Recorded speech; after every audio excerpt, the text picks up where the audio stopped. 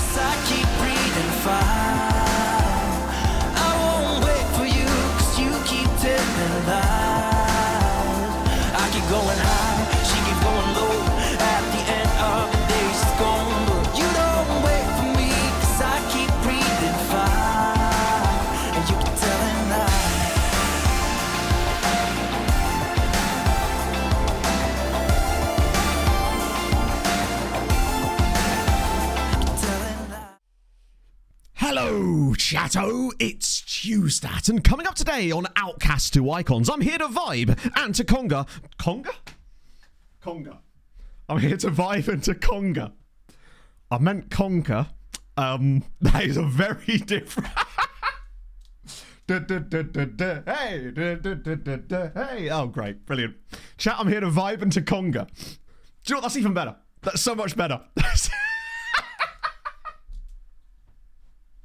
Screw hype trains, chat. We have conga lines now. Can you change the name?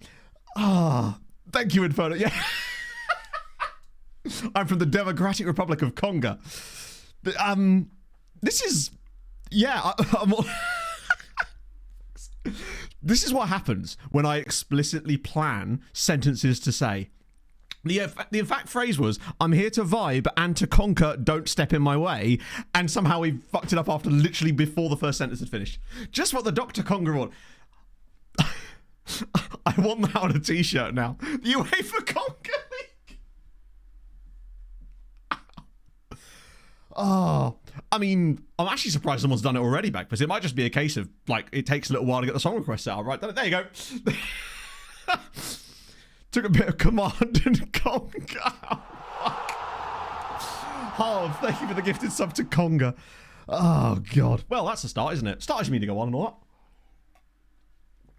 that. How was everybody's weekend? Did anyone do any congaing over the weekend? I can assure you I did not. I would say I fucked it, but it's one of those like horseshoe theory moments where I fucked it so bad it's become actually better than what I was going to say in the first place.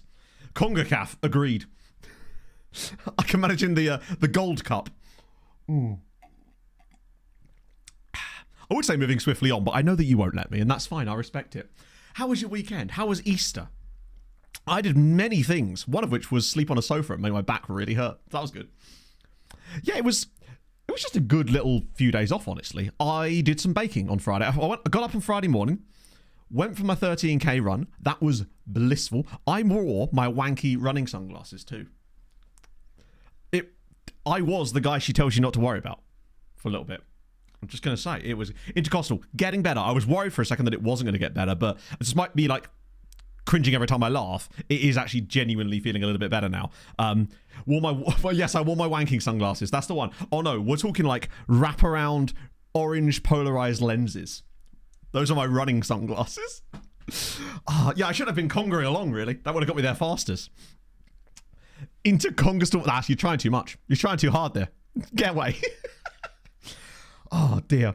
It was great. Actually, really was. Then I came back and I did some baking, which I haven't done for ages, and I'd actually forgotten how to crack an egg correctly. Luckily, I nailed it first time. You'd think it's one of those things, it's like riding a bike and you just don't forget, and turns out that is in fact correct once you actually, yeah. Today on stream, man forgets how to crack egg. So I made some blondies and they came out really, really nicely. And then we went to the food truck thing on Friday night, which was fire. Flat surface. Interesting. I just used the side of the counter and there was just kind of delicate with it. Not a single spot of dodginess though, which is always a good sign. I can't play hockey for the first time in around 3 years. Wasn't that prior to... Hang on, Landy didn't get in the game last night, did he? Because I looked at the lineups on Flash Score. I didn't see Landy in the game.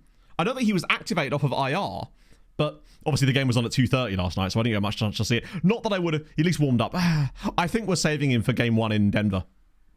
Particularly after the way that's gone. Like, God, this song now. Just took me a second. He's definitely going to have to come back in the lineup soon, I reckon, just because with Ross Colton's injury as well, player called Conga. Oh, let's do that. Conga chip cookies. Actually, it was raspberry and white chocolate blondies, and they were banging. I mean, I didn't eat that many of them. I saved a few, and then gave the rest to my dad for his birthday. And yeah, saw the parents. It was good. Pog and I went for a nice walk around town on Sunday. It was surprising how busy it was on Easter Sunday, actually. Got some churros, sat on top of Silver Oak. It was good times. Went to the river, saw the geese, as per.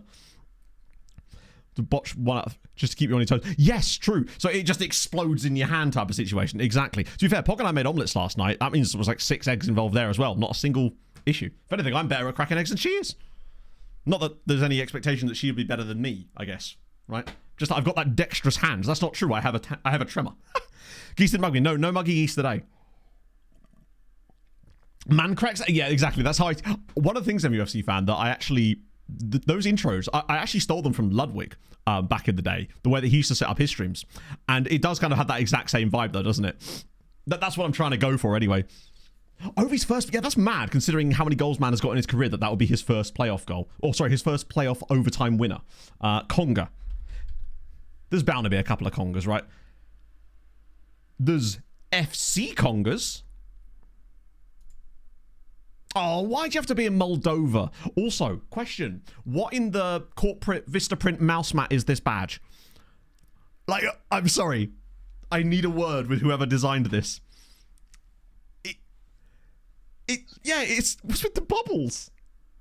It looks like something that, like, free trial of Vistaprint. It does look like a water brand, actually, doesn't it? Yeah. It's the bubbles that are throwing me off. Toothpaste company? True. Donkey Kongo? I'm loving the musical vibes on point today, chat. Hang on, wait, there's a city called Congas in Moldova. You love to see it. Non-profit ocean cleaning. Ooh, yes. Fish tank. Oh, damn it. There's a lot of nautical and aquatic options. I see what you mean. It's giving non-profit. No, I think I'm with you on the non-profit one. Next day trip. I don't know if they do direct flights from Stansted to Congas. Well, I guess we're going to have to find out. Turtle-based conspiracy. What, do you mean the turtles are putting their heads in the beer can packets on purpose to frame the humans? I agree. Another month down. Look at that number. Six-pack of Fosters was an inside job. Something funny here. Up there. Wait, I don't know our nickname. The time I've spent writing this I could have checked, but it's 2025 and doing your own research is for losers, so I'll say up the last Tenerife boys. Tenerife? So actually, Daz, you could be forgiven for not knowing. Firstly, thank you for the 50 months, because it doesn't actually say in the game. Now, I've also forgotten what their nickname is.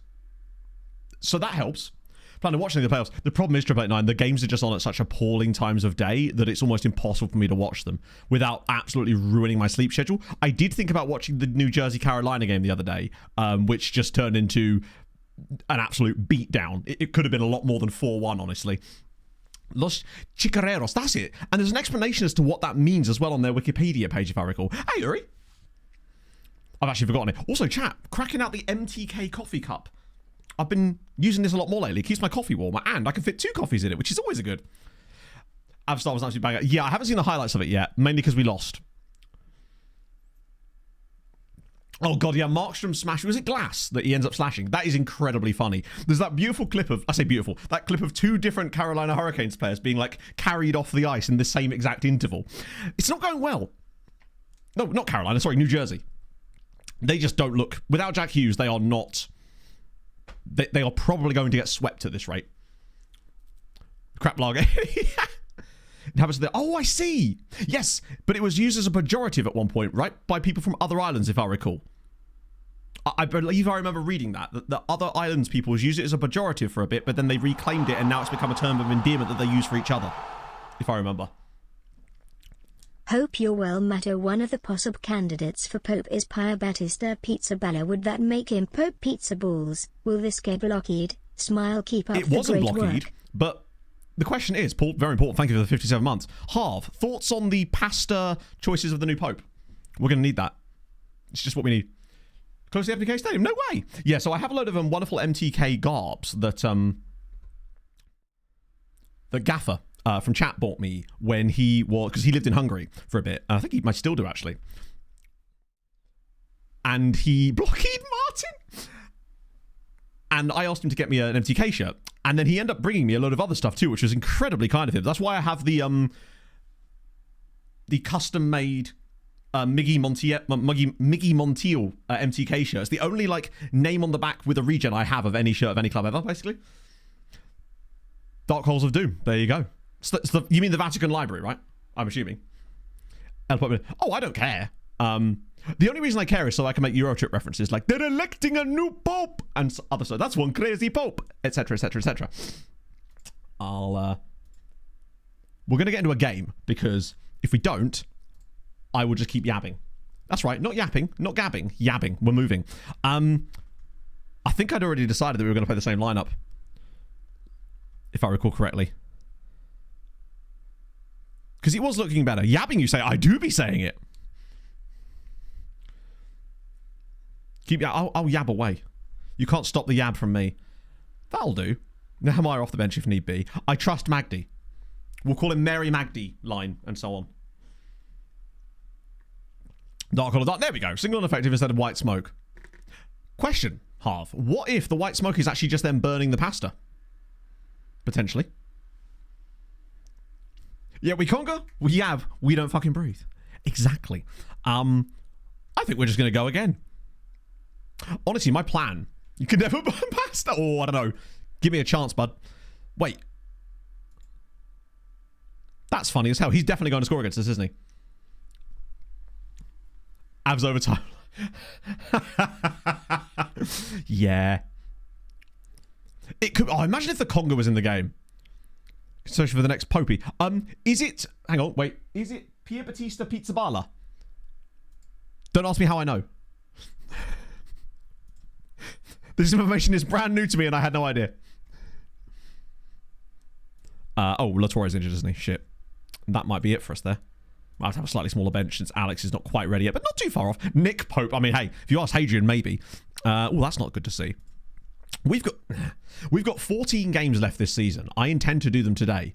And should we qualify for the playoffs, as we kind of have to, them as well. This could be a bumper one. And I'm down for that. I've had a nice little 3-day weekend. Yeah, why was I thinking it was 4? It was 3. I did work yesterday at least.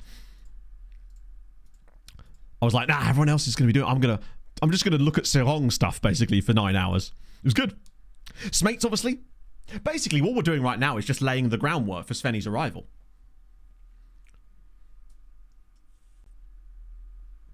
Back at work by Sunday, true. You know, like one thing from your daily routine, what would it be and why? Oh, you know what I'm about to say. The chronic diarrhea. No, for me, it's the... I hate to get real with you for a minute, chat, but it's the chronic paralysis. And by that, I don't mean physical paralysis, I mean mental paralysis. The often every single day. The conga. Do you know what? No, I'd like to retract my sensible statement about mental paralysis and executive dysfunction. You're right. I would like to remove the conga from my daily routine. Today would have been so much better if I hadn't. Who am I kidding? Of course, it's much better with it. I realise this is incredibly poor content for the VODy, so I do apologise, VODs. VODsters. No, it would be nice to sort of wake up in the morning and feel a sort of sense of purpose and... not a sense of purpose, I have a purpose. It's just, wow. It's more a case of like, I would like to be able to have this like lust and desire for like certain things that just push me towards goals, right? I think I just need to... But that'll come in time. Silence and grooving, yeah. Just another emote. By the way, chat, I did actually make that animated emote for y'all after that wonderful clip from last stream. It was a good shit show. I like that we at least finished with a win. And I think that, honestly, we probably will start to just push it along now. I don't think it's going to be like immediate, because remember what happened with the showing, where it took half a season really for us to get embedded in.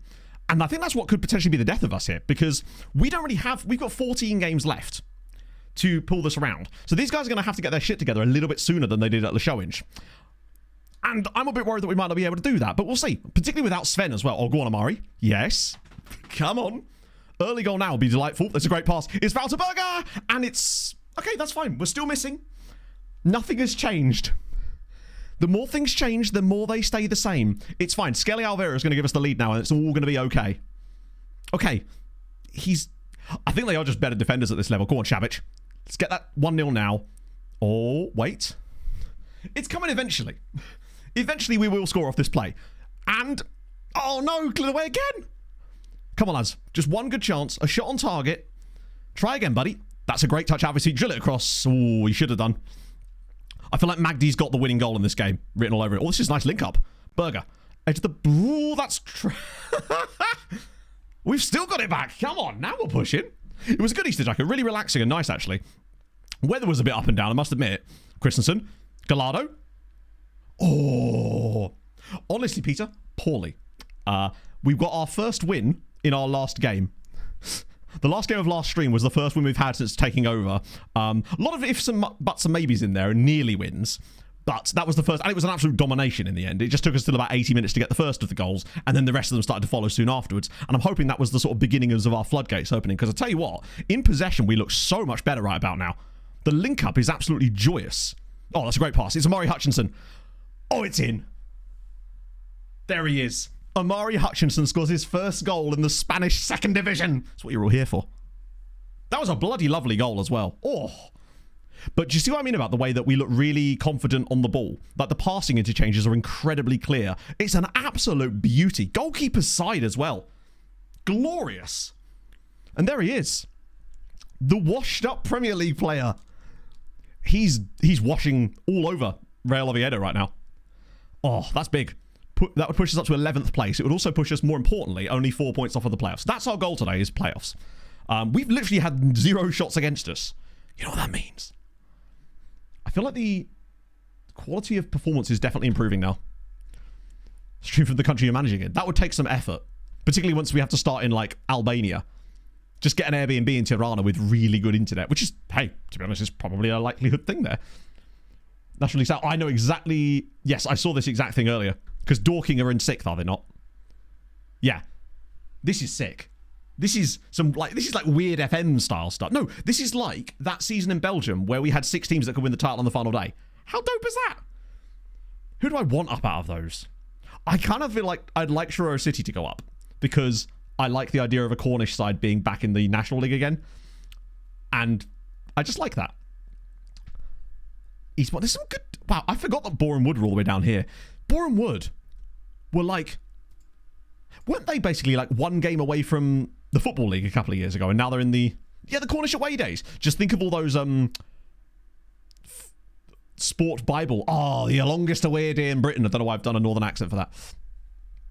Most likely to come straight that. Yeah, I suppose. But I would just like to see Truro City do a bit of fun stuff, right? I've always had a soft spot for Truro City.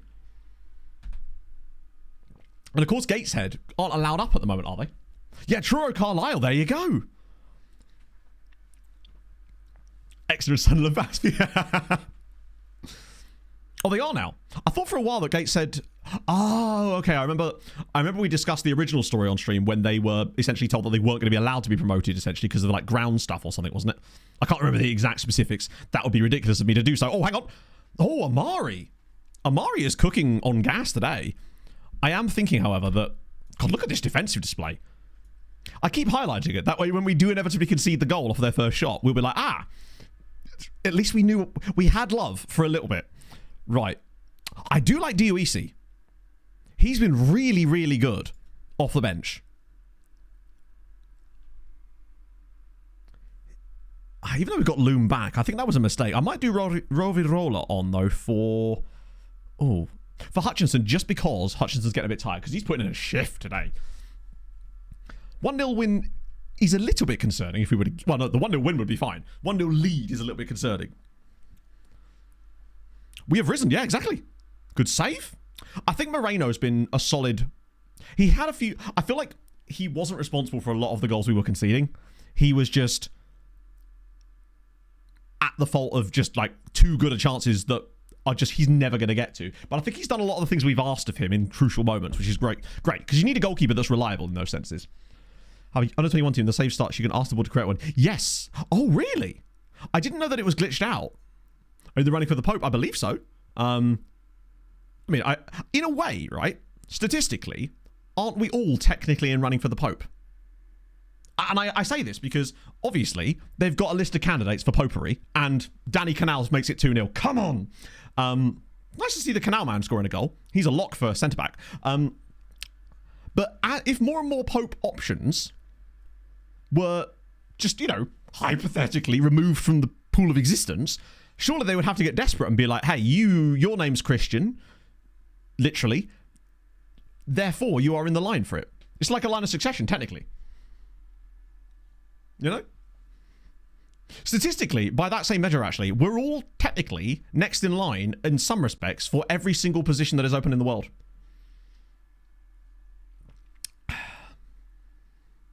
For example, I'm technically... potential nominee for Best Supporting Actor. Provided every other supporting actor... That's going to be a red card, isn't it? David's gone. Go. Bye-bye, David. Bye, David. You, David. Because we like to talk in absolutes here, chat. Fucking conga. Hey. See, I'm going to struggle when it comes to the summer. And we have the window open because my neighbour... don't know how they're going to feel about that. Not allowed to be requested.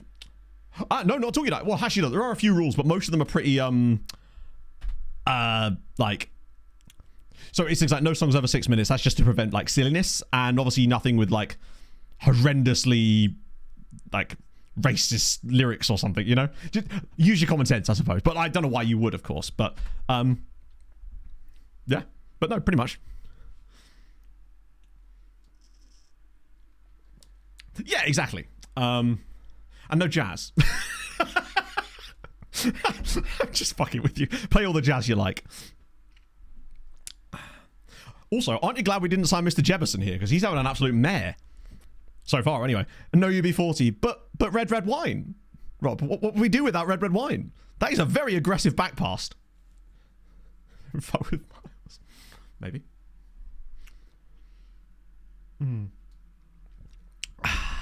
God, it's lovely seeing... Oh, that's another red card. That is another red card. Are you kidding me? They have lost the goddamn plot. It's a second red card for... absolute generational head loss there from Real Oviedo. 2 straight red cards, both of them on Nehemiah Oriola.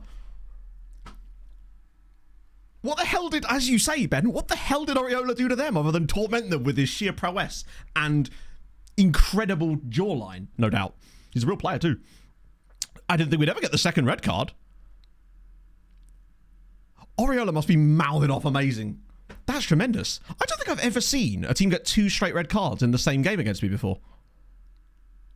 Huh. It's annoying that it didn't happen at a time when it mattered. Because we were already 2-0 up when they decided to get 2 red cards. Think of what would happen if we'd had those in the first 10 minutes. I feel a bit sorry for Charlie in goal there. And suddenly, it's 2 wins out of 2. Incredible form. Creation all over the place. 5 goals scored without conceding one. Wind up opposition. If he doesn't, he should do. Brother playing on repeat. Was your brother in UB40 by any chance?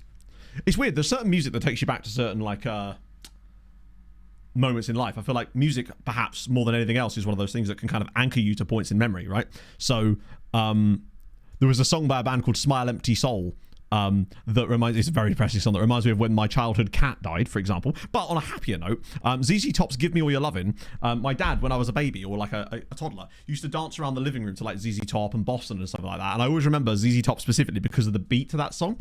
Just good times. Just a bit of a knob. That hasn't ruled out him being in UB40, in fairness, Rob. Like, check this out. I'm checking it out.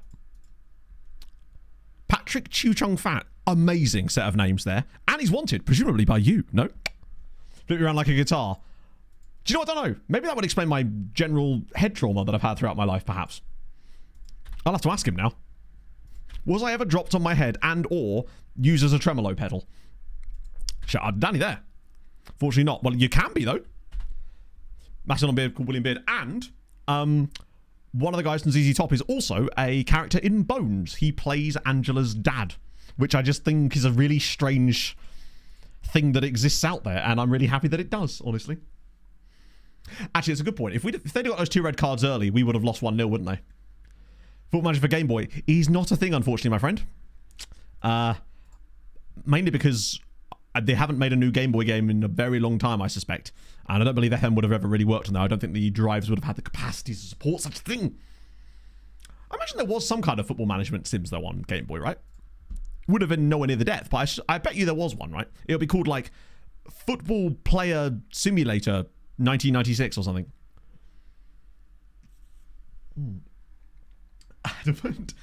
Did he have the temerity to use it? 4-player adapter. I think you're going to struggle, my friend. FM91. Well, FM91. It's the big one. No need for retro databases there. On Nintendo Switch. I don't know if it is, you know. I feel like I would know if it was. I think when it came to things like that, I'm pretty certain they went down the the Google, what was it called? What was that even called? That silly Google thing that they did where it was like Google's attempt at cloud-based gaming that nobody cared about, wanted, or... Stadia! Christ! The fact that I can't even remember the name of it shows you how pointless that endeavor was. Yeah, that was the reason I was thinking that it wouldn't be on Switch because of the whether that works, but my god. What a disaster that was. It's up there with... What was that other thing Google tried to do? They're like their version of Facebook that didn't work. Once again proving that I have no idea what it is. Google Plus, that was the one, yeah. Endorse for Fixer. Oh, they brought a lot of people to endorse it, but at the end of the day, I just didn't see what purpose it really served. Maybe that's just because I've never really been that fond of cloud-based gaming to begin with, but it does seem like now there's way more like Xbox Game Pass seems to be like the gold standard as far as that type of stuff, right? I've had various different trials for that in the past. I actually got like a 6-month trial of it. I say it wasn't even really a trial. It was 6 months free with that FM Xbox controller that they sent me, which was really, really cool of them. Game Boy 4-player adapter. Thank you for the follow. Yeah, I mean, I've never owned an Xbox in my life, but obviously the PC elements of things, right? It's, actually, he wasn't a player we were super interested in. At least I hope not. Most horrific injury you've ever seen in FM. For me, it still comes back to Peshnik on my...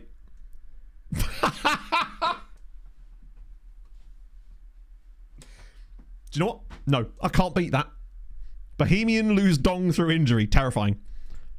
That's a hell of a block shot. You've set me right up there. Fair. New FM yet. I actually don't find it that weird, Darcher. I truly don't think we're going to hear anything about it until June at the earliest. But honestly, I think it might be later than that. Got Logan Coutured. Couldn't happen to hips. Stadia back. Yeah, I mean, that's just happened with Pog and her glasses. They made a mistake in the order, and because they're from, like, I can't remember where they're actually from, but it was a lot cheaper than buying from Specsavers, let's put it this way.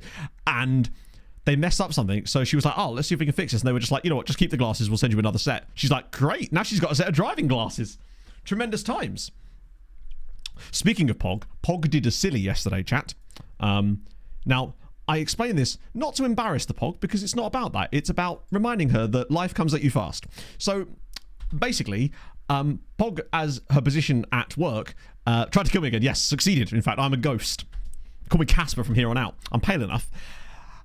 She basically has to have the keys to the place where she works because, of course, you know, she's in a position to have those. And they fell out of her pocket. Or she thought they did. She basically rocks up at work and doesn't have any keys. Hope you're well, mate. Not the sort of place she'd want to not have keys for. Basically, they'd fallen out of her bag by her car at the park and ride, and she was absolutely flapping. Understandably so, but amazingly, she managed to get all the way back to the park and ride, and her car, the keys to the shop were still by her car. So, no harm done, but my God, that could have been bad. Yeah, no, not another Novichok on this occasion. Chris K25, thank you for the 24 months. No worries, Chris. But aren't you proud of me that I was able to finish the story, come back, and then thank the sub without interrupting myself on 2 occasions? I am learning, chat. I'm not. I just did it once. Success. As if we've got a positive goal difference again. What was it? I predicted that we'd end up with double-digit goal difference. I reckon it's going to be stressful. No, it totally was. It was getting to the point where I was going to be like, right, I'm going to find a way to get to the park and ride, but I obviously didn't have the car because she had it. So my plan was to get a train into Cambridge and then get the park and ride bus out to the park and ride to try to have a look myself. But thankfully, she was able to get back out there and it was all okay. Like, to be fair to the bus company, they actually sent around a message to all the bus drivers to check their buses themselves. The poor managerial support is something that I think is going to be a common trait in Journeyman. One, to be fair, we have started quite poorly, albeit it's getting better now that we've won 2 in a row.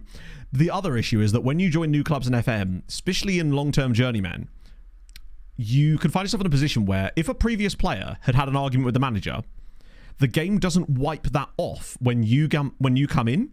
So the player then comes to you and basically acts as if you're the same manager and is like, well, we had this discussion and I'm angry at you about it. What are you going to do? And I'm like, I don't even know who you are yet, buddy. Introduce yourself first. And as a result, there's almost no way out of it. So you end up getting some bad managerial support initially. The best way out of that is to get rid of Deadwood. Some of those players you're never going to be able to turn around again. Basically, what I mean is the summer will be fine. Once we get rid of some of these guys and get some of our own lads, we'll be absolutely all right. They don't respect my lack of badges anymore. I've not got to the 5th Pokemon gym. Train break, I mean, I only got the 10 minutes before we open. Walked around the corner and all the stuff and just stood there waiting for... Oh, do they do this? Over dramatic watch tapping. Like you're the manager who's 1-0 up and it's the 96th minute. Because I'd have done that. It just occurred to me, I forgot to set up any team report scouting, which means we might actually do a little segment today, if you remind me a little bit later on, where we do some on stream, but basically you just yell teams at me. Because I think people are always asking for ideas of which teams they want to do, and as much as I explain the whole thing with the international teams and stuff, I feel like sometimes seeing it in real time to get an idea of where's actually good might be a smart idea, actually, just to help people out later. Last month we owed me £100. Yeah, exactly. It's like they've put one of their teammates up to or something. You are smashing it, Hadrian. Do you know what? No one's ever named a team as much as you. Mexico, Monterrey. Which team, Leaf? Be specific! As if we're still 12th. We are literally still, though, with a game in hand on some of these teams, we could do this.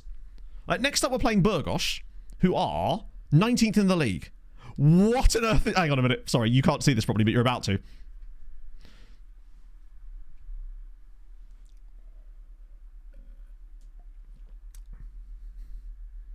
Hi. It's Is this what we call cardioarrhythmia? Because if this was someone's like ECG or whatever, they'd be dead. Yeah, I mean, to be fair, chat, right, okay. This is a premonition of me when I finally get ADHD meds. This is me now, and this is me when I finally start taking them.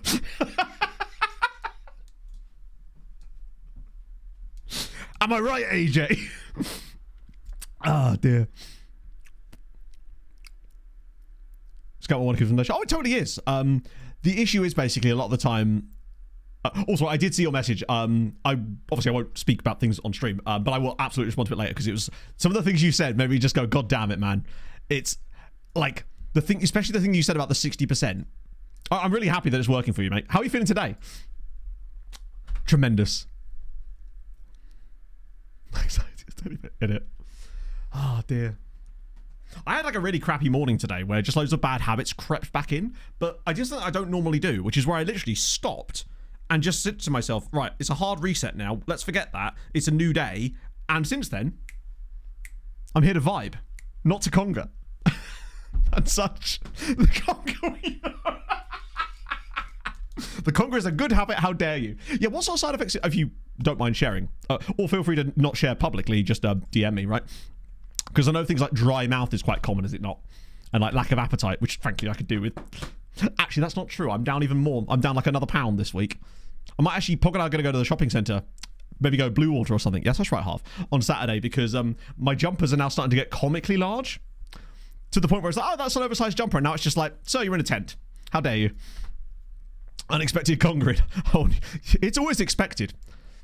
Appetite. Oh, really? So you got a bigger appetite? Well, that'd be terrifying for me. I'm going to have to run even more. At least I'll have the energy to run, I suppose. Great for congering, yeah. Could conquer all the way around Brew War. Alex is still not ready yet. I've been impressed with what Gallardo's done. Like, we've won both games. Strongest symptom. Oh, really? Okay. Are you sort of feeling that you have to force yourself to eat food a little bit? It's never been much of a struggle in my life there, but I can totally see how that's something I've heard quite a lot about. Oh, he's a wanted man. Tell you what, if we were to sell Loom to someone like Ibar or Frosinone, that would be wonderful. Because get like £6 million and 41 grand off our wage bill. If we can get promoted, that's basically Mr. Japan money. Someone else is going to buy him at some point, right? You'd think. Let me just set that up. I like being able to just pick the same exact team. It's an unusual factor when you get these early days. Monterey. Never heard of them. While we're here, to be fair, genuinely, I am actually going to get reports on them because they legitimately are really good. We'll probably do both. While I'm here, I'll do all of them. God, I love those kits. That's very Bordeaux/Melbourne Victory. I think it's Melbourne Victory. Installs good. Oh god, that must have been a massive shock. I've adjusted. Yeah, I suspect that's going to be the case. I mean, to be fair, I suspect that part of the reason why I've struggled with weight a lot in my life is probably because I binge eat. Like, I forget to eat all day most of the time. I said this the other day that when Pog wasn't here in an evening and I was just cooking dinner, I genuinely think that I would forget to eat if it wasn't for the fact that Pog also lives here and therefore has to have meals. Like, legitimately. Wait, have they got some crazies in their squad? Man, I lost my saves. Oh, shit. It's crazy. So, that is so sick, by the way, stadium-wise. Holy Christ. Love that for them. They got any fun players in their team? Not the same one. Manol Solomon and Liam Miller? Okay, love that. That's such a lovely connection of players. Conhow, thank you for the 17, friend. Wouldn't not eat. Yeah, totally. A render. I guess so, but it's not from like anything I've done. By time. So to give you an idea, that day when I was cooking, all I was doing was cooking chicken Kievs as well, right? But I just kept procrastinating it, and essentially it got to like nearly 8 o'clock, and I had to leave at like 8:30. And I was like, brother, you finished work at like, well, it was a stream day, so probably like 4:30. What have you been doing? But somehow I just yeah, they totally are, Jacko. Plus with the zero now, I feel like zero doesn't taste any different. I suppose that's the entire point, right? Whereas I feel like diet drinks do taste different to their full fat counterparts, but I feel like zero drinks, I pretty much can't tell the difference.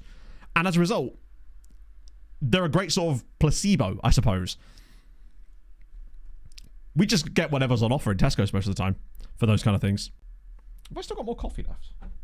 No, I actually drunk it for once. Love to see it. They're actually still in the top flight, remarkably. And the 11th. It's weird seeing nothing like to suggest anything's going on here as well. Hello, suspect.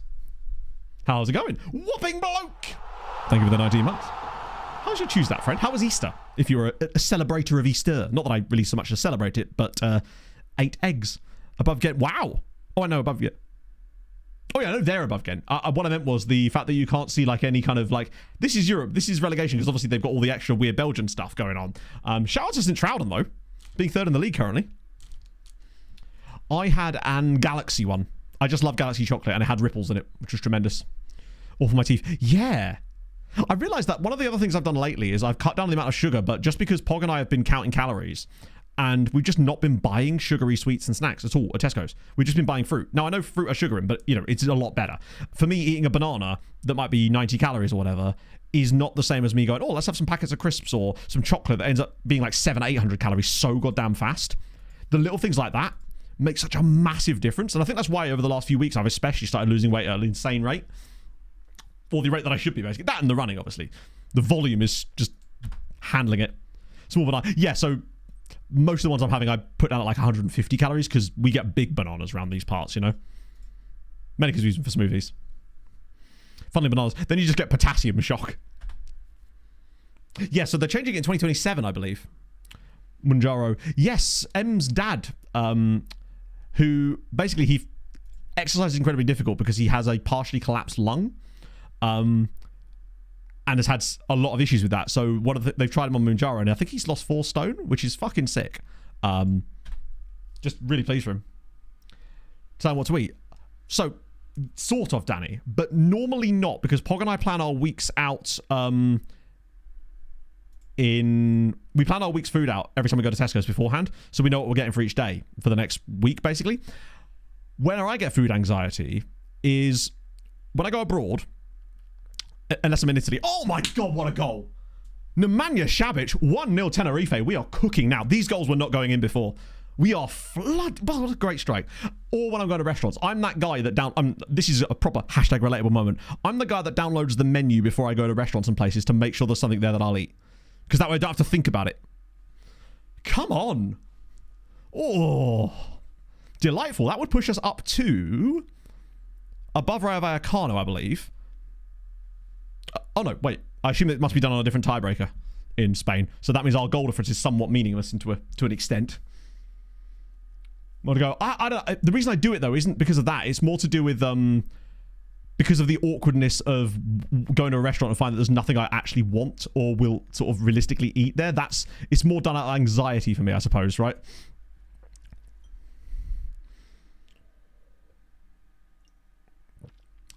Yeah, the unstoppable Sarong is about to happen. Come on, Magdy boy. Done £50. Hell yeah! £50 is fucking loads. Like, my original goal at the start of I've done it again. At the start of 2023 was to lose £58. To go from 15 to 11 stone. I'm currently 12 and a bit. 12.6 at the moment. So we're a long way down. Oh, Šabić again. Oh, that's a good tackle. Magdy will score a goal one day, chat. I promise. Case of emergency. Do you know what? I essentially kind of do. For example, we went to be fair, with some places, I just know what I'm going to have already. As Amari Hutchinson hits the bar and it's cleared away. It was a struggle at first, Lord Justinian, but we have now, in theory, if we were to get the dub here, it would be 3 straight wins. Oh, they love that cut inside.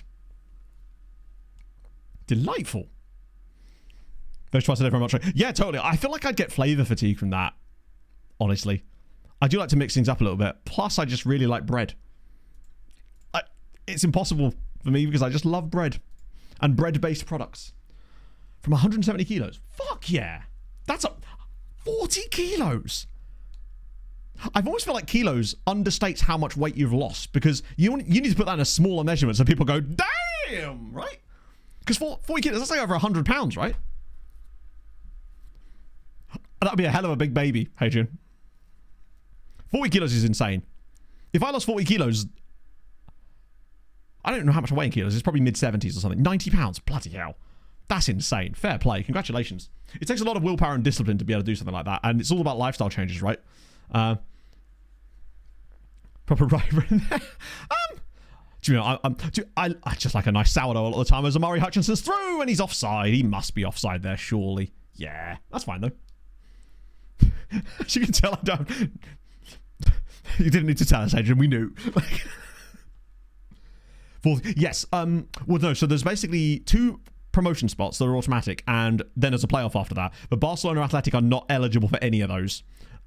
So basically, you have to pretend that they don't exist. Basically, so you just shuffle them down. So as things stand, 7th would be a playoff spot currently. And we have to assume that Barcelona Athletic are going to be in these spots. And as a result, 7th is our target, basically. Which is actually, in a way, it's a good thing. Because it means that there's one less team to worry about, I guess.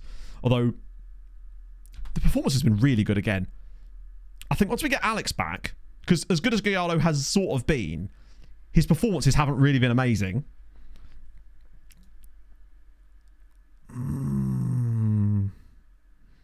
We do lack options off the bench. I put Loom on the right. And naturally the Oriola sub. Because it's just what we do at these points. And I do like making the change with Deuis. Or Dioise. And they're just leaving the rest, honestly. If it ain't broke, don't fix it, right? Figure it's a job. Yeah, no, totally. I used to think it was just that, but I suspect that there's more things going on than it's just like pure picky eater. I suspect... It was food textures and stuff that would get me. Well, I didn't like pasta until I was in my like late 20s, which I feel like I've missed out on a lot. Oh, it's 2. Come on. Shabic again. Loom gets his goal, and we are now definitely eating the fruit of the Loom. This would be, as things stand, 3 straight victories, no goals conceded, and 7 goals scored in 3 games. Up the island, boys. Yeah, love to see it. Thank you very much for the 17. Did I say thank you very much? Thank you very much. Thank you very much for the 17 much. I appreciate that, friend. Hope you're having a lovely day. Overcooked pasta. Yeah. It's difficult cooking pasta with Pog because every time we go to the point where you take the pasta out of the pan to do the next stage, she's just like, she calls it bear tax. I'm like, love, save some for me. I feel like we do randomly concede a goal in this game. There's no way we can keep this clean sheet record indefinitely. But having 2 goals a hell, that's a lot of space. Ooh. I actually quite like that from Skelly. He tracked his man really well there. This has got like an 87th minute Oriola goal written all over it. Just feels like something he would do at this point. Account user, thank you for the 23. How was your Easter and general weekendery? Tier 2. Oh my god, at tier 2. Holy shit. Sorry, I always misread that part. Thank you very much for the tier 2 at 23. That is incredibly kind of you as we won again. 3 straight clean sheets. 3 straight wins. We're back, baby. We are back. And in Pog form. Under administration. I think I may have saw that. Forgive me, I'll have to check. Sometimes I have this annoying habit of, if I get a Discord message and it flashes up on my phone, I'll read it. But if I get distracted while that happens, I forget to mark it as unread. So I then go and respond to it. Because the moment it's no longer listed as unread, I just assume I've responded to it. It's the only way I can train my brain to respond to messages by marking them all unread. You should see the side of my Discord panel right now. Actually, to be fair, it's not bad. Because I did a load of replying to people yesterday.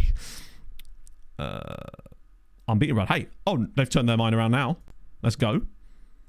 We're still 11th, but we're now only 2 points outside of the playoffs. It's coming. Working weekend. Oh, shit, that sucks. I mean, is it a lovely day? Yes, it is. To be fair, it can't be any worse. It can't be worse than yesterday. Yesterday was dreadful looking. It's the first day in ages that it's just pissed it down all day. Like, I went for a run yesterday morning because I had to, but it was just like 10k in that kind of horrible drizzly rain where you don't feel like you're getting that wet and then you get home and realize you're dripping everywhere. Horrendous. Either that or I was bleeding profusely and I didn't understand why. Oh, we play Leganes next. Isn't this like a grudge match?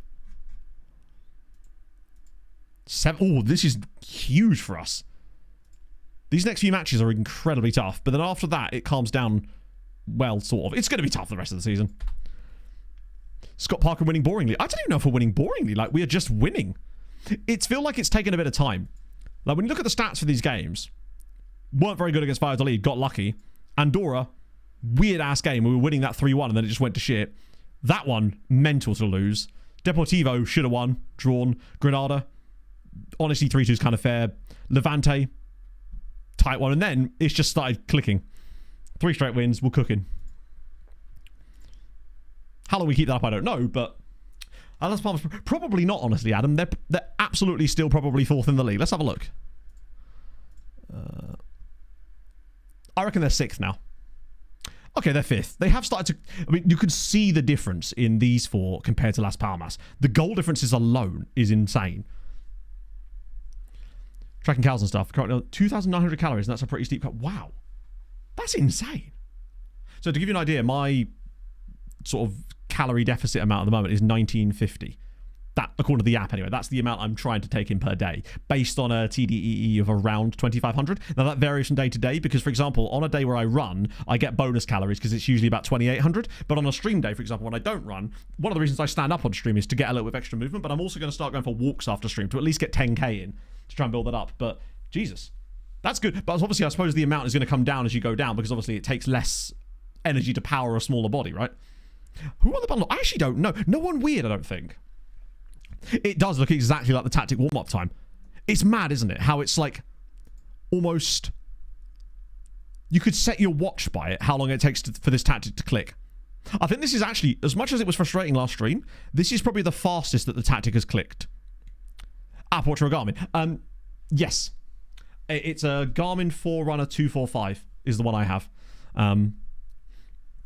That way it does notifications and stuff, but it's not like super smart watch to the point where I'm super distracted by it. Like I have it set up to like send me notifications for certain apps, but then others it doesn't bother with. So that way it gives me the important shit, like football scores and messages from Pog. Lost a lot of weight through. Hell yeah, man. That's awesome. How much would you say you've lost since the last time I saw you? Not the Vantier level. No, not at all. Quite the opposite. It's definitely the fastest they've got to grips with the tactic, I would say. 2 stone 7. Fuck yeah. That's amazing, man. Less than 300 steps on Friday. Yeah. To be fair, I did 31,000 on Friday because I did the 13k run during the day or in the morning. Then I was like on my feet around the house sorting things out all day and baking and doing shit, which was surprisingly energetic. Like, you try mixing up a batter when I hadn't put enough egg in. Whew, it was thick, boy. Water polo, thank you for the 6 months. Then, obviously, mates were over. We went down to town for Food Truck Fridays. Was amazing. Heart rate from Chelsea match. Honestly, it didn't really increase my heart rate or anything, just because it felt inevitable. We were not very good in that Chelsea game. The result was entirely fair. The only one I can be annoyed at is us, because I think Marco didn't make the right changes at the right time. I could see the game slipping away from us around about 65 minutes, and he waited too long to make the subs. Chelsea were just better. Especially after half-time. Weirdly, I feel like Chelsea's first half strategy of having Reece James inverted and pinging passes over to the left-hand side actually was a smart strategy, except I think Chelsea had prepared for us to be having Timothy Castagna at right back instead of Kenny Tete. And I think against Castagna, that would have worked a treat. But because we threw the Kenny Tete trump card in, no one expected that. I don't think they prepared for that. So I think that's why they had to change it. And to be fair to Maresca, the changes he made really did make Chelsea a lot better. Slice to see Tariq... Oh, it wasn't nice to see him scoring, but it's almost funny to me that the player that scored the equaliser for Chelsea was an academy player and not one of the 100 players they've signed recently. Yeah, that's bad for us. Walter Berger is done. He's played his last game for Tenerife. He's officially done. Evil Saka! Luckily, that means we'll just be playing Baba Diussi in that spot, who, honestly, I think is going to prove to be a very shrewd signing for us, considering we made very few signings in January. Look at his value already. He's improving as we step along. I'm going to get him working on his marking and positioning straight off the bat, because I realized I didn't do that. I think he's going to be better than Walter Berger pretty soon anyway. It's frustrating to lose him, though, because it means we've got less substitute options then. Oh, dear. Oh, Sancho. Yeah, Sancho, I don't know if this is an experience that Chelsea fans have from watching him. He has this innate ability to slow a game down in really aggressive attacking opportunities. He does too much, and also at the same time doesn't do enough with the ball. So I noticed that, especially in the second half, when he would square up someone like Castagna or Tete, he'd be doing all this footwork stuff, but wouldn't actually make any progress. And by the time he'd finished doing it, sometimes he would get past him, but by then the Fulham backline had reset themselves and it was just an easy clearance for someone like Joachim Andersen or whatever. It feels like he's not incisive enough. I don't know if that's an experience that Chelsea fans agree with or not, but that's just what I noticed from watching him against us on the weekend. He felt really like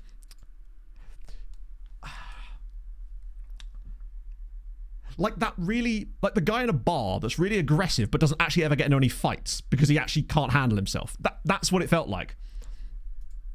From an outside perspective anyway. So Maxim, yeah. Almost like the Ronaldo style dribbling, yeah.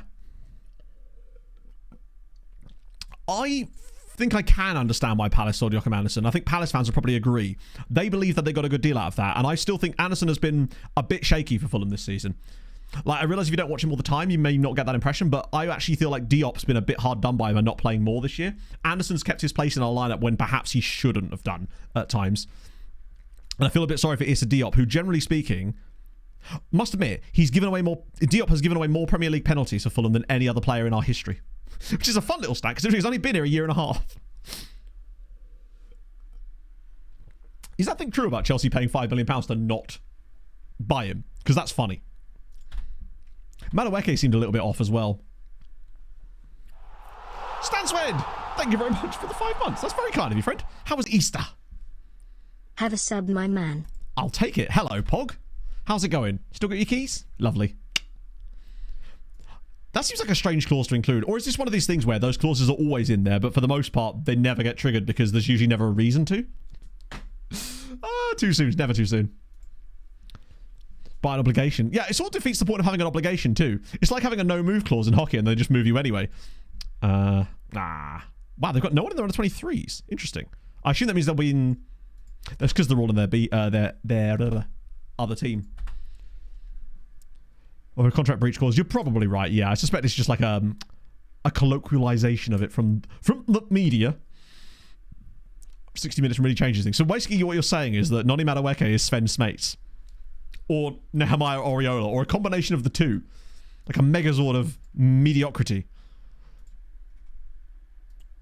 Yeah, I think these guys would just be way out. Is there anyone young in here that's probably kind of good? Aldo Andrade. Might be worth keeping an eye on him, just because he's got reasonable pace coming. Madueke Hepburn. Smates would be... He'd be so up for that. Yeah, I think Fulham are just determined to come 10th this season. The other thing is, I mean, as you say, because Palace then signed Maxime, what's his name? Lacroix, yeah. Sorry, they signed him during the FIFA World Cup because I remember that people were telling us in the chat that Palace had signed Lacroix, and me and Aaron were like, hey, we thought that you were telling us to sign him. So we misheard things, scouted him, and actually went, you know what, fair, he's pretty fucking good, and ended up signing him. So it was one of those lovely little moments where it all just kind of works out. Lewis start on the right. Do you know what, right? This is one of these things where I completely agree that that would be the smart thing to do. However, and in spite of how bad Gallardo was in that last game, he has actually got a goal and an assist. Sorry, 2 assists and a goal since I started playing him. Oh no, he's got a goal off the left. I want to give him one more chance. That was you, of course it was. And that's only because we've been winning with the lineup that we've currently had, and I'm one of those people that's like too... Although I will put Alex on the bench just in case. Too superstitious to change it.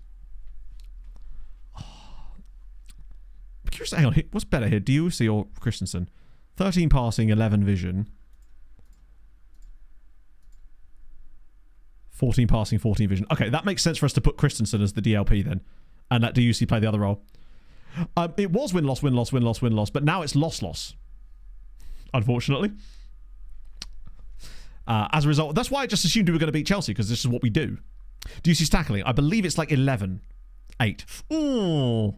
The one thing he does have is the work rate, though. The problem we've got is that he's kind of... Yeah, the thing is, Christensen is a better passer, but he's also a better tackler.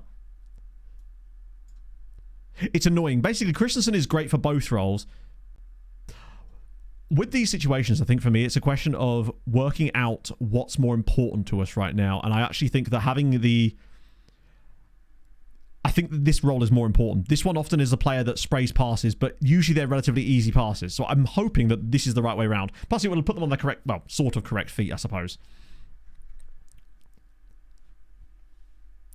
Yeah, I think it's, as you say, like we're going to miss a little bit of passing ability, but we're going to have... Oh. it's quite a huge swing on the tackling because it's what, 6-point difference. So it does make sense to do that. But it is nice to just be able to play with a settled lineup for a little while. I think in the summer, I want to have a look at what we want to do with this role. I think tactically it's okay, but I think the one area of this tactic that I really do think could be improved is this bit here. I don't know what I'm going to do with it yet, but I think that's definitely something that we could look at. Because for all I know, it might just be a case of you just have to carry this role and the rest of the tactic works better with that, despite it not getting the best ratings. But I do wonder if that idea of the wide centre-back could make us even more asymmetric and maybe even more fun. But it's tough to try that out in a situation where we're desperate for points. But I did like that idea of a wide centre-back on attack in that position instead.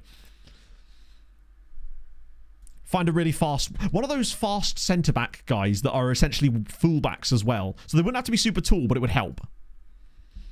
I haven't used a wide centre-back in a long time. I think that'd be kind of fun. I'm also dangerously close to, when we move to La Liga, going to ball-playing defenders. That's usually about the time I like to switch that. The Shows lads. Yeah, I mean, who was he up against? To be fair, the Lashowinge lads were very, very good. We had Diarra and Tidesi. There were some very good players. Best I can do is 2. I've never had 3. Or I think I only had 1, actually. Mark Silver, Frank at the top of our list. It seems... I know this is one of the things where, you know, the whole they've managed in the Premier League thing, but aren't there managers on the continent that perhaps would be a better fit for Spurs? Don't ask me why I think that. No reason whatsoever.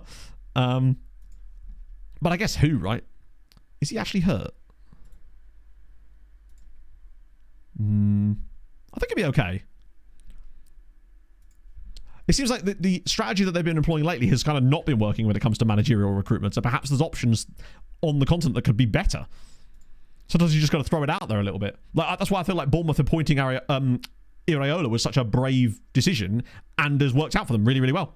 And a good point. Oh, that's bad. Unfortunate. Wait, he's not offside, is he? Nah. Going too far the other way. Yeah. Like, look how it worked out with Nuno. I mean, obviously Nuno is clearly a class manager. See Forest, for example. But I feel like it's sometimes not just about whether the manager is good or not. The other stuff has to be right around them too. The keeper's just unsighted, unfortunately. This is an unfortunate one if we were to lose it, though, just because this is a team that we need to catch.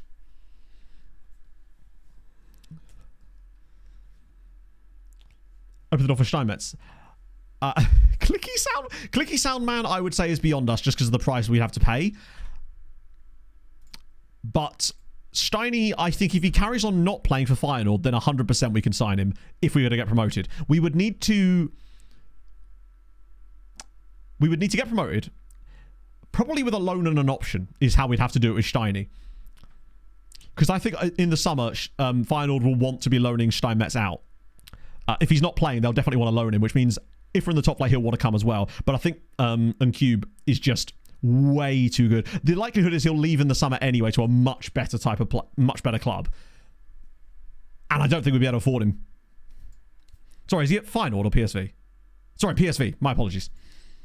I was getting confused by all the Dutch clubs that play in red. This has not been a good first half from us, unfortunately. Creativity hasn't been there. How have these two been doing? 6.7 and 6.6. It feels like we've lost a creative spark, and I don't think it's a coincidence that that's happened as Berger's been... I'm going to switch them over. We're already losing, so if it makes us worse defensively, all that will happen is we'll concede more goals. And I want to see if flipping them over gives us more of a creative spark in the second period for whatever reason. We've got a lot of the ball. Right, that should be an easy one for the keeper. Yeah, Aaron Ramsey... Oh, I love that, because he's doing player manager stuff at Cardiff, isn't he? Okay. A draw would be good, as it would stop us from losing, obviously. But I feel like this is a proper opportunity to get a dub. Particularly if we were to turn this into a win, it would be 4 straight, and then all of a sudden it's on. Right, come on, Christensen. Here we go. See what Juicy's got as the ball winner. The one thing Juicy has as a ball winner is better work rate. So even though his tackling might not be there, he may well have the ability to actually get to the challenges faster. And it's just going to be more of a sort of an absolute hassle to deal with. That's a great pass. Holy Christ, what a... Oh, no, I love the idea, though. Christensen, Hutchinson again. Now the passing seems to be clicking a little bit more. Just find that keep up. There we go. Magdi, great, on the chest. Magdi, blocked. Shabic, bang! Come on! Nemanja Šabić, Wanderer, thank you for the 17 months. Bang! We are level in a very, very important game. That's a huge result. Šabić is really... I like the way we're passing the ball at the moment. That is a brilliant ball. Magdi again fucks it up, but that is a great touch from Šabić. Just a brilliant tight angle finish. He has been sensational in the last few games. I think Šabić has chilled out a little bit, and I think this is sort of evidence of that. Oh, insta highlight though. You hate to see it. Youth only save. Very, very tough. I did one for a little bit with Beaconsfield, but I guess it depends on where you start and who you're managing, right? Like for me, I was starting in the 8th tier, so it's a hell of a climb, and you're relying on a lot of luck, right? There we go. Nice. Magdi still hasn't scored a goal. Oh, that's a really poor... That right there is the lack of passing there from Giussi coming in, but Magdi's got it back again. Oh, fire it into the channel. Here we go. Looms in. He's not really in for a goal, is he? I don't think. He's got to square this. Oh, we still got it. Sometimes my genius chat is almost frightening. It's 2-1 to Tenerife, and it's Amari Hutchinson yet again. Oh, great pass. Brilliant pass from Magdi. He may not be scoring right now, but he is definitely... he's almost playing a bit like Raul Jimenez at the moment. Oh, come on. Add said City or Province to... Yeah. He's absolutely... Oh, go on. Imagine a third goal here. Magdi, go on. This is the moment, buddy. You can do it. Out of his feet. Magdi is incapable of scoring goals. It's physically not possible for him. Second half performance has been much better, though. So far, I still feel like this has a bit of 2-all about it. But now I think it's about what we do substitution-wise. He's never going to score, but I actually kind of want to see how long it takes him to score. Because, to be fair to him today, he has put in a shift and done a really good job. Why is this all weird? Like, he's had a good game. Oriola's just an absolute shithouse, so we'll bring him in. The rest of the team is a bit lacking. Mekawar is knackered as well. Christensen is tired too. This is... I don't like not being able to substitute him, you see. Oh. Ever had goal-wise in FM? I had a 5-0 to 5-all comeback on FM 15. It was Red Star Belgrade, with me as the manager, up Crvena Zvezda, against... it was either PSV or Feyenoord, I forget which. It was insane. Easily one of my favourite videos I've ever made, just because of the insane comeback. I've never seen a comeback of that ilk before. Oh, we slide him in. Christensen! It's definitely offside. But, hey. It's not. It's 3-1. I'm not saying that this happened because I swapped over two midfielders. It 100% didn't. But it is notable how much better we got in the second half when that was the only change I made. Like, it's weird that that's happened, but we've got a 3-1 lead now. We're cooking, and now Callum's raided. The day just gets betterer and betterer. You join us, Callum, as we're about to embark on our 4th consecutive victory, having not won in our first 7 games in charge. It's the magic finger pointing. It's the faith, chat. We kept the faith, we trusted the process, and now we are reaping the rewards. Yeah, join the conga line. Do I have to make a conga line emote now? Already made you one emote. What more do you want? Imagine if we got a 4th goal here. With like an Oriola goal or something. Marcos. Oh, that's a great pick out. Oh, use the width. Look at the space out wide. Do you see? Schumer. Oh my goodness. Now the football is cooking. Look at the build-up. Christensen again. Surely not. Oh, you nearly get another one.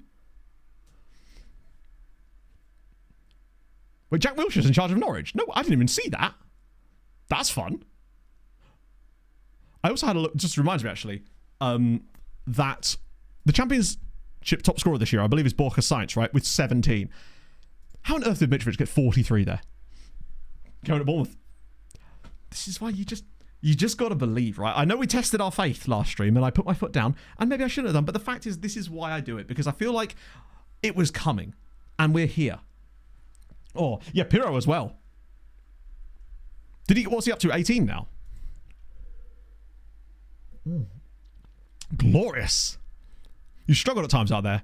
At times in that game we did indeed struggle. Right, we're up to 9th now. We're only 1 point off the playoffs. Positive goal difference of +5. Still got 11 games left. Obviously we're not going to win out from here, right? But the form is cooking. Because I think we've actually now... We're 5 unbeaten. We've deserved to win all of them, I believe. Let me just check the stats of this game. Maybe not. Oh, because we're on the same match day, aren't we? Oh, yeah, in the end. Thoroughly deserved. La Louvière. Ooh. Oh, did he? So we actually got, we played them a few times, Cryobar Heat, in our first season in Belgium. I noticed this because, obviously, I've been doing the Sihong recap right now, and I've been burying my face in stats for about the past 3 working days. And I didn't realise just how bad they were during that first season of that save. Or rather, the first season in Belgium, anyway. They were appalling. Their goal, they had like, I think they conceded like 90 goals that season. He's actually playing for Santa Clara. It feels like every player you can think of seems to now be playing in Portugal in some manner. So to Bosnia-Herzegovina to manage Mladost. Hey, at least you didn't go to... What was that team that every single person that just took the first job with this save to? Was it Kostisvar? I think it was Kostisvar or something like that. That was the job that gets offered first in this particular... Gostisvari, that's the one, yeah. That everyone...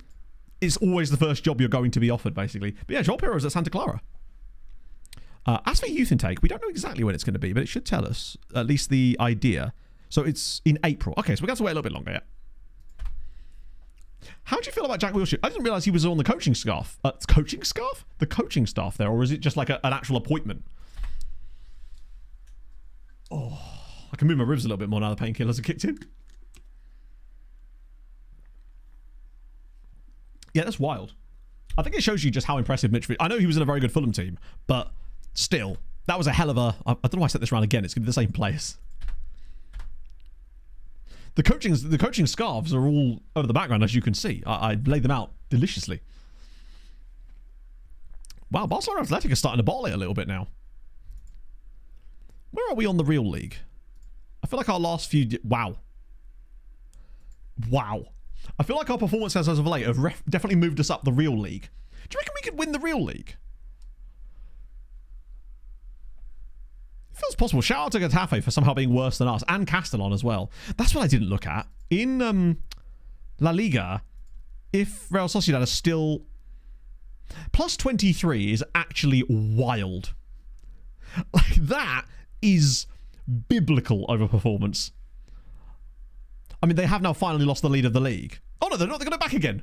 How have they managed that? I love it if they won the league. It is a bit very Harvey Barnes. Have Real Sociedad got some crazy player that we don't know about that's like causing this for them that you wouldn't expect? Lauren, Jakub Kiviot, gotta be. Kubo's still there actually. Parisi, Lorenzo Pirola, what a name. Reece Nelson. Well, that's why. They've got Reece Nelson and Jakub Kiviot. The 34-year-old Rodri. Wait, they've got Rodri as well.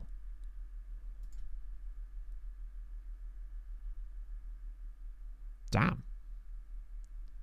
Yes, I did, MUFC fan, and it also made me back up everything I already think about Troy Deeney. I was just like, imagine getting sent off in that. You're a former professional footballer, friend. Like, unless it's like a bit, which I don't suspect that it is. That's the better. Oh, it's a different... I did wonder why his world rep wasn't as high as the other guys. That would make sense. That's the reason I sorted it by rep, because I assumed Rodri would be at the very top of that, because Rodri probably is retired anyway. I mean, it's 11 years, right? There's no way Rodri's 23 in real life. He's right. No, he's actually really, really young. You just haven't noticed. Troy Weenie, I do. I already had to sit through him. I already had to sit and listen to him commentate on the radio on the Fulham Bournemouth game last Monday. That was bad enough.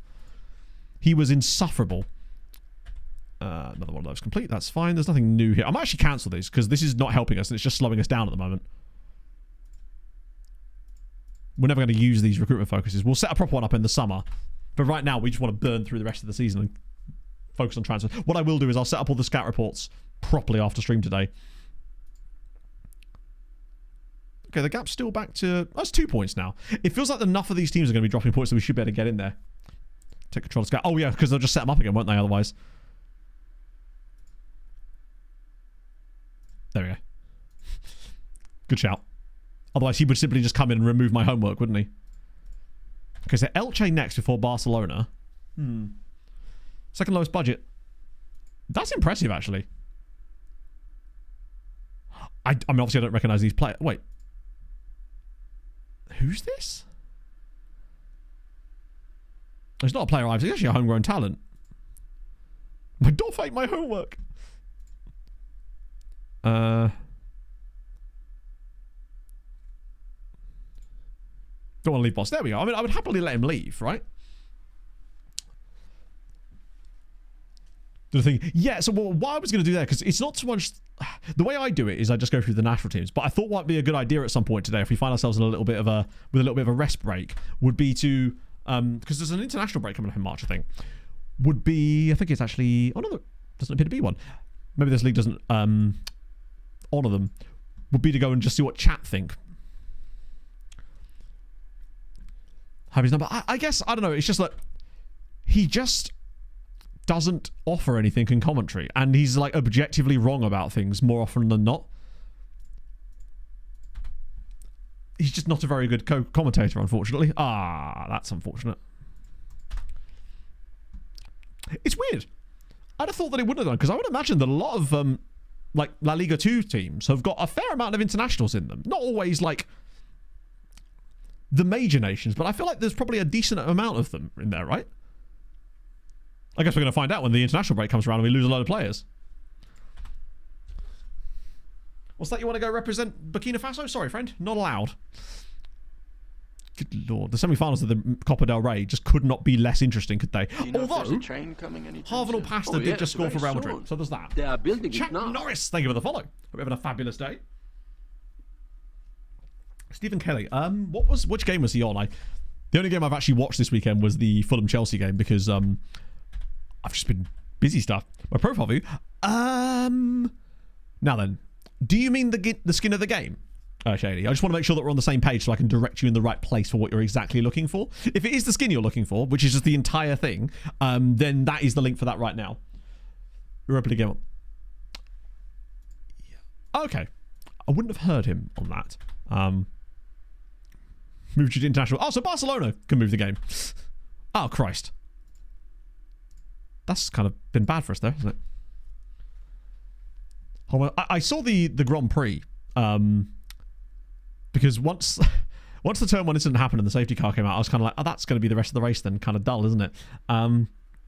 Yeah, I mean, to me, it looked pretty stonewall that he's lifted off the brake to overrun the corner so that he can then claim he had the apex. It looked pretty, like, cut and dry. But it's fine, because Christian Horner's printed off a picture, chat. It's going to be okay.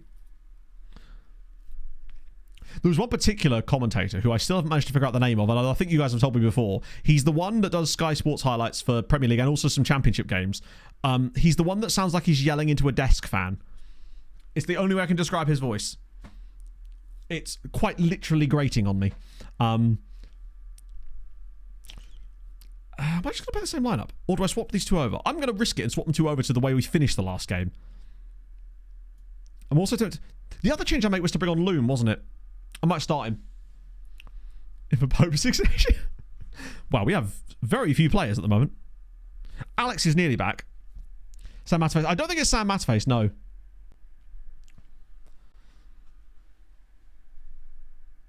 But that as well. I don't know.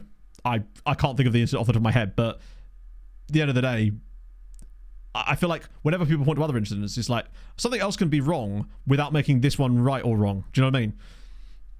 Not Leon Osman. No, it's not Leon Osman. No, this isn't a color commentator. This is the main commentator. I can't think of who it is, but he sounds like, you know when you talk into a desk fan, it makes your voice kind of vibrate almost. It's like he speaks when he commentates with that kind of natural timbre in his voice. It's really strange to listen to. Andy Hinchcliffe. This is the thing. Even if you said the name, I probably still wouldn't be able to recognise him because, yeah. Landeskog. Oh, close enough. I mean, it's Danish, not quite. Michael Brighton. Again, Michael Brighton, as far as I know, doesn't do... Does Michael Brighton do, like, main comms? Because it'd be cool to see footballers actually do that. I'm going to set this example. I don't know. All I see is I can't see anything wrong with the penalty handed out for that.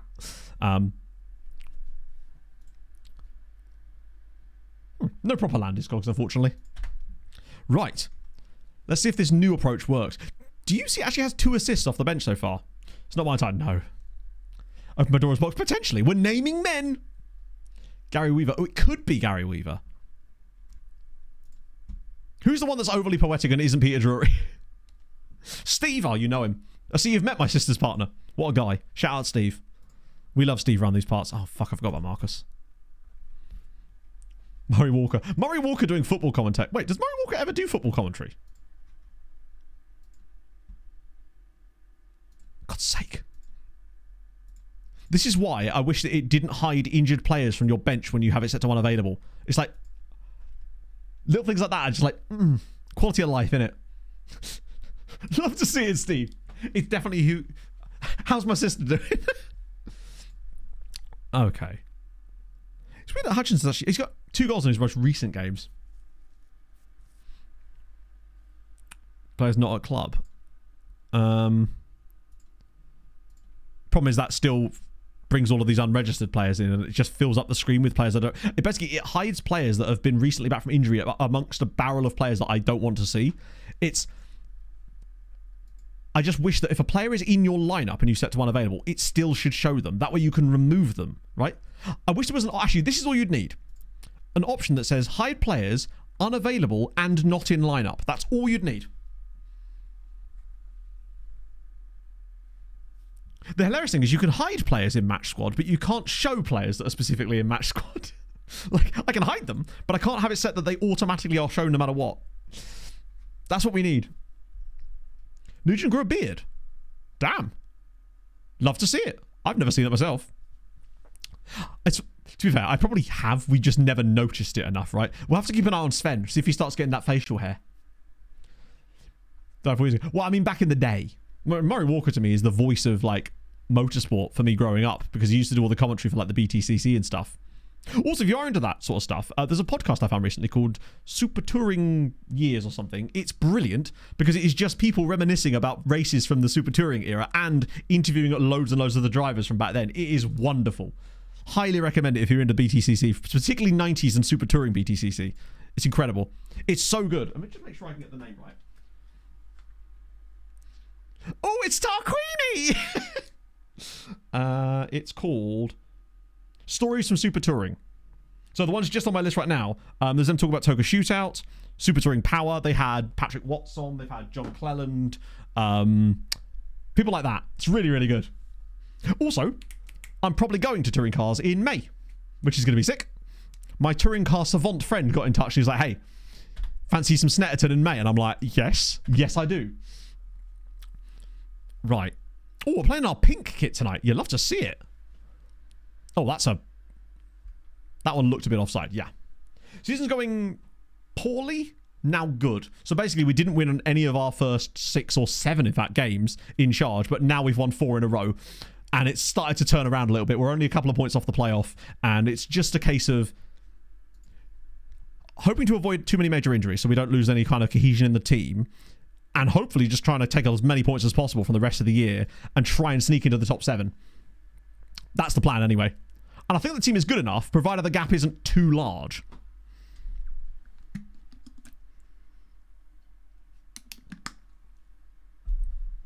And this is being done without Sven Smates. I think that's important to note. Oh, slipping back inside here. Look at the bodies in the box. Back post. Go on, Shabic. Oh! This guy... Wait, surely that's not offside. No, didn't be silly. Beautiful. Yeah, it's hilarious that they've gone for the, we're wearing our third hilarious kit here in a game where we actually really don't need to. It's a great pick out from Ekawar. The way that Shabic takes this down and then drills it through. That's his 7th goal. I think he's scored like 4 of these since we took over. He's really been on it lately. Elche are a decent side as well. They're actually a side above us in the league too. So how has he not won the ball there? So if we were to get a win on their patch, it would suddenly put us right back into that battle, and I think we'd be officially in the playoff battle at that point if we got the dub. I mean, obviously we've got a tough game coming up afterwards. That's a really nice goal, to be fair. That is a really nice goal. That's the player you wanted me to look up, isn't it? Me trying to say his name in a minute. Yeah, he's onside. Frustratingly good goal. We don't often get beaten by those types of passes, so I wonder why that happened. Did someone get dragged out of position? Was it Skelly? Skelly's quite narrow there. To be fair, neither of the centre-backs... I mean, Skelly's got to win the ball there, but neither of them really followed the man properly. They kind of allowed him a lot of space in between them that he really shouldn't be having. Like, there's no way that we should be leaving a striker with that much space, but I suspect this is because Skelly, yeah, he's not going to be able to take them both of them. So I think that's more on Skelly. But that's okay. This is one of these ones that if we didn't lose, I'd be happy. Like, it's away against a team above us in the league. Every point matters, of course, but we'll see. Oh, here we go. To be fair, I quite like playing in the pink anyway. It's nice to see the third kits from time to time. Christensen's going to bend this, isn't he? Oh, bit of space. Go on. Oh, Chuma. That's your chance. Like, this is your opportunity instead of Gallardo. Like, I've trusted you in this game. Showed the faith. You're going to have to repay me with something there, bud. Doesn't feel like we've quite got what we want out of that role yet. But I think that's going to come in the summer. That's one of the positions in this tactic that's crucial. But one thing I will say is I think we've sorted the left side. Like, Shabic looks very much the man for that left wing role. Like, he's scoring a lot. Oh, that's a great pass. It's Amari Hutchinson again. Can he do it? You bet your sweet booty he can. Amari Hutchinson's third goal in 3 games. Come on. Favourite BCC race? Oh, that's a tough one. Probably the night race at Snetterton in 1999. No, it's just not a tough one at all. What am I talking about? My favourite BECC race, easily, the second race of the 1999 night race series at Snetterton where Peter Cox won. Yes, he's just chipped the goalkeeper as well. Amari is proving his worth yet again. What a guy. Where would this put us? Would this actually flip up? Yeah, we'd go 6th. We'd actually go into the playoffs with this win if we got it. Oh. Banging the goals. But this is what I mean. It just takes... Clutchington, nice. It just takes a little while for them to settle in. And this is quicker than I expected. My prediction coming into today was that I know we'd won that last game and I figured that our form would improve, but I didn't think it would become great. It would sort of become better and slowly ease into it. But... And that may still happen. Like, we've... Do you know what? We have actually deserved all the wins we've got in this run, but usually you don't get them. Yeah, Magdi... And this is without our shadow striker having scored a goal. That's the crazy thing. We've got so much depth scoring here. It's like the Avs 4th line. Oh, a Mendy time. Oh, I'll have a look after the... I just said after stream that, after the match. Because we've got a couple of lookups to do there as well. One of whom actually plays for these guys. Although I do wonder if that chance they got was almost like a lightning in a bottle moment where our defence just got a bit confused and it allowed them through. Winning 10 in a row. Yeah, I wasn't actually anticipating we would go and win 10 in a row. I just felt like we would get some momentum going where we'd start to be on like a, you know, like a 1.8 point a game kind of pace, which is what I was kind of hoping we'd get to. I mean, to be fair, we do have the best team in the league, apparently. So there's that. Tom, thank you for the 17. Hi, Matto. Hello. Been a week or 2 since I've caught the stream. My sister got married, Easter, etc. How did it end in Portugal? Have we brought Steiny? Okay. The questions, firstly, in order. How did it end in Portugal? We decided to move on to a new challenge as things were starting to stagnate. Have we bought Steiny? Unfortunately, we couldn't afford to, and now he's moved to the Netherlands. However, we plan to get him in the summer on a loan with a permanent option. That's the current situation as far as Steiny goes. I mean, it's happening, isn't it? I'm going to bring on Oriola and Gallardo because, frankly, like, Chuana, or Chauna, hasn't really impressed me much today. I'm going full Shania Twain on his ass. Alex back in. I think if we were a second goal up, I would probably ease Alex back in. Even if it's just on the left-hand side for a little bit. But yeah, match fitness is important. I just worry about us throwing in a player who's not match fit in a game where we're only 1 goal up, particularly away at Elche, given how good these guys actually are. I'm trying to do a bit more... this is the perfect time, actually. I'm trying to think game management. One of the things I find that I tend to throw out the window a little bit when we're playing well is game management. And I'm trying to get better at knowing where to, like... Particularly as they've now gone to 4-2-4. I want to, like, bore them to tears for the end of matches. And just... With these slightly narrow... You don't always get away with it, right? You invite pressure sometimes, but... I mean... 5 consecutive victories in the league. That was a much tighter one in the end. They did well there. But once again, Hutchinson did the business. Same for was I believe so, actually, yeah. Moan Pog are good. I would say we're good. Other than the muscle issues in my ribs still, which are slowly getting better. It's I can finally lay on my left-hand side when I go to sleep now. So that's nice. I think so, yeah. We are officially now a playoff side, I believe. Oh, yeah, and if you're wondering how we ended up at Tenerife, we joined them out of petty revenge because Las Palmas turned us down. Sleep. Rarely. No, that's not right. I try to. It doesn't really help. I find that I still wake up not feeling very rested. Like I said, the ribs are still hurting, but they're getting better slowly. It's now been 8 days since the injury, so the prognosis was about 2 weeks, so that makes sense. It's no longer affecting me in the same way that it was before. What I will say is I am getting a lot of pops and cracks and stuff in my ribs and shoulders, and I suspect from what I looked up that that's basically because when you get an injury of that nature, your body has to use... It can damage the fascia, but also your body has to use different muscles to compensate. And as a result, when it starts to heal and it takes the pressure off that, you get these like weird pops and cracks, particularly in my front of my rib cage around the side here, where it's sort of almost resetting itself back to normal physiological movement. It's really strange sensation though. No, they don't hurt, they're painless. They're just a bit slightly discomfort, I suppose. It's getting there though. Yep, we are officially 6th in the league. Come on. I mean, no, stop looking up further than that, Matt. There's no way we're getting promoted officially. Well, maybe. Maybe I actually need to pop some crack and then we'll have no more pain. So we've got a fourth... So we've essentially ended up with a international break due to Barcelona's game being postponed. It's the perfect time for another friendly. Actually, we'll put it on the Friday because our game against Mirandes is there. Who are we going to play against? Yes, let's play against San Jose. Macklin Celebrini and the boys are coming to town. We're going to smack them about. Right, lookups too. Let's see if I can get this right. Voda. It is Voda. Yeah, Vodarchik. Wait, why is he not showing up? Have I spelled his name wrong? Why is the referee showing up but not him? That's spelled wrong. There he is. Simon Vodarchik. Reasonable striker, 31 years old. He's been around a little bit. Actually played for Leganes as well. Was at Legia. Gornik for a bit. Sturm Graz. Schalke for a season. Well, about 1 season at Schalke. Then a big move to Leganes. He's actually made a couple of relatively large moves. He's got a good record. He's basically just a really solid second-tier Spanish striker. Oh. It's good, though. Good player. No, never poppy crack. Agreed. Just bad news in general. Okay, cool. And my boy Charles.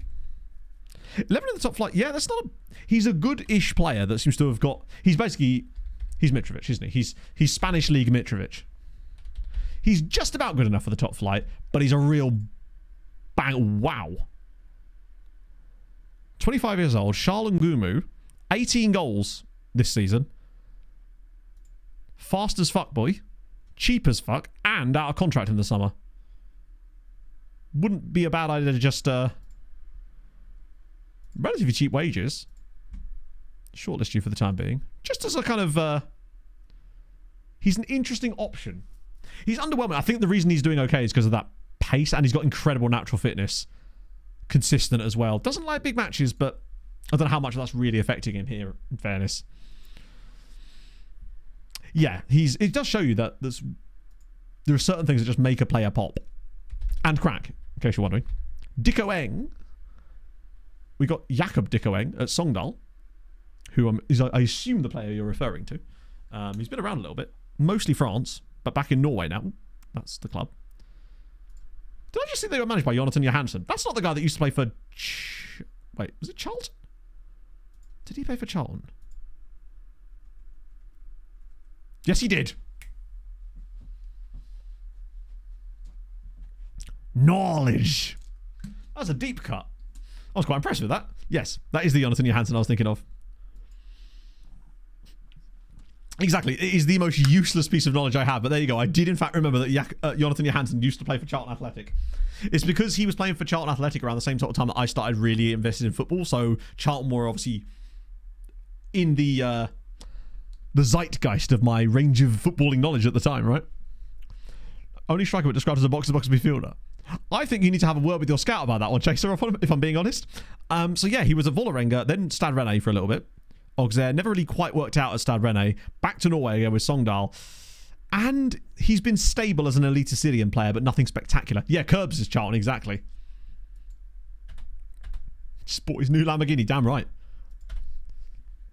My third one, for I am a millionaire streamer, as you know. Top scoring patron region. I believe it's still... Is it Christina Chu, or has it changed, potentially? Let's find out. Oh, that reminds me. Is there anyone out of... Oh, shit. I need to ask these guys for clubs again, don't I? Otherwise they will retire. Now, Aaron has already turned us down. So, that may not work super well. But there you go. as for the actual stats of the players, is it that one? Nope. That one? That's the one. So the top scoring player right now is Daniel Minassian, who's now got 116. He's absolutely cooking. The only player to even get close, well, he's pushed through 100. Red Argyle's getting there, but nobody else is even in the ballpark of 100 goals. He's also got 12 for his country, which may be the most there as well. I don't know about the most games overall. 311 is an insane amount for Ethan already. At 25. Crazy. But I think we had someone get to like 600, 700 games last time. Oh yeah, he's 100% stat panic. I can't believe he went there. Such a waste of talent. Connor Bradley. Now, he will be fairly... Even though he's still a young player in real life, he'll probably be fairly old still. I wonder if the game rates him that highly. Oh, it must do if he's still playing with Liverpool. Oh, wait. Oh, that's fun. So, he's been around a little bit. Loaned to Leicester, obviously. Then he was loaned to Victoria de Guimaraes. Then sold to France for 31 million quid. Then to Napoli for 63 million quid, where he barely played. And then Liverpool paid 38 million pounds for him, where he's barely played. It's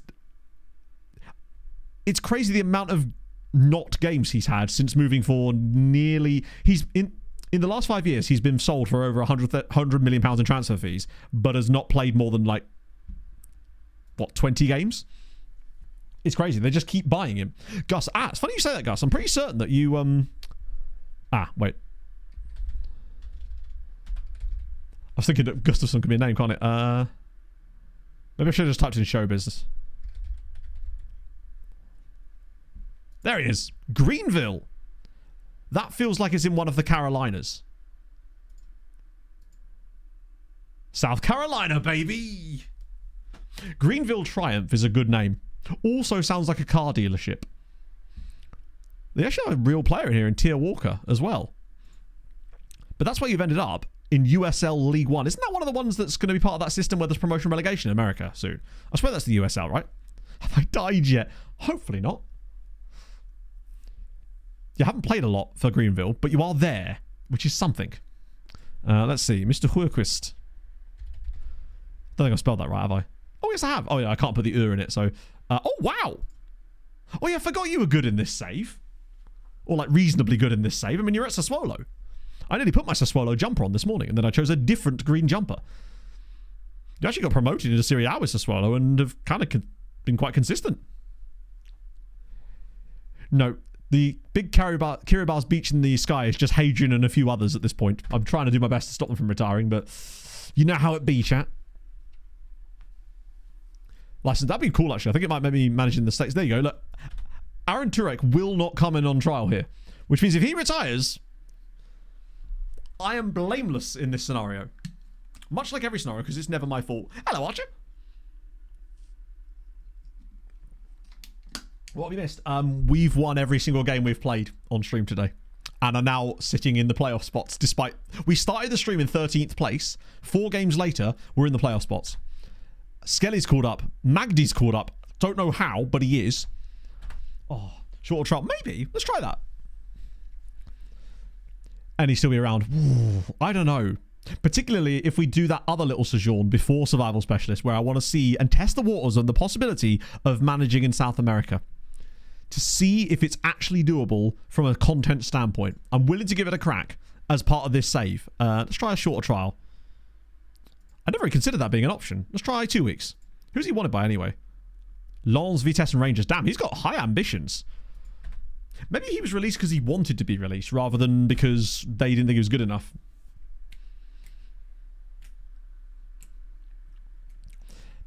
Been really overpowered in Spain thus far. I don't think so. The only B team, there's actually only one B team in our league, and that's Barcelona. Real Madrid, Castilla aren't even in our division. They're actually down below. National Cup scouting recently. Not since we've made the move. Now he's still saying no, but we will obviously do that next stream in the summer. I'm going to set up a load of the scout reports off stream as well for the team report scouting. I'm also going to... We'll have to do Natty Cap scouting because we haven't done it for a little while, which is going to be banging. But yeah, if we go to South America, I want to try it out. See if the viewership can handle it. If not, that's fine because it's part of the same save. We can just come back to Europe for the next stage. Exactly. We could go to Brazil or Brazil.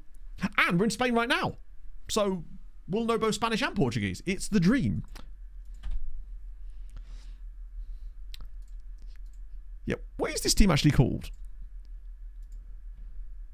The San Jose Earthquakes. Well, I'd like to go somewhere really funny in South America, rather than just going like a big side.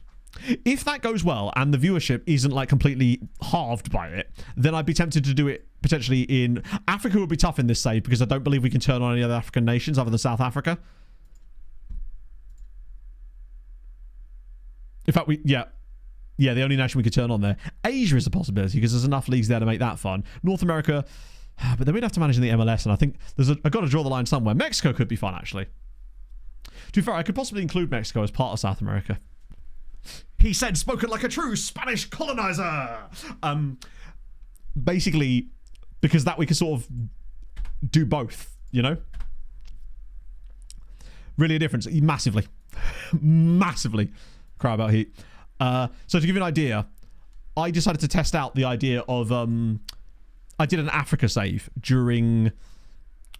I know this is Africa instead of South America, but I did an African save with the Journeyman element in, what was it, 21 or whatever, and the viewership was halved. Because at the end of the day, I think without Europe and the promise of Champions Leagues and stuff, people just do not have the... Now, that might have been, though, because I hadn't built a stream core audience at the time, potentially, and as a result, people were watching for FM instead of me, and I would still question your decisions if you are watching because of me, but nevertheless, here we are. Got halved. This is very true. You don't want to get halved. Never get halved. Atletico got halved in this save. We went, no, of course not. They just wasn't for them. Yeah, plus, we'll have all of Inferno's help. More so than already. Literally, anytime I have any kind of thoughts about linguistics in any way, or if I'm talking to Paul, I just sit there and go, Inferno would have enjoyed that. Like, he's not dead. He just would have enjoyed that. Play FM. I've been known to. So I'm told. Might help. Potentially. I don't know. I think it's just because I'm one of those people that, like, I'm the guy that goes down with the ship. I'm that captain in Titanic that's like, you know, I'm going down. I'm Captain Birdseye right now. I just really like FM, and as a result, I just don't want to play anything else as far as content goes, right? Just the desk up again. Don't make me put it into, like, tiptoe desk. Gone but never forgotten. Although, because it's me and I have no object permanence, gone and also forgotten immediately.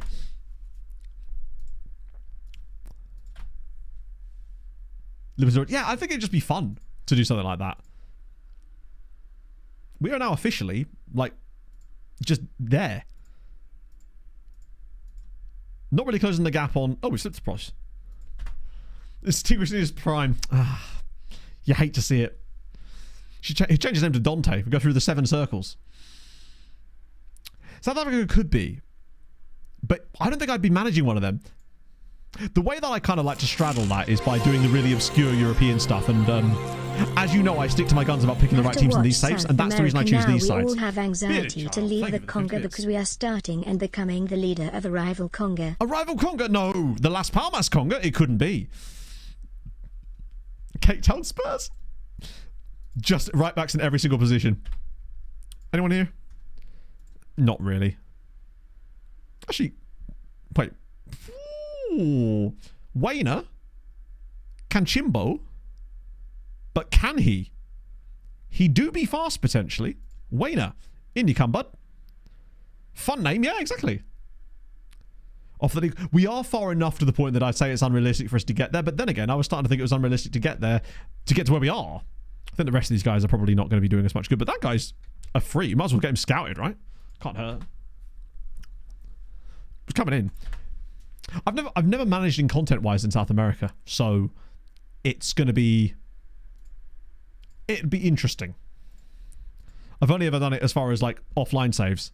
I think the thing that would let Wayner go down, potentially, would be his acceleration. Because I think he's going to have really nice pace, but if his acceleration isn't there... He would be non-EU. Yeah, I'm not saying I'm going to sign him. I just want to see what he's like. I just want to have an idea of his attributes. In the rules in Peru. I mean, I figured out the rules in Belgium. And also nearly understood the rules in Serie C.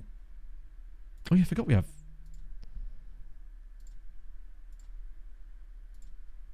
Oh, hang on. Right. Normally I would, but the problem is if I go and... Oh, wait, no, I could just do next match, can't I? Next match only. Quick pick. Cool. Watch us get a massive injury to Amari Hutchinson now. Now, in fairness, if we go to Mexico and I'm unable to be relegated, that would possibly be a pretty good thing for me. I'm just saying. It's also just occurred to me, I think I've loaded the wrong save file, which is really going to be annoying when it comes to doing the Tenerife recap, because I'm pretty certain I'm playing on the end of stream 48 save file rather than the Roy Fleming blah blah blah blah blah save file, which means I should probably... Wow, 6-0, okay. Which means I should... Let me just check this. Yeah, fuck. Let me just save as on this. I could have just flipped them over, actually, but oh well, it doesn't matter. It's only a few games.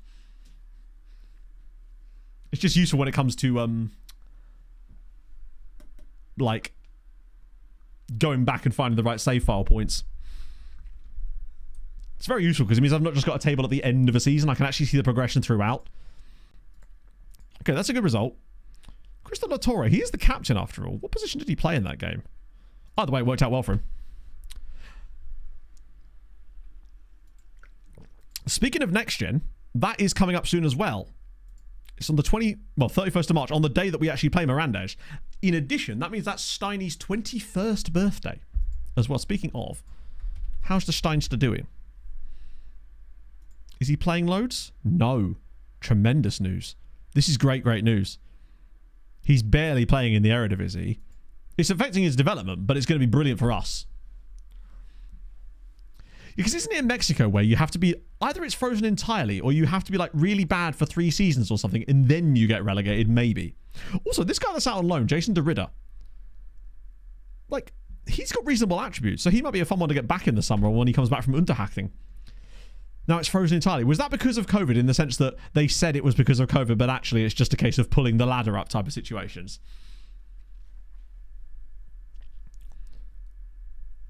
April 2nd. Damn, so we only just qualified for it in the end then. Get a big fine. You get a fine for being bad. That's incredible. It's like in NASCAR where if you finish bottom 2 in points, if you're a chartered team for 3 years in a row, so they take your charter away. Managed to get the games to Sarong. Which games are you referring to, James? Basically franchise. Yeah. The Riddler's half brother. Well, he is De Riddler, I guess. No, but to be fair, nobody wants to be relegated. But I feel like football is way less interesting if you can't be. Okay, so they're not letting us have this laying down, which is fair. Wouldn't be able to do a lot laying down other than maybe like a few little kicks and maybe a diving header. If you could sort of scrape yourself along the floor like Ovi having scored his 698 or whatever. Was it 696? I actually forget. Okay. So, what did you reckon on next gen? Steiny's aged out of it now. NHL with promotion relegation. Oh, good God. San Jose will be playing in the 5th tier by this point. But think of the draft picks. They'd have been able to draft 889's nephew. Bilal. I think he's only like 19 is Bilal. Oh, good point. Yeah, he could be on it, actually. One's needed for the recap. Yeah, no, like I said, I have a save file. I started making save files after every single stream that are brand new, so I can go back to at any point I want. Oh, he's got a Morocco cap, speaking of. Which does mean he's just got a massive wage rise, right? Oh, wait. Oh, Canal got one as well, but we knew that was going to happen anyway. So I'm alright with that. Still got that Molina money. 2.7 million. We're okay for the time being. I reckon that could go up even more. Ooh. But yeah, so I've got all the games for it. It's just a question of structuring it. With 3 seasons, trying to make a cohesive story and keep it under an hour is going to be tough because of the way that I'm doing these videos, which is why it's taken so long now that I finally actually started working on it properly. It's just going to take a while. And I feel like I have time to take that, right? Like I do get asked about it quite a lot, which is understandable, right? I know that not everybody can watch the streams and they do want the recaps, but I want the recaps to be good videos on their own rather than just a thing that exists as a recap. I wanted it to be something you could watch and not have to even have singly watched the stream ever. Is that made even worse? Wow, we're actually dropped out of it again now. It's like, now, what's the betting that now that we've caught up, we start losing again? Because we've kind of reached where we needed to be, and now we just got to try and stay there. When do we start? We never stop signing them. I'm all about the Bahamanians. Scouting filters and staff search filters. I believe it's scouting filters. ! Scouting filters is the one that will get you the actual filters in there. I think ! Staff gets you my staff view views, but not filters. I don't think I really have any I keep saying scarf today. Am I cold? I don't think I have any staff filters per se. It's all just views that I use. That took a long time to make all those a few years ago, and I'm so glad I did, because my god, they've been useful. United must have won the League Cup. Any fun stuff going on here? Not really. Leicester are still having a wild ride, to be fair to them this year. Billy Gilmore's the top assister in the Premier League as well. Spurs might actually win. Okay, there's something kind of wild there. A Hull still... Oh, they've fallen off the rank. At one point, it was Hull, Portsmouth and Plymouth that were looking like getting promoted. That would be a fantastic set of teams. It would be for like, FM's finally done something interesting. It'd be the dream. But no, they've decided against being fun. Bristol. Wow. I didn't realise how close to the end of the season we actually were. Speaking of, that means it's probably about time we had a look at Europe just to see who's actually doing bits. Penaya. Spelled correctly. This guy here. Penaya Kamika. Oh, this was the guy you found that was Liechtenstein Fijian who generated at a Swiss club. That's amazing. Yeah, Welling United are in League One. And not only that, Joe Lumley was their manager. He had them in the playoff spots in League One before moving to Stoke. Yeah, that's a hell of a good nationality mix. Penaya Kamika. Born in Eschen, Liechtenstein, but he's Fijian. Yeah, Hadrian Besky, when I sent him the save file so he could test out the thing about Brazilian state championships, he looked at nationalities and found this. Which is sick. But yeah, I think Welling United have fallen off a little bit now, haven't they? Oh, man, they really have fallen hard. Look at the way they started the season. It was like... Oh, my God. Yeah, I mean, this is why. Who's managing them these days? Johan Vogel. Okay, it's gone poorly. I was about to show you something else before that as well, and I forgot what it was. Right before Hadrian mentioned the thing about the player, there was definitely something I was going to show you. Oh, Europe! Thank you, chat. See, you just work as my brain when my brain isn't working. I respect it. So, Liverpool, Napoli, Tottenham, Inter, Man City, Bayer Leverkusen, and Paris Saint-Germain, PSG. Right, so that's as you'd expect. I don't think we lose another team from the Champions League this entire save at this point. What about Conference League, though? There's bound to be some good stuff here. Lazio, Brighton, Standard Liège, Hoffenheim, Sevilla, SJK. Loving the Silkeborg Lech Poznan quarter-final in the Conference League. So one of those two is going to the semis. Also, SJK against Sevilla is pretty fun. Shout out to them. Where the hell did they finish in the league stage then, if that's how they've ended? What, fourth place? Shout out to Zag as well. Any other crazy teams in here? Yes, Boluspor. Who have actually played in the third tier of Turkish football in this save. SJK are Finnish. Karabag, Dritter in there. Winterthur, actually, the team that guy came from. Ferencváros have had a much worse year. Good lord. When we were in the Europa League with the Showings last year, they were like top of the Europa League. They've fallen off hard. Lincoln Red Imps in there as well, and actually have won 2 games.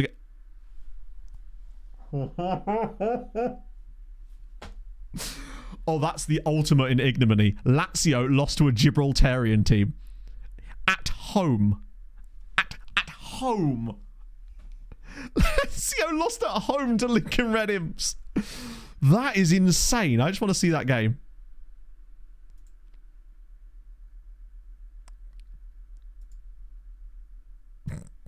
How do you lose to Lincoln Red Imps at home?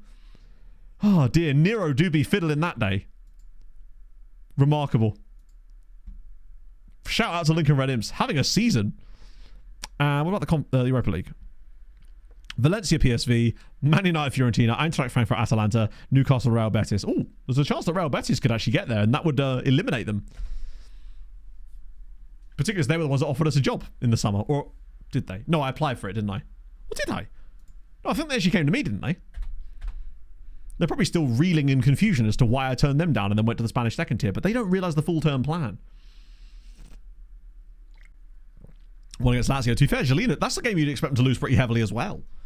Most of the time, Lincoln Red Imps they're like your perennial, if they're in the Conference League anyway, your perennial 1-point team where they'll grab a random point against like the Montenegrin side that sneaks in there as well in like a 1-1 draw at home or something.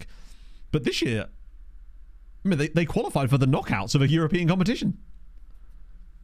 That's true. They have had guys like Chavez Brown, who I wonder if he's still at the Showings. Not the last game. No, they had, because it's like...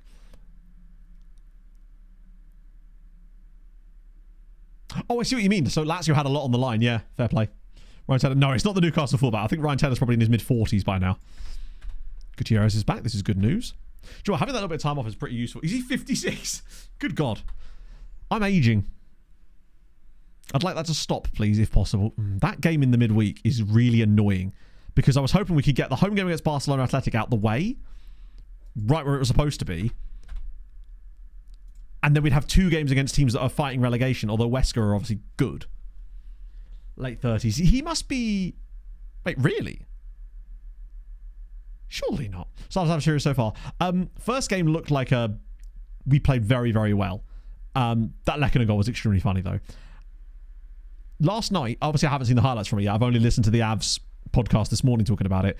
And it looks to me like we just got absolutely nothing out of our middle six. And did well to even stay in that game, frankly. But I'm happy with the way the series is going right now because at the end of the day, 2 games in Dallas, we've managed to take a win. Which is all I can ask for. And particularly now, there's a chance that Landy's in for game 3.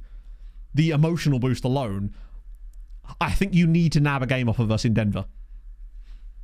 That's the thing. And it doesn't look like there's any chance that Miro's coming back soon, right? Well, not for the first round. Melvin Garcia, okay. Third line gave nothing. Yeah, our third line has been... Like, our fourth line cooks. We have probably one of the best fourth lines anyway in the NHL, just because they are so goddamn good at playing together, especially. Yogi Bro, thank you for the follow. Right, FM Christmas, let's have it. Out for 3 years. Yes, the last game that Gabriel Landeskog played for us was the Stanley Cup final game 6, game 5 against Tampa, where we won the Stanley Cup, and he's not played a single game for the Avs since then. That was in 2022. He's been out for 3 years. Obviously, he played a couple of games for the Colorado Eagles last week because he had basically he had like a cartilage transplant in his knee. Right. Okay. Had to follow. You love to see it. I do talk about NHL quite a lot, Yogi Bro. Have to, particularly it's the playoffs now. So, what am I thinking? I'm going to go Scotland, Man United. I feel like you get a really good Scottish guy that Man United have got from like Hibs or something. Okay. Let's see. NASCAR break. I'm glad it came along, honestly. This season's not been a good year as far as interesting stuff in NASCAR, honestly. I've been really like struggling to find anything interesting to watch in those races. Right, number 1. Ooh, Algeria Benfica. Who had that? Hello, Charu. Oh, you nearly had it with Sevilla. So who is this guy? Abdulrahman Abdelmonim. Oh, yeah, I can see why. Oh, my goodness me. He's very good. They paid £9 million. He's incredibly good. Oh, did we get a guy on it? We dude. Mbaba Diusi. That makes sense, actually. Really happy with that. Bertrand Khomeini. Really expensive. Is there anyone we could like realistically sign on here? We'll go at Monza. He's been on loan. Yep. They always are. Luis Cortez. Alberto Valle. Oh, guy. There we go. He'll be on loan as well. Lamar Korn on loan from Arsenal at Plymouth. That's fun. It's just nice seeing a Plymouth player in there. Wait, is that Magdeburg? It is. Lewis Fisher at Magdeburg, who is not on loan and is 17 years old. Ooh, that's fun. We've also got Nunziatini. But I think Magdeburg are Bundesliga in this save. Yes. As of literally this season. God, they've been in the 3rd tier in this save. Yeah, I think the skin upgrade that Saz gave is just sexy. Stefan Allman at Napoli. Domenico van Mol, a Belgian wonder kid. Hey, Wolves bought the overpriced Belgian, who I'm starting to think may not be that overpriced after all, actually. £22 million is a lot of money, though. Holy shit. Kevin Winkler. Okay, he looks ridiculous. Is he actually a youth product? No, he's come through at Dortmund. Checo Ramos. Standard, incredibly mid-Saudi player that's worth an absolute £1 billion. Yeah, I suspect they probably won't. They're 16th, which means they're in the playoff spot, right? Jean-Pierre Mbondo. That feels like the name of a real dude that would have played for Schalke for some reason. Guy, is that Dusseldorf? Okay. Because some of these guys are on loan from that. Oh, here we go. Here's a fun one. Radek Bocek. Not on loan. Just 2 check caps for Radek Bocek. Ooh. get released. Yeah, the problem is they get released, but they're generally shit and their wages are insane. Are they real caps? I thought I'd be willing to bet they are. Egypt in March. 6 days ago. Yeah. Played in the Friendlies International break.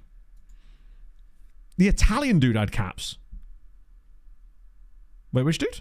This guy here, La Scala. Oh my god, yeah, you're right. 2 Italy caps at 19 is disgusting. What a name this guy has. Krzysztof Skripczak. Bayern just doing Bayern things. Lucas Brun. Mr. Brown Lucas, who's joining Lille. Oh, disappointing. Bocek excites me. Mawane Pages. Oh, yeah, that's the guy with the Guadeloupe nationality. Vicente Vanzella, we've seen before. Pedro Farina. Ooh. Mexico caps for Jorge Castillo of Cruz Azul. We like him. Yeah, there's some... Ooh. Yuki Natsuka. Unfortunately plays for Braga, so he's well out of our price range. That was... the Italian dude was joining a different club in the summer, if I believe. And Baba Duisi in here. Do you know what? I think that's valid. He is... The more I look at him, the better he gets. I think he's going to be an absolute... He's the kind of guy that I think could anchor our backline. I think we can actually win a Champions League with Tenerife with Mbaba Diuse as one of our starting DMs. That's how good I think. Him and Steiny as a pairing. What do you reckon? What, Natsuka? They signed him from Funabashi Municipal High School. You're right, they've signed him from a high school with an absolutely terrifying badge. What even is that? Strange. Red consistency an issue. On who? Oh, on this guy. One, it's not red, it's orange, and that is a big distinction because that's the difference between 1 and 6, or 9 potentially. Secondly, he's 18 years old, which means that by the time he's 23, it'll be green. Young players in consistency, generally speaking, I would say 9 times out of 10, improves as they age, which means that as long as they've got the right personality type and they keep training them, their consistency will flip. Finding a youngster who's got good consistency is brilliant, but it's not something to make you not sign a player. Never ever, never ever. At the end of the day, in my opinion, never ever disregard a signing, especially if they're like under 21, because they have orange consistency. It will come good. Yes, so basically, if it's an older player, like who's like 28, 29, and they've got red consistency, then yeah, totally get it. Or even orange. But never, ever, ever, ever, ever do anything ever. There you go. But yeah, if they're red consistency above 23, maybe at that point consider it. But with young players, I wouldn't even wouldn't even consider it. If it's like dark red, even then it'll probably still be okay. Just don't expect them to be a world beater immediately, right? And which is obviously, if you're signing someone like that, you're probably not expecting that anyway. Karol Fornalczyk on loan from Inter. God, the entire list is on loan from Inter. Bojenko Zaju, this was that other guy we were looking at. I swear we looked at this guy. I recognise the name. Or he was on this list last year, potentially. Team report, the Japanese team. I'd be willing to bet that they have 0 players in their squad. Okay, not 0, but we might as well. The issue is with only making a couple at a time here, they're probably... I'm going to forget about it anyway. So we'll have a look at the team, though, for sure. No harm in doing that. We've got Miran Hartman as well of Gorica, who actually plays for Gorica. Might have a bit of pace about him. He's got some big clubs interested in him as well. He could be fun. We've got Nassau Jacobs, who's the... Oh, I definitely remember seeing this guy as well. God, we could have managed him if we'd taken the Paris FC job. Whew. Players leaving for free. The crucial thing is just to make sure they've got long contracts and triggerable optional extensions. I don't know if personality plays a role in it. A consistency improvement. Maybe. I've never done the tests. Why does he look fat? He is rocking a sizable sack and chin there, you're right. As if I can talk. Mattia, thank you for the follow. 2 Turkish lads. Ooh. Also, Maddie on loan from Monaco. Wait, is there a Stockport guy on there? Oh, yeah, there is. Okay, the name alone is brilliant. But what about this guy here? Plays for Crvena Zvezda. Maybe we could retrain him. And he's called Lazar. Right, let's go for Nagus Huggins or Nagus Huggins on loan from Chelsea. God damn it. Personality more than anything. No. Personality is...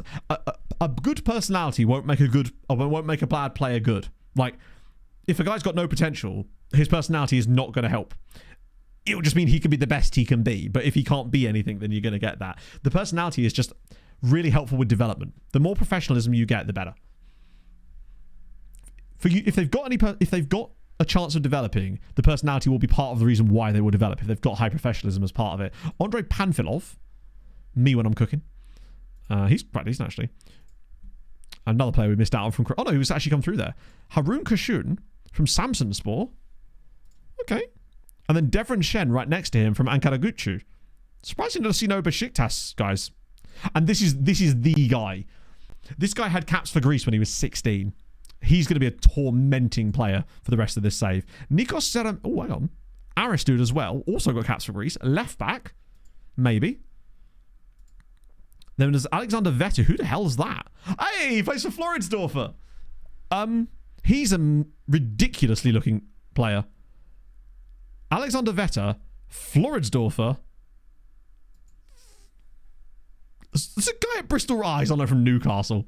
That would have been sick. Song Tae-yang, who of course is... Yeah, oh my god, he's looking good these days.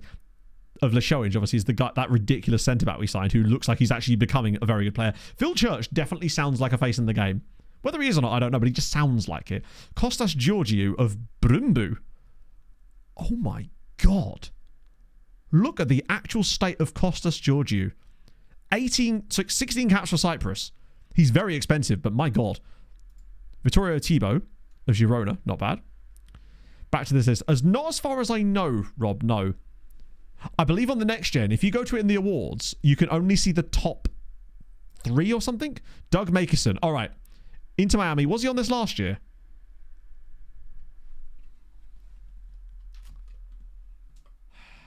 I think he was, because I thought he was from like Boca Raton or something.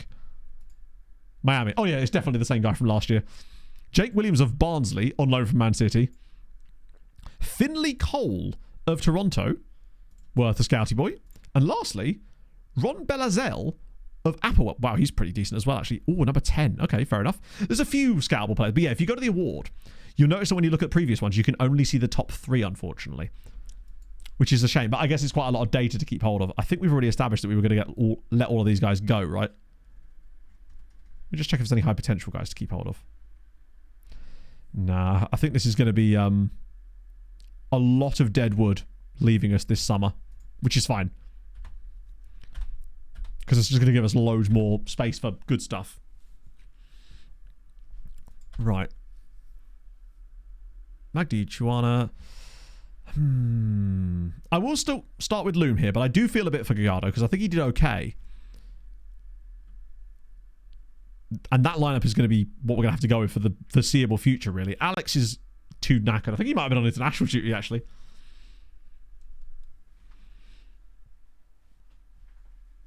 Wanted you to keep that data to stop loading all the goalkeepers ever. Oh, God, yeah. The way that FM tracks data is super strange. Like, it's the fact that it only tracks... It does track cup appearance data, but the way that it doesn't display it properly is really strange to me. It just seems to not care about anything except league data for the most part. Oh, is he Dominican? Ah, that's what it was.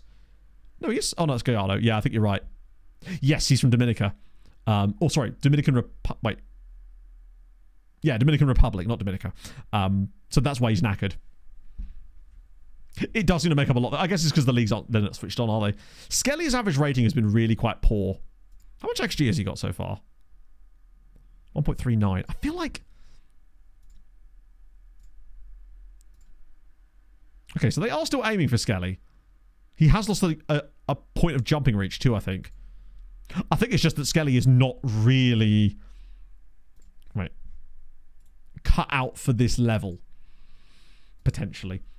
He's not quite there.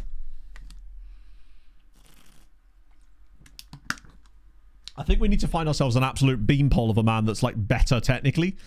Because I think Skelly might be slightly out of his depth. Like, because remember, it was his fault for the goal that we conceded against Leganes as well, I think. So I think defensively he's a little bit out of his depth when it comes to like, especially on the floor. But he is still a threat from corners, but we haven't actually seen him score one. I would have figured in 10 games that he would have scored. Better than Portuguese top tier. It's not so much that, but I think there's some better players here. So I guess you could argue that it potentially is. I think the standard of football is very high. Like, obviously the elite teams in the Portuguese top flight are way better than this level, of course. But I feel like a lot of the teams down here, I think a lot of these teams would be comfortable top half sides in the Portuguese top flight. Maybe I'm overestimating their quality, but it just seems like he's nowhere near as effective here as he was in Portugal. And I think they're just defending him better. And I think he's being shown up defensively when not in those situations as well. And it might have been that he's not got the help in front of him too, potentially. But, oh, here we go. Juma. He's going to have to pass this, surely. Oh, look at the space for Shabic. It's a great pass. Shabic is through. He's offside, but is he? Apparently he is. Top 2 out of reach. Skelly's aging. Well, aging is one thing, but the only thing that actually matters is whether his attributes are decreasing. And I think we have seen a tiny bit of on maybe his jumping reach, or he maybe always had 17 jumping reach. So the player's age is not actually important. It's whether their attributes are worse. On average, their squad to be better and deeper. Yeah, for sure. But yeah, definitely offside there. But again, it showed that we could create the chance. This is not a very good side we're up against. We need to win this to keep going, especially with that midweek game against Barcelona. Right. Amari Hutchinson struggled a little bit here. Magdi. Not sure what I was expecting from him, really. Oh, Skelly's disheartened. No, lad, come on. There we go. Shabic lose confidence. No, keep going. You can do this. Oh, apparently not. Like, there are some decent sides at this level. Like, Granada especially look very, very good. Mauricio Pochettino plays for Miranda. Does he really? Yes, he does. Magdi scored. Magdi has not yet scored a goal for us, no. From 18. I thought Jamie Lawrence was the one that had 18 in Portugal, which is why I got a bit confused. Hutchinson's hurt.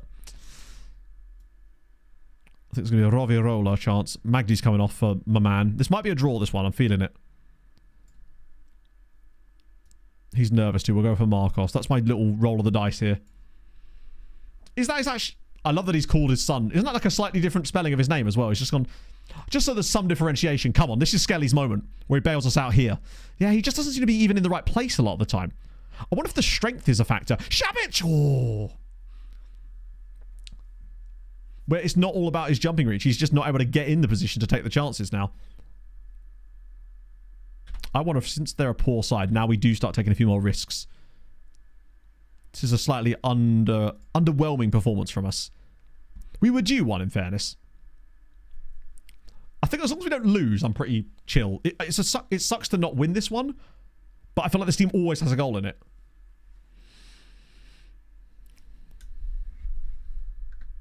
Chorizo, but there's a chance. Oh, wow. Hey, we saved one from a corner. That's nice. Oriola's apparently done okay since coming on. I wonder if this highlight's not over yet. Like, we've had the free kick and the resulting corner, and we still continue to play. This is looking like potentially positive signs, particularly with us in possession. If we can find the right outball here, which we have, come on. I think 1-0 is all this game would take to win. Marcos, nice. Nearly. Keep the pressure on them, though. Don't let them get that ball into that. There we go, nice. Oh, actually, bit of space opening up now, right? You've got to get across there, buddy. Oh, no, I have a horrible feeling this might be a defeat for us today. Now that this highlight's gone this long and we've lost possession of the ball again, these long highlights almost always lead to goals. And it's concerning me that we're right on the end of the highlight, and it's a actually relatively weak effort. What if it just got stuck in itself there? Usually you see a better quality chance than that. Oh, here we go. 82nd minute would be the perfect time to get the dub. Sometimes you've got to grind a little bit. Like, we've not been at our best today, but it's whether we can... Oh, dear. Wait, he's still... he nearly got it. That passing from Diusi is letting us down in places. That's the difference between the two. Then again, I suppose he's playing as the ball winner in this game rather than the passy boy. Come on, get it out here. Yes, that's better. Right, now spring it. Gallardo, go. Ade, be making the run. This is where he's got to be pushing it. He's getting too close to the play here. Right, now fire him in. This is better. Inside. Nearly. Wait, Christensen. Something's coming. Who else? Is he onside, though? No. That's Shabic's second offside goal of the game. And relegated. No. That's annoying. So that's 2 goals that Shabic has had. Great from Marcos. That must have been really close. It's such an incredible ball. And Shabic has done everything right except for stay onside. This is going to be a tough one not to take the dub in. But I just don't want to lose it. But at the same time, we've kind of just got to go for wins at this point. That's okay, though. Oriola's done well off the bench. Oh, Pedro's going to turn him here. Oh, no. This is going to be the winner, isn't it? I suppose every streak has to come to an end. Oh, that's a good effort, but wide. It's nice to see Marcos being able to put that kind of pass in, though. We just haven't been quite... I don't know, it's just not clicked from a forward perspective today. I wonder if it's because Miranda's are a bit deeper. Hey, we're still unbeaten in 7 now, with a five wins in a row in between. Moreno gets another clean sheet. He was been a rock at the back. Marcos was really good off the bench. Šabić, statistically, he's got to score one of those, right? Like, he has to be slightly better at holding his run. But it is what it is. We've overperformed a little bit lately, so it's unfortunate to have that happen, but as long as we can bounce back. My concern is that we might not have enough fitness levels going into that Barcelona Athletic game. That's the slight problem. But no, Newcastle didn't get relegated. Bear in mind, we're in the same season still, as far as I know, so they are... Tomo vibes. I don't know about that. Šabić has been very good this season. That's probably his first sort of off game for quite some time, actually. Magdy's XG has got to be close to 3 now, right? We drop out of the playoff spots again, though, but it's so tight. We've done the hard work now at actually getting into the battle. I think that we just need to be a point or two better than Levante and Malaga over the next 9 matches, and I feel like this team is good enough to make that happen. Albeit, got to stop getting results like that. But when you look at what's left, like Huesca are in there, Malaga as well, Vallecano, Castellón, Mallorca. The end of the season is actually pretty good for us. But yeah, as for Magdy's XG, 2.55 so far. Oriola has 2.17 and 3 goals. Direct duels is certainly helpful, yep. Yeah, the fact that Magdy has had... The thing that's really costing us with Magdy is he has a 13% shots on target ratio. That's actually unhinged. Like, he has no right to be that bad. Let me just look at his actual stats properly.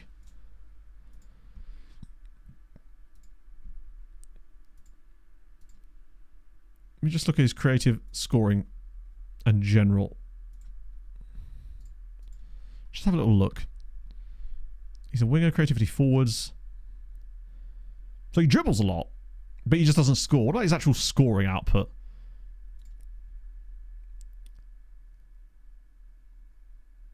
Non-penalty XG. How could he... Oh, this is XG, isn't it? Yeah, there's really no reason that he should... Look at this. Like, what a weird craft. He just cannot hit the target enough. That's the weird thing. He just does not hit the target with his shots. Has he got bad PPMs? Places shots, ironically. It's actually odd because he has places shots, yet that seems to make him somehow worse at placing shots. But this is why I find that PPMs that relate to specific shooting, I don't really like them personally. Till mid-June, hey, then that's what it is. Places shots off target, yeah. High composure.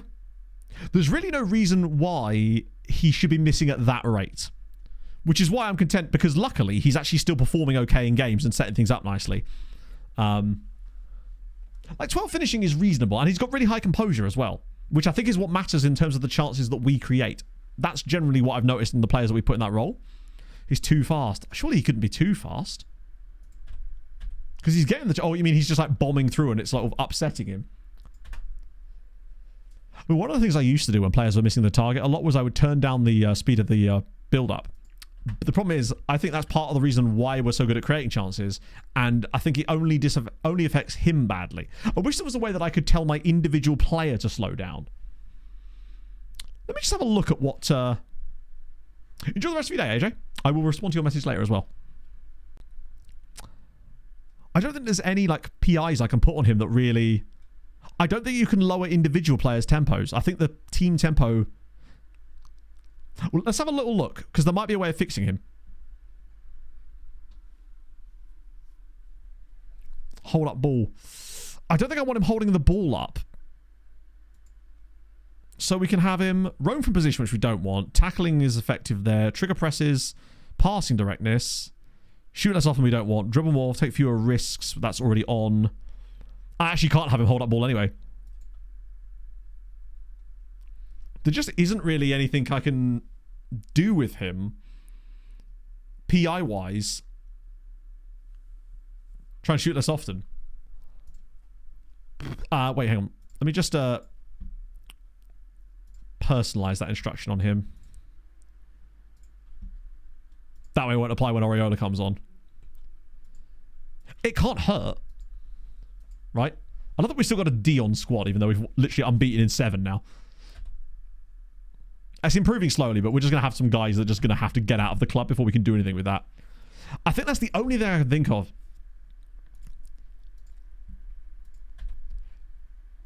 The problem is, the quality of chances he's getting... I wonder if that would maybe make him take his time over the shot a bit more. Because, I mean, is there a way we can see how many shots he's actually having in games?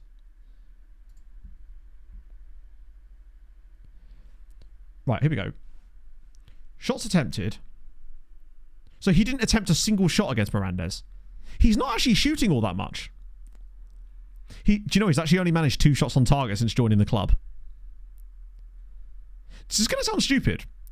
Do you think I should have him on shoot more often? This is counterintuitive, but I'm wondering if actually he shouldn't be shooting less often. He should be shooting more.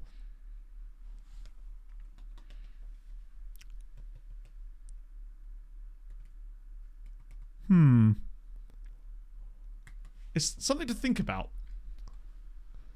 These numbers do feel weirdly skewed, but I just wonder if there's an option there we could perhaps... Blocks counts on target. Block don't even count as shots, I don't believe. On Oriola. Oriola's ones will be different, though, because Oriola has rarely started games for us. Evino, thank you for the follow. Yeah, literally, let's try... Actually, I'll tell you what we'll do. We'll try 2 of each, because that way we get a mix of opposition, because we've got a good side in Barca Athletic and the bad side in Huesca. And then after that, we've got a good side in Racing Santander and then a good side in Malaga, actually, as well. We'll do 2 of each. So we'll start with whatever the hell we've got it set up to at the moment, less often. Hello, Bailey.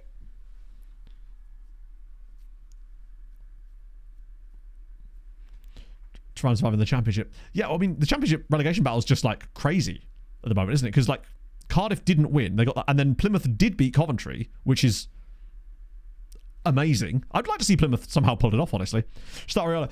Oriola, as we all just know, doesn't do it from the start of games. In fact, I think all of his goals so far this season have come as a substitute. Let me just Tenerife. So he did get a goal in the very first game he played for us, but the other 2 have both come as a sub. He doesn't shoot a great deal either, actually, as it happens. I mean, that game he had 3 shots. It does seem like this tactic does, generally speaking, when they do create chances for the shadow strikers, they're usually very good chances.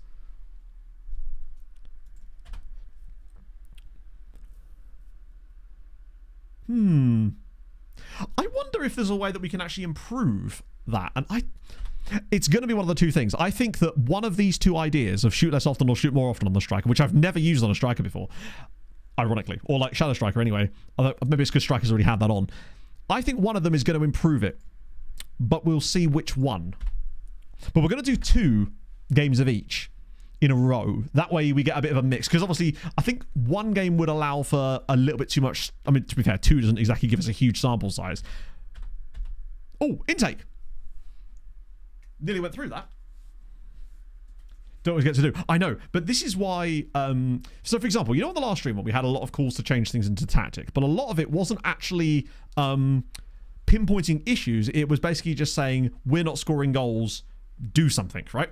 And for me, that is not a helpful way of going about things. I need to sort of absorb all the data and try to work out actually what parts are failing, potentially. And then you start to come up with little ideas like this, and this is where I think it works. Yeah. You have to sort of figure it out on your way. You can lead me to water, but you can't make me drink. Mostly because the river water tastes disgusting and it's full of geese poo. Right. CMA has probably got quite a lot because he gets in that position a lot. Right, go on. Give me someone good. Oh, wow. Chat, would you like ale, or potentially, and stay with me here, ale? Me when I go to a craft brewery.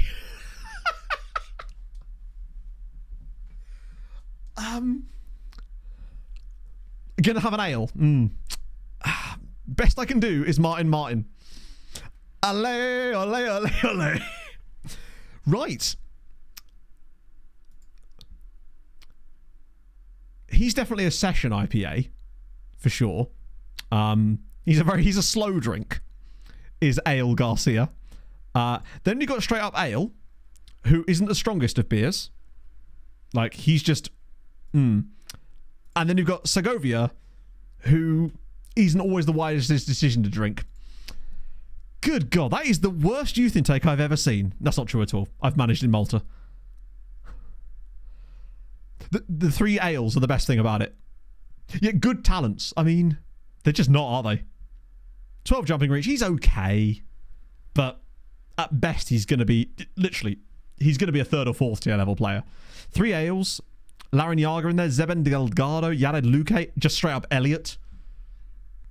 You expect bad in Malta. Yeah, I think the issue is what is our youth recruitment actually? 16. Like, I know Spain has a lot of good sides, which means we're still probably quite far down. We are going to have to improve that. We will get some good players later, but we need to work on that. Isaac Nwachukwu, Nelson Simon. Yeah, I don't think... I thought his name was Armchair Rivas. Was for the quantity. Yes, for the number of ales we were going to get. Wow, that is worst youth intake and most disappointing youth intake of the save, for sure. We're just going to have to get promoted then.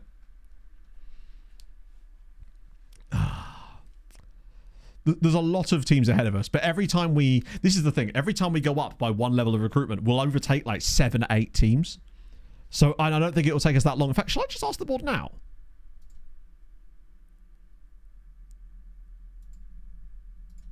We've got cash. We might as well. I can't ask for a coaching course, sadly. Oh. Because the quicker we can get that to 20, the better chance we've got of getting some insane Spanish talent. Right, let's have a look at the let's have a look at the high school. Anyone good in the high school? Not really, no. What they could have won, oh, maybe. To be fair, the way that FM does it is it doesn't actually decide the player's birthday until it decides what club they come through, as far as I know. Or not birth date, birthplace. 20 youth recruit. Oh, they really do. We just missed out on the one guy they were producing this entire save, right? Monthly loan stats.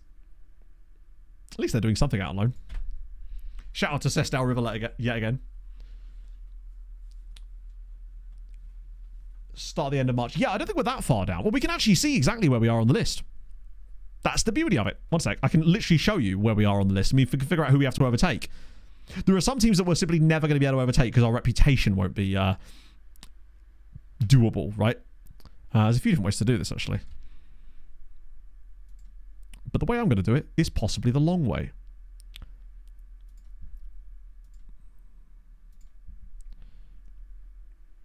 Just flip the dates. So there's all of us on the 4th of April. Oh, no, we were on the 3rd of April, weren't we?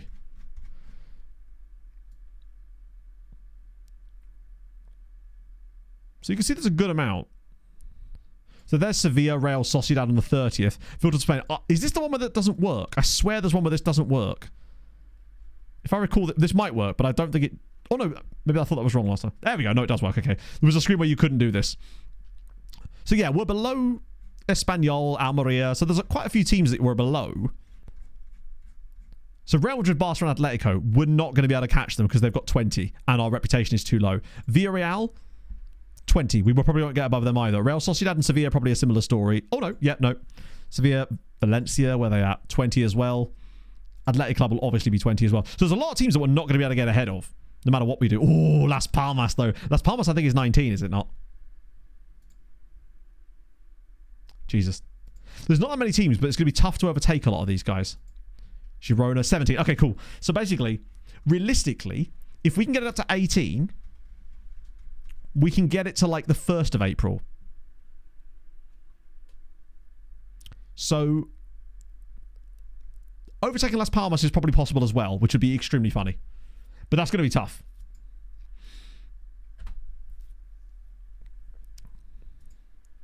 About 20. Yeah, and it's realistically possible that we can get up to about 8th, maybe, which should be good enough to get us some world-class talent.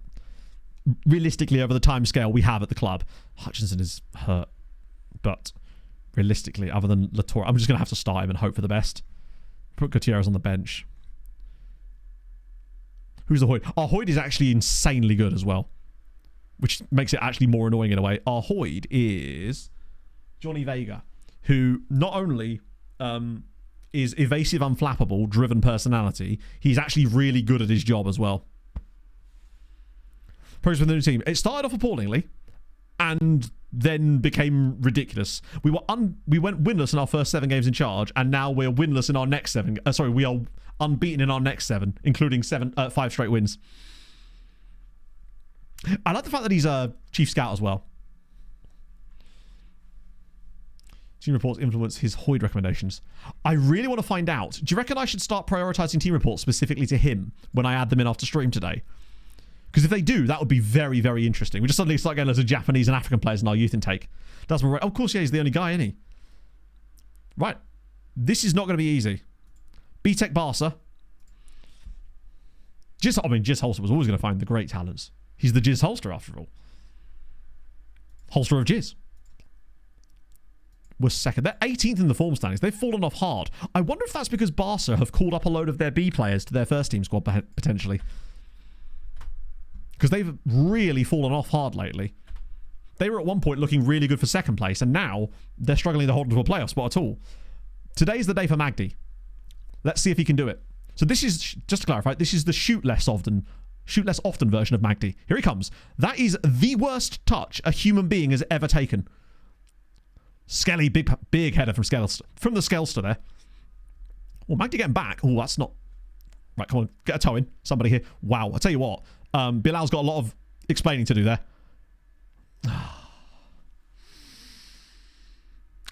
Financially, brilliant. They have no debt whatsoever and £20 million in the bank. Despite being second tier, they are incredibly financially healthy. That's unfortunate there. I don't know what Bilal is doing. His starting position there is absolutely woeful. It's brilliant from Shimetra.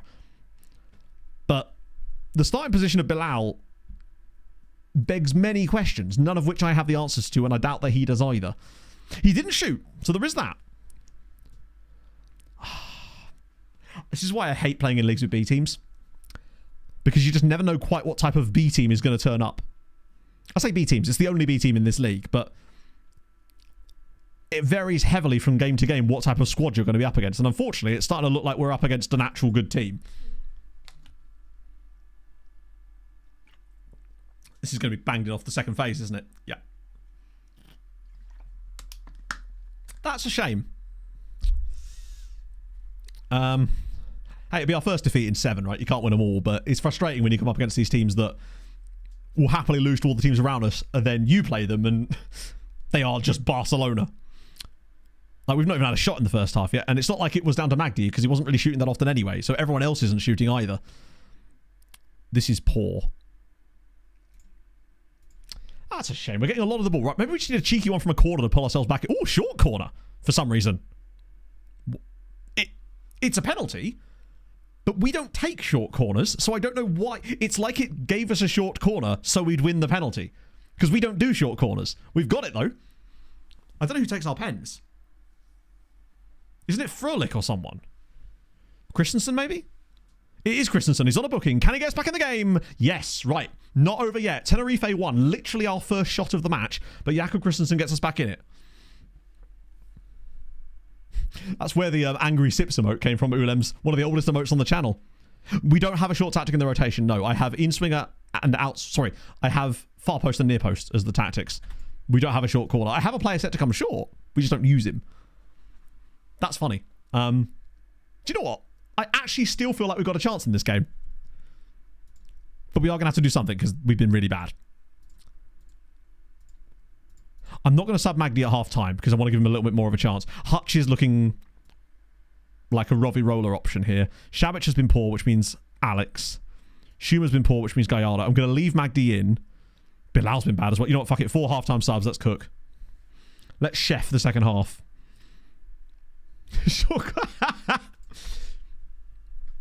Okay. Yeah, the short guy's there so that we can drag one of their players out to have to like cover him off. That's the idea. As Rovi Roller now... Oh, great. So Hutchinson comes off. 2 minutes later, Rovi Roller goes down injured. Now we're going to have to... It looks like we won't be able to take Magdi off anyway. Right, come on. Whip it across, Marcos. This is your moment. Oh, he's really good at getting into those positions. But I feel like if Shabic is on the pitch, maybe we get the chance. Frolic, come on. Whip it through the middle. Somebody like Magdi make a run. This is where he could be really useful for us. I'm liking the patience, though. The one thing Barca have done is give us a lot of the ball in today's game, and I'm not sure we quite know what to do with it. Gallardo. That's it. Frolic. It's the left back. Through on goal. It's Frolic. Bang. Teo Frolic. Tenerife 1. Sorry, 2. Barca Athletic 2. Of all people, it is Teo Frolic that gets the equaliser. Ah, beautiful. No idea how that's happened, but we have. It's great from Gallardo. Really, really good play. But of all people, it's him. Bang. Oh, yeah, he's 100%. To be fair, last stream, he's not even in that position. I love that it was him shooting there and not Magdi, though. Like, of all the people, it's him. It feels like those halftime subs have actually done us a bit of good. If we turned this around, and there's still a big if, because we have literally had 2 shots and scored 2 goals. Like, the fortunate nature of that is certainly not escaping me here. Particularly as I think we might be about to get second phased. Oh, come on, keep the pressure on. Look at the space out wide. Right, that's it. Bodies are back. Yes. Oh, Magdi, come on, bud. No. So close. He was damn close to nabbing that off, and we might have had a nice counter-attacking opportunity there. The sort of thing that he could have maybe flourished in a little bit. Oh, space, though. Oh, this is a good chance. He's going to have to shoot from range, though, I think. Oh, that's patient. That's really nice play. Wow. Incredible defending there from Teo Frolic. I can't believe he even got back to that. I just assumed that was going to be a goal. Skelly's tired, but no, he's not tired. He's just one off of suspension. Right, I think now feels like we have to just do...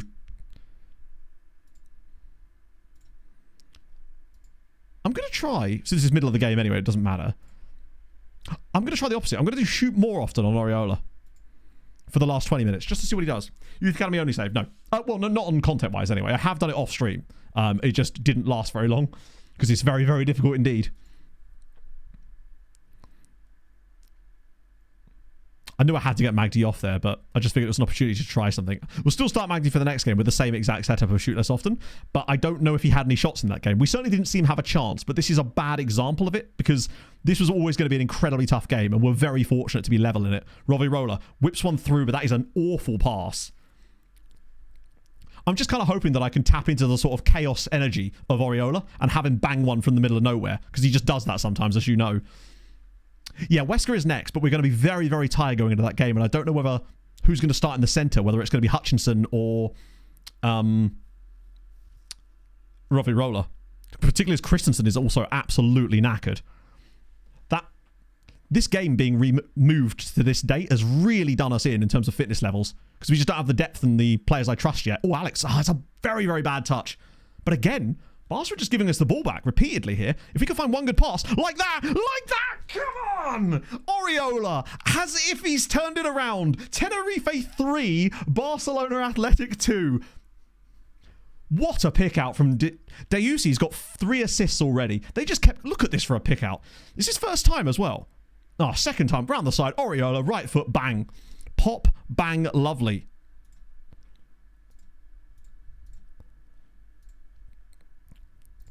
Still, plenty of game left, though. I don't know if we're going to be able to get away with this as easy as that. 6 minutes of stoppage time as well. Even if we don't win, it's still a good result. But if we were to get the dub, that would be one hell of a turnaround. Come on. That is massive. 2-0 down against Barcelona's B team, and we've managed to pull it back. Fortunate, 100%. Like, remember, we created so little in this game. That penalty was most of our XG. 3 shots on target, 3 goals. So rare that we get to pull that off. I mean, they had 3 shots on target and only scored 2, but... Okay, good to see that from Oriola. How much... Magdi had 0 XG in that game at all. So he was shooting less, and as a result, was not shooting. Now, I don't know how many shooting chances he got into. I'm still wondering if it's... We'll try it again with Magdi on shoot less often against Wesker as well. Because that game was a bit of an anomaly, potentially. But if I notice that, again, he's now not shooting at all, then we'll try the same thing again. Yeah, maybe give Magdi the second half on more often, perhaps. And then we'll bring Nehemiah Oriola on shoot more often again. Yeah, we're 12 points off of... We're not getting second. No chance. Roverola's a minor injury, which... Hopefully taking Hutchinson off at half-time will allow him a lot less fitness issues for Wesker. Wait, hang on. Oh, we'll have to pay them. Shit. But, like, I mean, our form, we're now unbeaten in 8 league games. That's what I like to see. basically. I reckon we lose one more game this season. And I reckon it will be against Rayo Vallecano. No, it'll be against Racing Santander. Away from home against second place. That's very tough.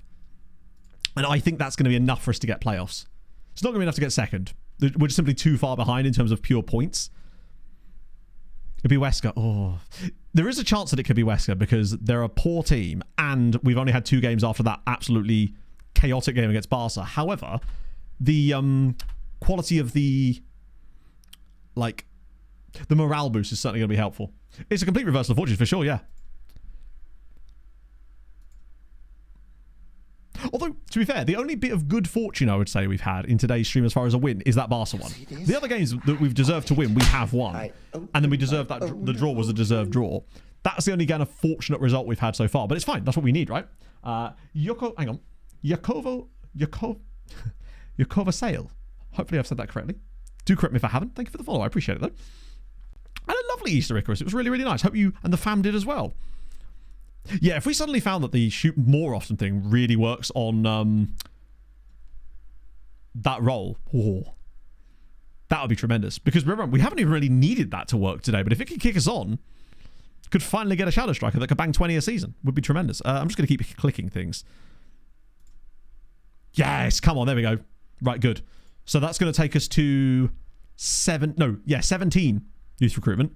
And our junior coaching is up as well, which takes us to 17 on that as well. Tremendous. On stream today. I might do. Depends on how much time we've got, considering I want to try and finish the season. If not, I'll do them off stream. But I'll obviously have them set up for the summer because we'll need that. Particularly if we get promoted, because we'll have way more options. Just sign a contract and then complains it's too low wage. There's nothing you really can do because you're not even... If they're... As far as I know... Wow, okay. I guess we're signing those guys. As far as I know, players can't complain about their contract for at least 6 months after they've signed the new one, right? I've not noticed it myself. Hello to Cyprus. Speaking of Cyprus, actually, we, in the next-gen list this year, had an incredible Cypriot player. Oh, that sucks, man. I hope she's doing a lot better. The main thing is that she's doing a lot better. That sucks that you had to spend the holiday weekend there, though. It's nice to just sort of, you want to spend time with the fam and things like that, and it sucks when that kind of thing happens, but no doubt you spend lots of quality time with them anyway, right? Andre, who's that? No one. On the check new gen. Did we? We might... hang on. If he's in the scouting inbox, then... Not yet he's not, no. We already knew about you, didn't we? Aponza. I remember seeing him... There was obviously a reason why he's in my inbox. Bear in mind, it has only been 7 days since that, and our scouts are still a little bit slow at the moment. We put a contract... that's okay then.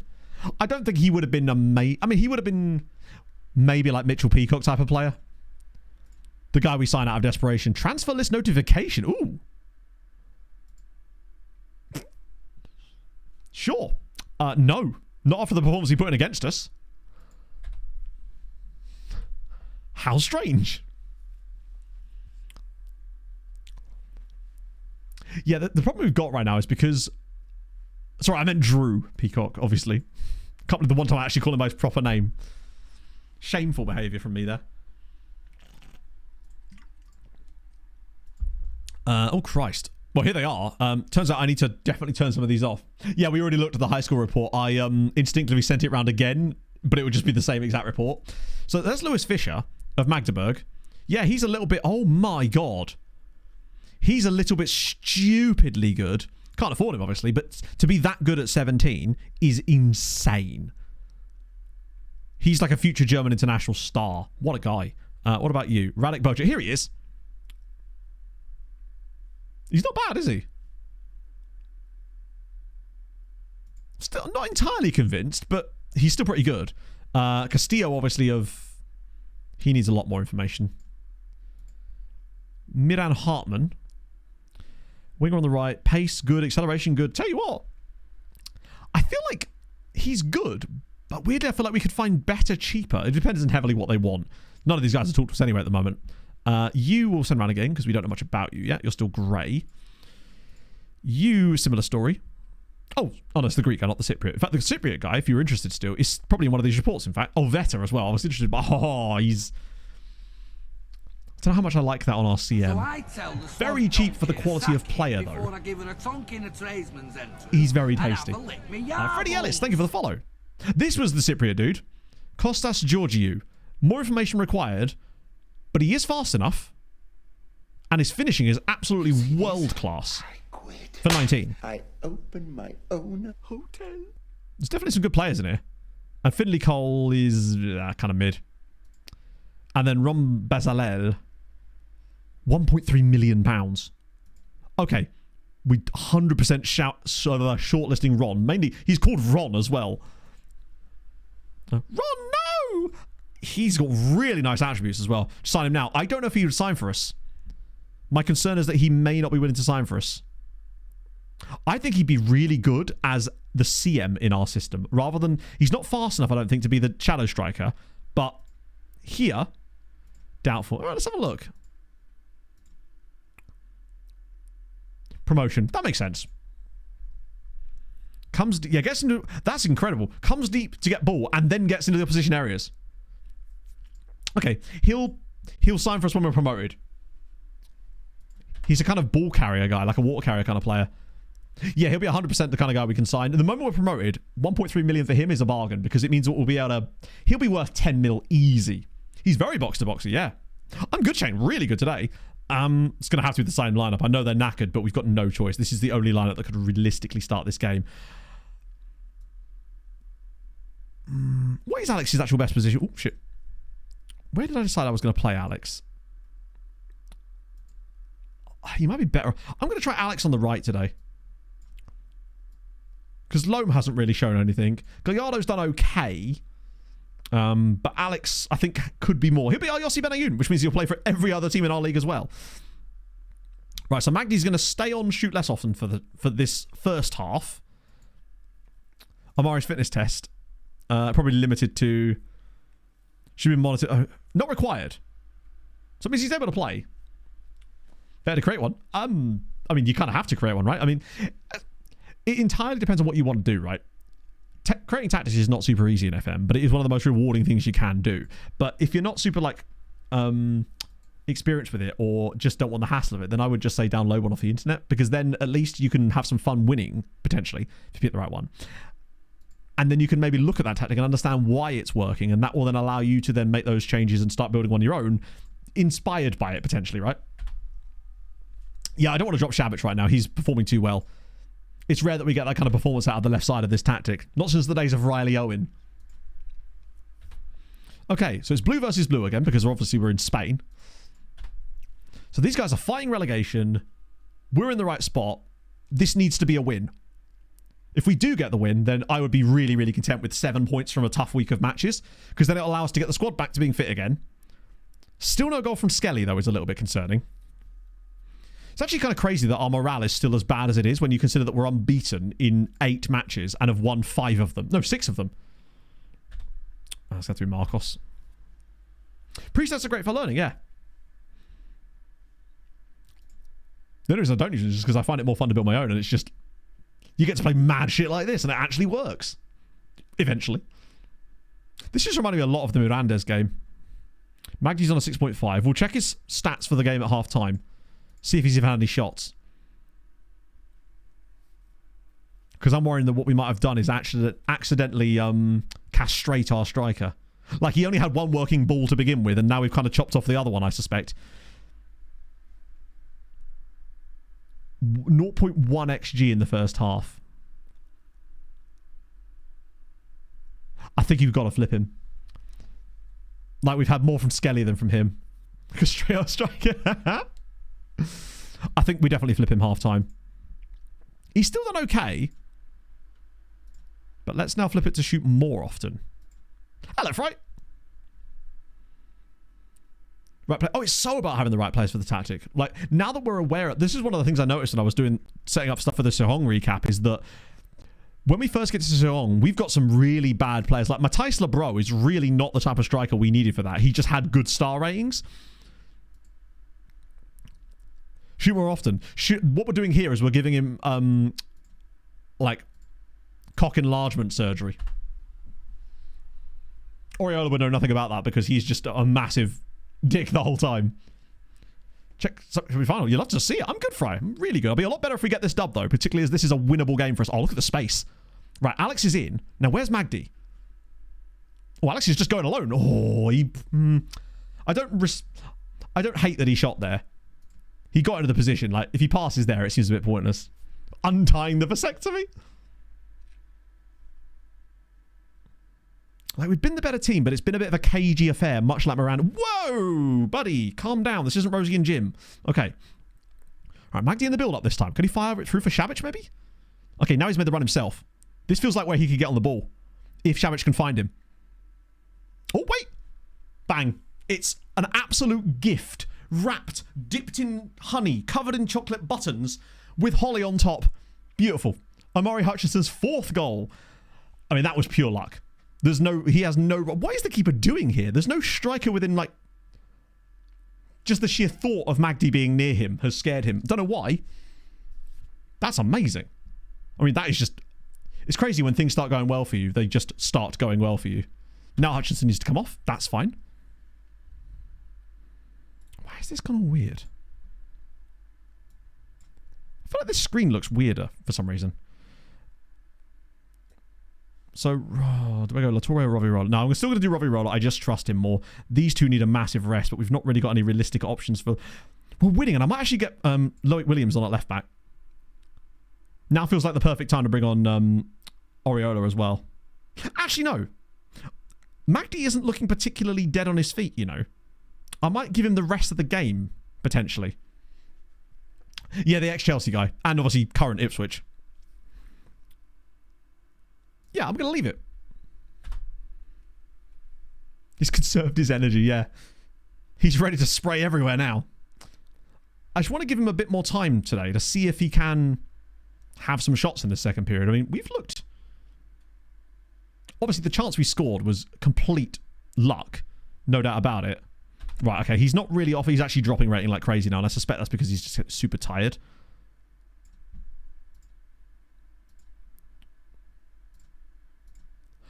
I'd say as far as the striker thing, inconclusive, but I want to now try for a couple of games with shoot more often from the start. Like, my only observation is that I think we are better with it on. In the goals that we've scored in the last 2 games have both come with it switched on, but it's inconclusive. The point is, we've got the dub, very fortunate,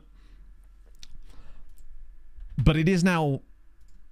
Our last few games, we've won 7 of our last 8 and drawn the other one. Like, our points haul lately has been absolutely insane. 22 points from 24. Now we're cooking. We're pretty much doing all we can here. That win against Barcelona Athletic is possibly the most important one of this season.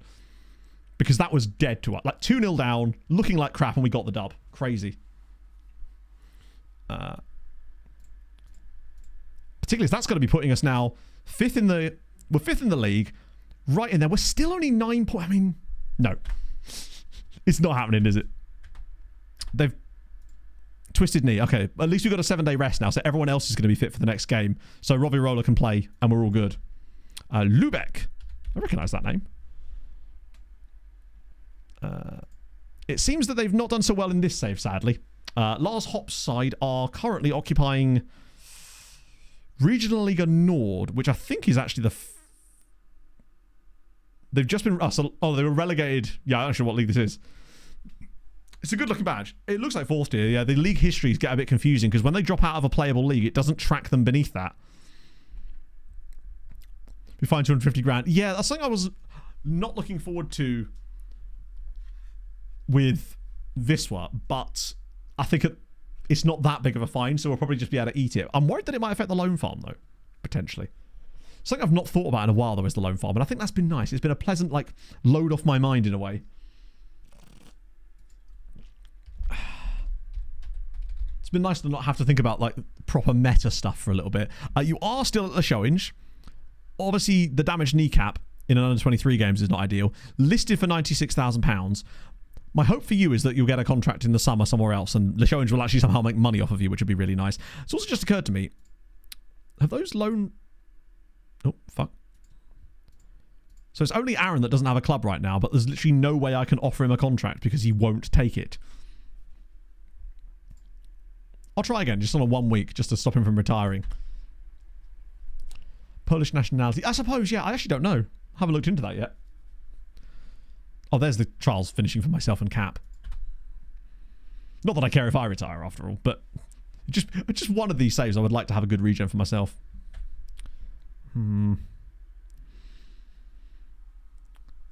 First season, 5 years for nationalisation. Okay, so that means if we're signing players at 16 that are based in Europe, it will still take a while when they're 21. Okay. Turek snubs us. I love that. He's snubbing us. Snubbing us for nobody, my friend. Nobody's put a bid in on you. Silly man.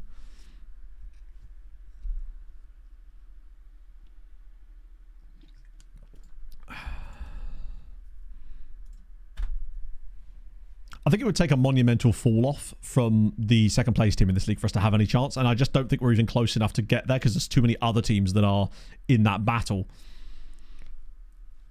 But we just have to keep winning. How have we fallen down this? Or is it because they played an extra game compared to us? Because we just keep winning. Either that or they're just winning by more. 6-pointer against Racing. It is, but I still even think, even if we win it,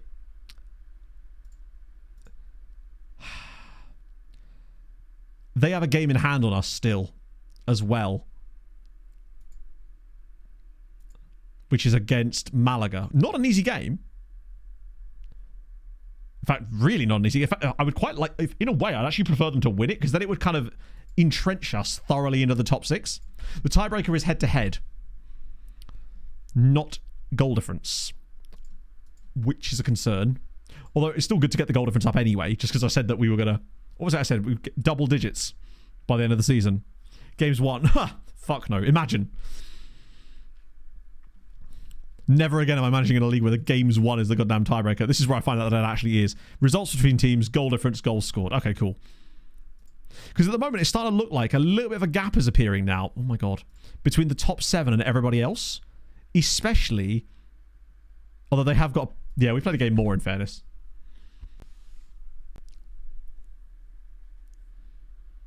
Having one Polish starter and one on the bench is enough. Okay, I feel like with Poland's youth rating and the ability for us to get to the top of that quite quickly, I suspect we'll be able to do that anyway. Because if you recall when I did building a nation Poland in the past, we always had guys from our youth academy that were able to be in our first team. Wojciech Fijarczyk, Karol, and Blaise Lisik, and people like that. And now that more games have been played, okay, the gap is still looking pretty tasty. That's something. Although the next 2 games are very, very difficult indeed. We didn't have the 500-player youth hostel. This is very true. In fact, I didn't even really know what the loom farm was at the time. Didn't really discover that until... When did I discover that? I'm trying to think which save it was. I guess it was probably Tromsø to an extent, but not really the same. I think it was really Treaty when it properly kicked off.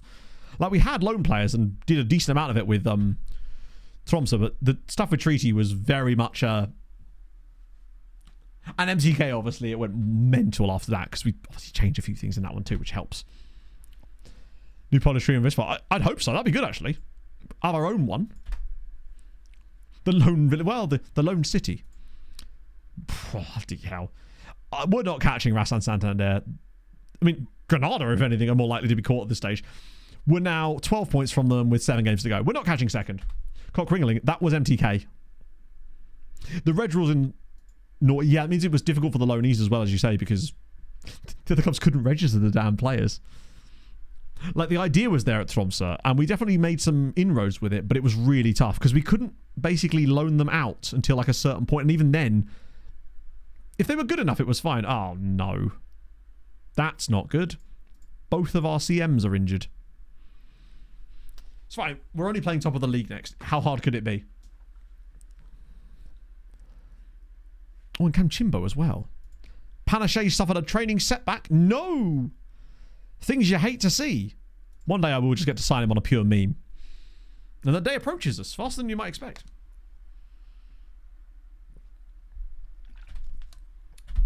Feels like we're actually burning through games quite quickly today, which is good, considering we had quite a lot to burn through, in fairness. But look at me by not yapping as much. Nehemiah CM, it may have to be, honestly. Which does then limit our options off the bench. But needs must, right? Oh, that reminds me. I'm going to turn this off of personalised now and embed it as shoot more often in the tactic. Hear ye, I decree shooting more. Actually, speaking of, just want to have a quick look at his stats for the last 2 games now that he's played that role. So he had 1 shot against Wesker, which was the first half. So ironically, in the second half, despite us turning it on to shoot more often, he didn't have a single other shot since then. I just want to see him start having out of position. Oh. Well, you can't recall him anyway, so good luck. I could have just told him to go fuck himself there, really, couldn't I? But, you know, I'm nice like that. I would never want to engage in unnecessary tumultuousness. Under 22 players not to be registered. Oh, okay. Well, that'd be good then. Poland's just brilliant for that. Might want to Saints player in the future. I guess. I think that, honestly, no matter what I do, I was going to upset him because I'm literally not playing Magdi in as a striker. So I think no matter what happens, he's going to be pissed at me. Anyone funny in there? No. Wow, Italy having an alright year. And by that I mean they're still worse than England, but actually doing better than normal. Stairs and beers. Exactly. I will sew shrimp into the curtains. Ooh. He's looking better and better, but still not fully scouted yet. And so are you. We're at that stage now where there's still loads of cheap bargains to be picked up, but less of them than there was before. Right, so Hutchinson can't realistically start this game. It's going to have to be Oriola. Could be Latorre, actually, or Gutierrez. What about Gutierrez? Do you know what, right? Rafael Gutierrez should be really good for this. I think I'm going to start him instead of Oriola. I think Oriola's just so much better off the bench.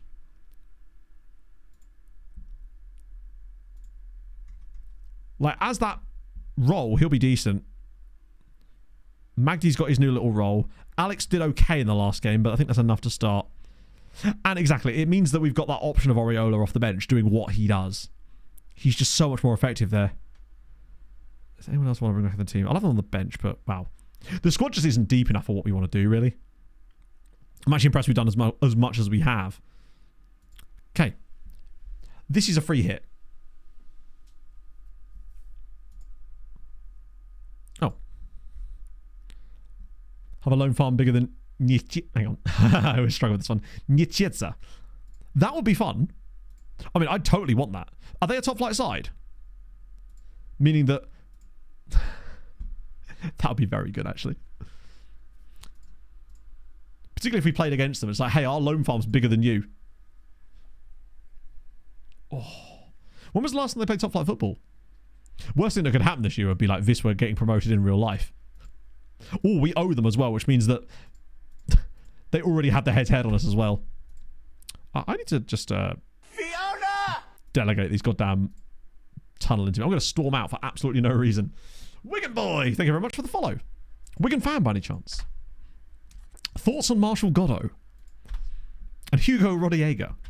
2 very different types of player, very different eras, but still have a special place in my heart for both of them. I hate the fact that it like shows us being outside of the playoffs here.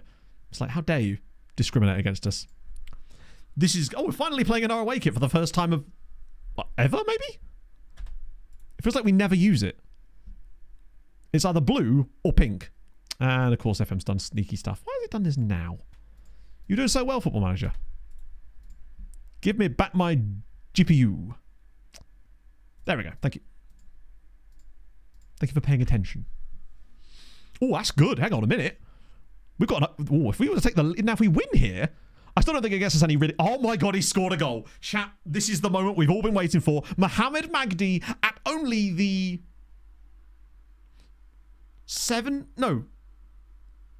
15th time of asking, has scored a goal. He's finally done it. All he had to do was shoot more often. To be fair, he was never not going to shoot in this position, but he finally got in there and he's finally scored. He should have looked for a pass there. Like, what's he doing? Clearly, Juicy is in a better position. Silly man. How many games had he actually played before this without scoring? That was his 11th. This is his 12th start as a shadow striker in this system. To go 11 games without scoring is actually quite impressive, but he's finally done it, and that would move us to 5th. I mean, we're still not going to be able to get top 2, but just going into the playoffs in good form if we can keep it in there. Oh, for God's sake. Oh. Right. That might need to be a switch of these two. Because Williams is much more of a defensive player, I think. Yeah. It's Saz25 skin, Pioneer Boy. I actually feel like we randomly lose this game. Something about this doesn't... It feels like it's too good of a goal too early in the game. You know what? Actually, I wouldn't be surprised if we just randomly did get a hat-trick now. It's what used to happen with like Oriola and the lads, wasn't it? Oh, nicely done, Loic. Good stuff. Meko's very narrow here. It's going to open up some spaces, and one of them is Alex. He's completely through. Go on, lad. Have a shot. Oh, the patient. Oh. Well then. That might be the shoot more often. Oh, God. We've signed another Oriola. The patience.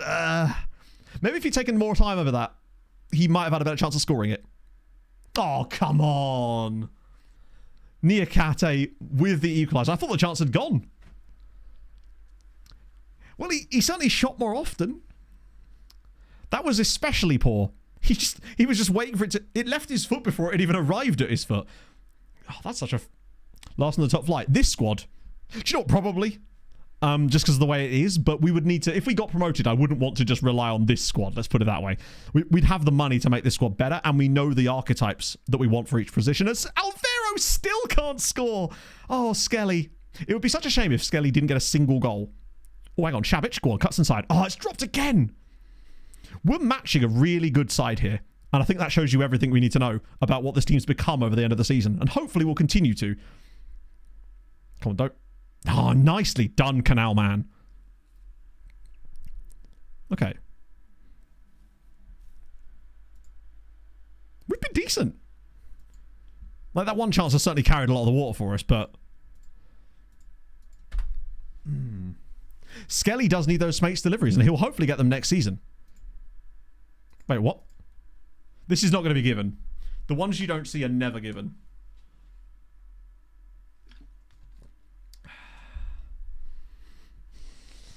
Oh, it was Skelly as well. No. Wait, what? Drops it short. Oh, yeah, he's miles offside. Oh, what a shame. I mean, he's violently offside there. So that's absolutely fine, but... Magdi is starting to lose rating. Slowly but surely. I mean, missing chances like the one he missed is certainly going to do that to you. Go on. I feel like Skelly's got one. They're giving us a lot of set-piece chances today. See what I mean? His heading ability seems to have, like, become less effective for whatever reason. Those are the sort of ones that he's powering into the back of the net before, and now he just cannot seem to connect with it properly. For whatever reasons. Like, he's at least getting headed chances today, so I suppose that's something. Well, that's a really, really awful pass from Loic Williams. Unfortunately, I think that's going to cost us a goal as well. It's a player out of position, unfortunately. Oh, what a defense! To me, that looked like an absolutely brilliant tackle from Danny Canal there to actually get a block on that, but it's going to be given for something? I've no idea what that was given for, but I'm guessing you're probably right. That's unfortunate. It's definitely going to be subby time after this. Unless Moreno pulls out an absolute miracle. Oh, they're so fortunate in this game.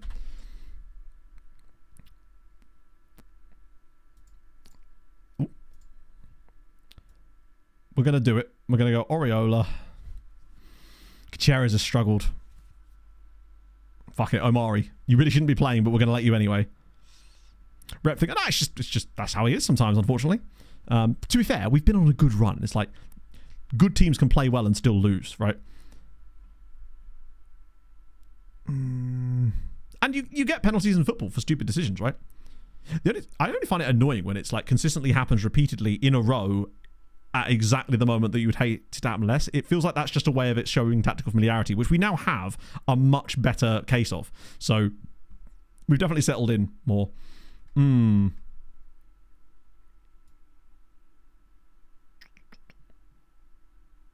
Right, hang on, let me think about this. I'm going to go Gallardo left side, Loom on the right.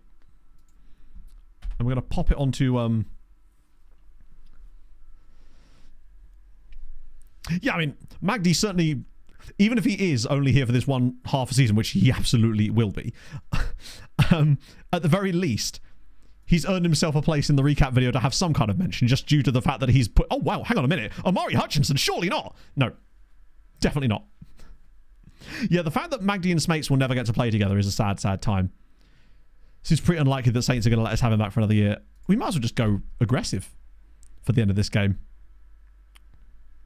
Don't count out Oriola scoring twice in the final 15 minutes, by the way. It's what he does. It's in his culture. Although it appears that his culture has had a day off today. He's gaining rating, though. Maybe it just suits Oriola's style more. Yeah, watch Magdi become an absolute monster. Wins the Ballon d'Or. Oh, that's a... Oh, come on now. The defending has just not been it today, unfortunately. Players that aren't really usually like that are struggling against the better side. Like that touch from Frolic where he wins the ball back and then gives it straight back to them. That's very unlike him. He's been really big for us lately. And today he's just really not been at the races. Right, we need a big header here. We get it. Go on. I mean, like, Oriola's got to do better with that pass. This might be our first unfortunate defeat for quite some time. Like, it's been a pretty even game overall. I think they might actually score this too. It's just enough space in that near post. I don't know if Moreno's going to be able to get over to it. Oh, good save. Weird save, but good save. Oh, must hit the post. Smacey's just got other plans. I mean, it's a literal dead even game that we've unfortunately come out the wrong side of. It happens, right? We had that lucky result against Barcelona, so we can't really complain about it. It's also our first defeat in like 9 games, so... And it's against probably the best team in the league, other than us. Because we are obviously, as everyone knows, the best team in the league. But once we took the lead, though, I thought, oh, this could be very good stuff. But we haven't conceded a penalty for a while. I think we've only had 1 penalty as well. Yeah, we scored in first place. We matched first place pound for pound. Like, the non-penalty XG was pretty low considering who they are. That was 9 games unbeaten as well. We're on the right track. And also, remember, our run-in is much, much better.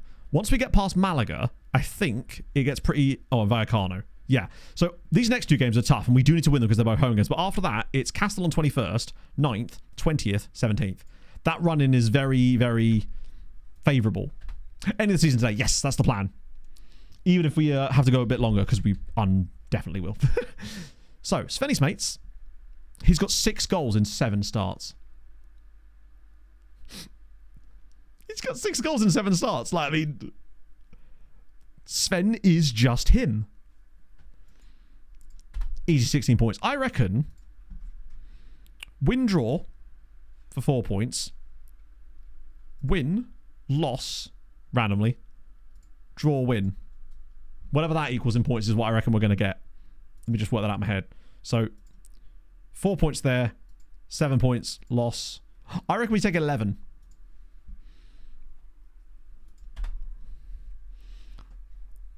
I just feel like we're going to get 11. And I think 11 points is more than enough for us to get playoff spots. That would put us on 67 points, which I suspect most years is way more than enough for playoffs. Oh, it doesn't actually show you the playoff spots. Wow, that was a tough year. Damn, is it just a down year this year? Must be. Valverde cooking. Do you know what? I actually bet you he's not. There was something about Valverde that when he joined us permanently at Le Showings, he just didn't look amazing. Well, it's because he doesn't play for them anymore. He plays for Swansea City. They must have sold him in January. He'd got 4 assists and 1 goal. The blue thing on them. Because Barcelona can't get promoted. They're a B team. So they sold him for a profit of 250 grand. It's obviously got some clauses on top of it. That's a bit shit, honestly. After all that effort we put in, I suppose at least they broke even, right? I'm a little bit disappointed in them there. Oh, wow. Monday to Friday. Okay. Let's whack that one on there. Castilla 3rd tier. They've clearly been even worse. So, really, God, this Malaga... I think if we win in our next game against Malaga, I'd say that pretty much wraps up playoffs. Given we'd be, what, 7 points clear of them then? And we'd still have a much easier run-in than everybody else. But we do need to get it, like, off the back of a defeat. It's not an ideal time for us.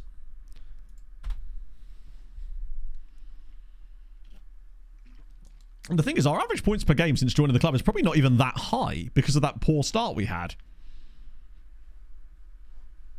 Oh yeah, we've had situations where Sevilla's, I think it was Sevilla, or it might be an athletic club, their C team and B team were playing in the same division, and then their main team were playing in the division below, which is, FM doesn't really like, was it Betis? It was funny as hell, is what I remember. Good process on you. Sorry to report. Oh, well, he's training all right. His training rating's fine. He's improving. That's the main thing. Trials finished. So Matt and Kappa once again. Oh, I'm wanted by Grimsby Town. Oh, dear. I'm so sorry. Me? Cap is wanted by... Wow, okay. Torre la Vega. All right. Fair enough. Happened. Because FM be weird and not programmed very well in those areas. Pretty much. Oh, I should have done... Why did I do 3 weeks on him? I'll do 3 weeks on Cap as well, just otherwise I'll forget. One match. Good shit. Oh, yeah, it would stay that way, wouldn't it? Yeah. Oh, Oviedo, that's really good, actually. Them losing heavily pushes us even further clear. Actually, we'd only be 6 points clear of Malaga, but we'd only have 5 games left. Still going to get that dub. Losing to them could start to become a little bit of a problem for us. Because a defeat to Malaga, and all of a sudden, they'd be level on points with us, and probably would have the better head-to-head, given how badly we started this season, I suspect. He's on trial. Good. Hutchinson's... Wait, is he injured again? Yes, he is. God, Hutchinson really has... I think Hutchinson's been very, very good for this team. He's exactly what we needed at exactly the right time. 4 goals in 11 starts from central midfield is really decent.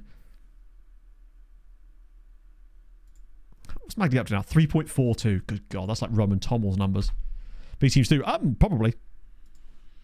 I suspect that it can happen in both. Guzman and Alonso. Why were we looking at him? Oh, Europe check. Yes, sorry. Forgive me. I was over-pressing the spacebar for once. Look at me go. Champions League. Napoli. Wow, Napoli. That'd be cool. Napoli, Tottenham, Man City, Barca. At least it would be a 3-peat for Real Madrid. Conference League is Lazio, Hoffenheim, and Sevilla, Lech Poznan. How did SJK get on? They lost 6-4. Wait, they beat Sevilla. Lech Poznan put 8 past Silkeborg as well. Okay, so there's still a chance of some fun stuff here. And then Europa League, Eindhoven versus Fiorentina, and then Eintracht Frankfurt versus Newcastle. Surely Newcastle aren't going to win yet another one. We've already had 4 straight English winners. It's not looking great. I think we might still get like a random new one. Someone like a Lech Poznan, but I think that them beating Sevilla is a pretty tall order. Because, actually, wait, let me think about this. Sevilla are notoriously very bad in Europa League finals, right? They have no history whatsoever of doing anything good there. Fake players. The thing about fake players, I think that I like the idea, but I don't like the way the feature works. Because it doesn't actually generate new players. It just changes the names of the existing players and adds regen faces to them. That's where I feel like it's like so close to being a good feature. Tell you what, Wayner is pretty decent, isn't he? Oh, I see. Right, actually managed to do it. In that case, fair enough, yeah. Okay. What I'll do with Wayner is I'll just keep him on trial, I think, for the time being. New gen start. That would be sick. That's what I would want. So it actually removes all the players and generates a brand new database. It would take a while to set up, I assume, which is fine. Obviously keeping it realistic to the teams still, but yeah, God, I would never be able to make content on it, obviously, but it would be so fun. I'd 100% play that offline. Yeah, Wrexham, because didn't Wickham, sorry, Wanderer, lose 4-0 at home to Charlton yesterday, and then Wrexham won, because it looked like Wrexham were going to bottle it for a minute, but I think in the end it looks like they are going to get promoted.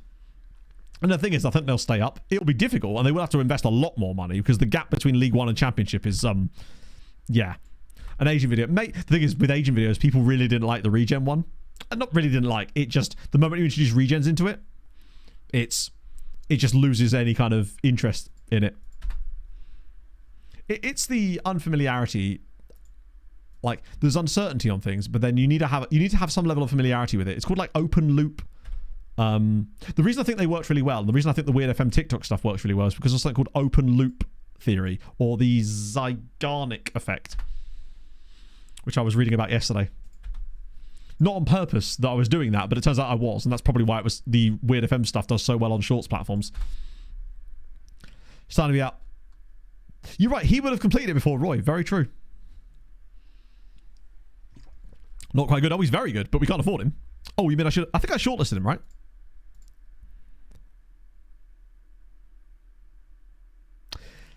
Problem is, he's a left back, and he can't tackle. Which means he's essentially just another winger that isn't fast enough to be a winger. I mean, I put him on the shortlist, but I feel like he has some issues. Easy to consume, yeah. Jared at Salford. I haven't actually done any more of them because I've been working pretty much every spare moment that isn't spent streaming on my not days off, but like my work days that aren't stream days has been spent doing the Sarong video because I really do want to get that out for people, and then I can plow straight into the next one. Hutchinson is actually fit to play now, which is great. That rest is very, very needed at this point. Robbie Roller is the one thing that we're missing from this team currently, but that's okay. So, we tried one game with it, and it didn't go well, but that was the best team in the league. So Magdi, and he did score. Did the best. Oh, totally. It's also why I think that the agent career video did really well as well, which is why I think a manager one would actually do really well. It just takes a lot of time to invest in that. Maybe over the summer, once I've sorted myself out a little bit more. It's slow but surely. I'm just... It sounds kind of stupid, but I'm just kind of trying to heal my broken brain from years of abuse at my own hands. Oh, this isn't working. Thank you very much for the follow. But I'm trying to get better at it. Hence the 5-day weeks and stuff like that. And it's been working. The Zygarnik. Basically, it's open loop theory. It's one of these things that is better to look it up than have me explain it because I would do a dreadful job. So Zeigarnik.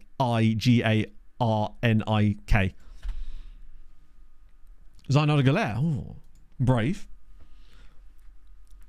Well, I actually had a save set up for... I was going to do a one-off manager agent video too.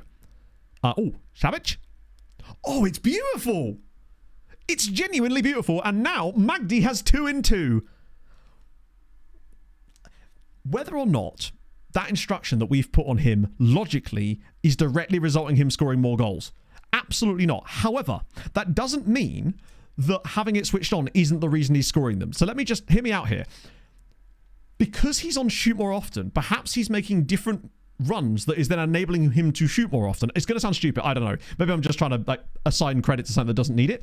But it is interesting that since we've turned that on, he scored 2 goals in 2 games by getting into those positions. And that maybe it's having a knock-on effect in the match engine that is causing him to actually get those chances now because he's... Yeah.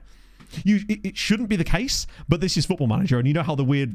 things work. I love their kit as well. Here we go. Magdi's in again. Cuts inside. Magdi's in again. Magdi scored another one. I mean, I'm just saying. It's 2-0 and Magdi has now scored twice.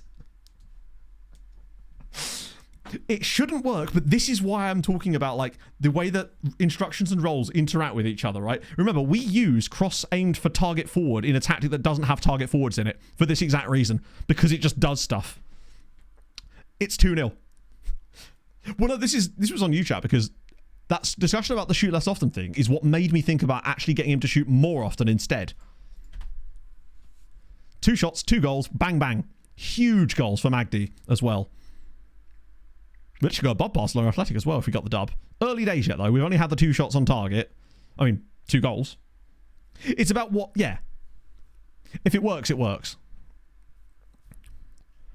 The logic I'm following is that all that really should be happening with that instruction logically, if it follows it exactly as it's supposed to, is that when he gets into chances, he's going to shoot more often than take less touches than he's going to look to pass, right? However, I wonder if something about that means in order to actually elicit that in the match engine, he has to then be in positions to shoot more too. And it sort of changes the way that he makes runs or something. I don't know. That's the... Yeah. Or it is just entirely apocryphal, complete placebo, who cares, we're winning, right? Yeah, so that's the thing. So that he can therefore shoot more and improve that statistic, he has to then be in shooting positions more in some way. It sounds stupid, but we'll see. If it continues for the rest of the season, then I feel like there has to be something there, considering the man didn't score for 11 games and has now got 3 in 2. If he ends up the season with like 7 or 8 goals in this last little spell, it would be interesting. The team is showing up brilliantly as well, though. Defensively, brilliant so far. 50 minutes in, and I don't think they've had a shot yet. They'll score off their first one, but that's okay. That's why we get 2 goals. Oh, that's a good ball in as well. No chance. Yes, it's definitely displayed us the bad side of it too. That chance where he got it on the edge of the box. I suspect there's a lot of things that cause weird stuff to happen in the match engine that are essentially unintended consequences, or ways that the game makes up for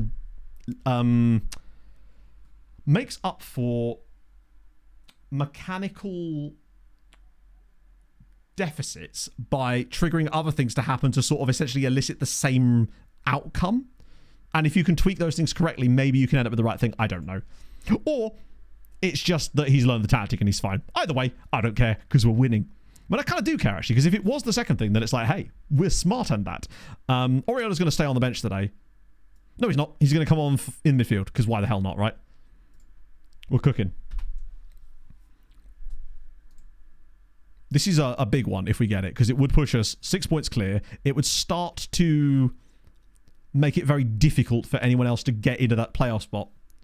Can overload it in random ways. Exactly, yeah. At the end of the day, it is just a computer, and you're just giving it inputs, and it's then doing things with those inputs.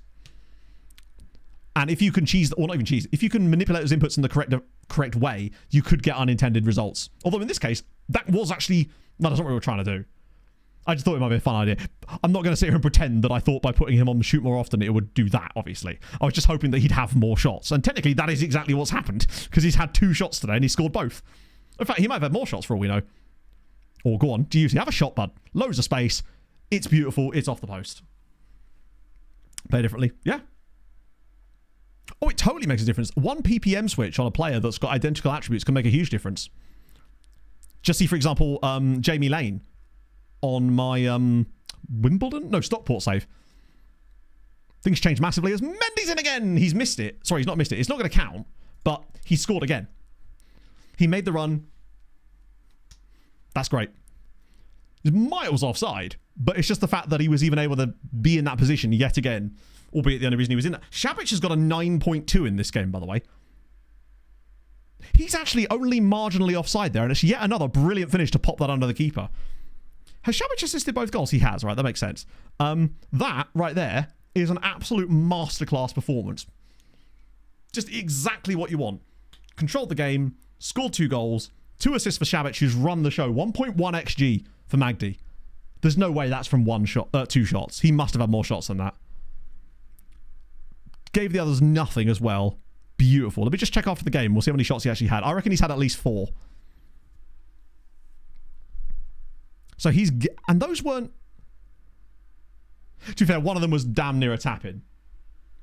But the second one, I reckon, is still only like maybe 0.2? We'll see. Watch him only have those 2 shots. Either way, win's a win. Magdi's got 3 and 2. We managed to get a dub against a really good side. It keeps us 6th, and it now keeps us 6 points above them. And more importantly, do we have the tiebreaker on them now? Shabic was brilliant in that game too. He's the one that's really stepped up for me. So, before that, he had 3 goals and 2 assists in 17 games playing off the right wing. Sorry, off the left wing.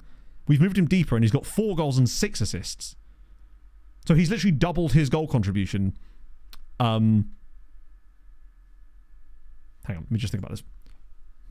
Oh yeah, he's FRTing us, isn't he? That's silly. Not to the end of next season, though. So just to clarify, at the end of next season, if we're playing in the top flight, he's going to leave the club because we're relegated. So I guess it's something. Point being, 17 games, 5 goal contributions. Switch him, 16 games, 10 goal contributions. That's what you like to see. Just good movement in the right direction. Right. Mr. Magdi, sir. He's still underperforming, but it's going to take him a minute to get that back up again if he does at all. 2 shots, 2 goals. He literally had 2 shots in that game and they were both goals. But he had to get there to shoot them. The man is a machine. But hey, maybe if we hadn't had that switched on, he'd have only had 1 shot and 1 goal. Then we would have still won, but still. If he starts to put up an average of like 2 to 3 shots a game now over this next little spell, then I think we can say that it's the right little tiny tweak. And I don't think it will matter what type of player we put in that position either. I think that would just be a tweak that makes that role in our tactic better universally.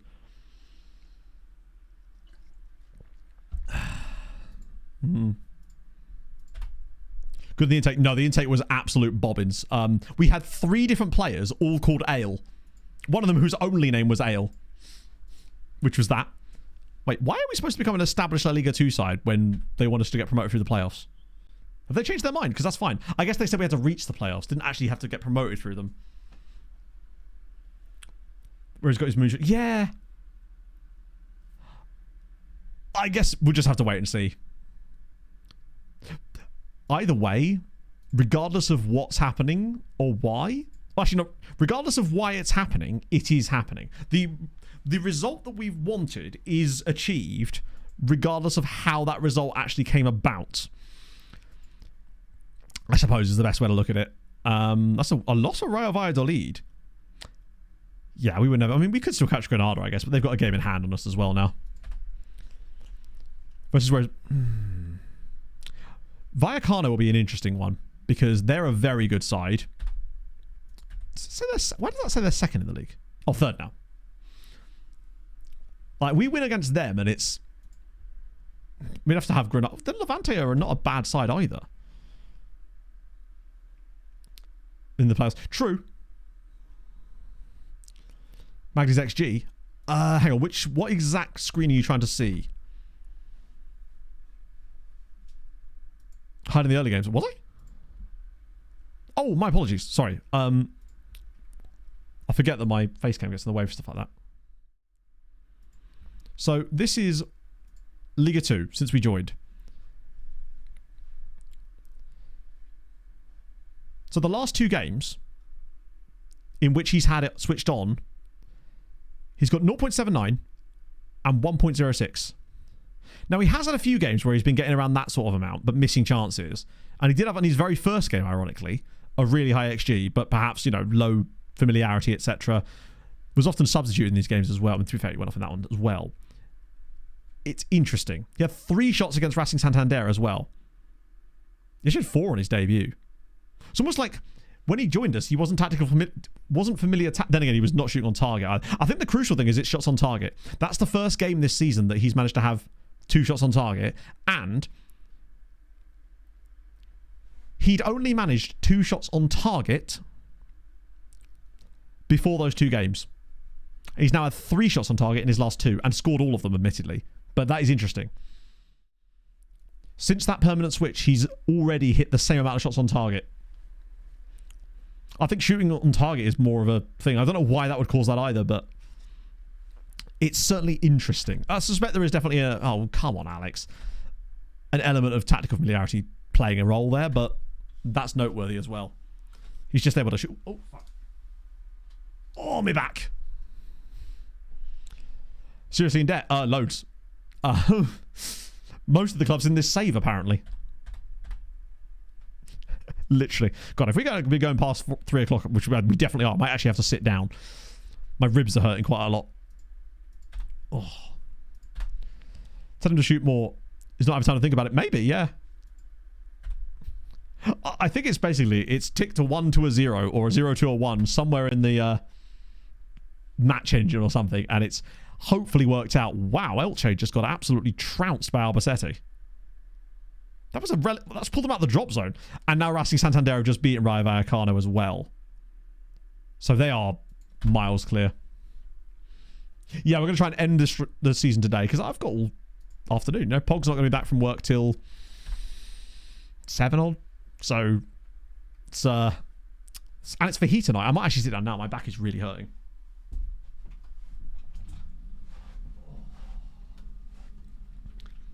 He's given in. No Tesco. It's a Tuesday today. Give some examples. I don't know off the top of my head, but like when we were looking for clubs, we found that a lot of them were in a lot of debt. League season today? No, because with Thursday, I want to do that to be a transfer stream no matter what we're doing. Because if we make Thursday stream a playoff stream, then what happens when we finish the playoffs? Which wouldn't take particularly long because it's only going to be like 3 games at most. Oh, sitting down is odd. Yeah, they got a Monday, Friday, which could potentially help us as well.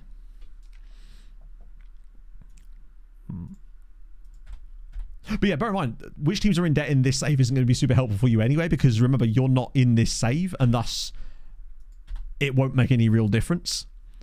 Because, I mean, some clubs are just going to be in debt no matter what. It feels like every team in Belgium is apparently in absolute mountains of debt.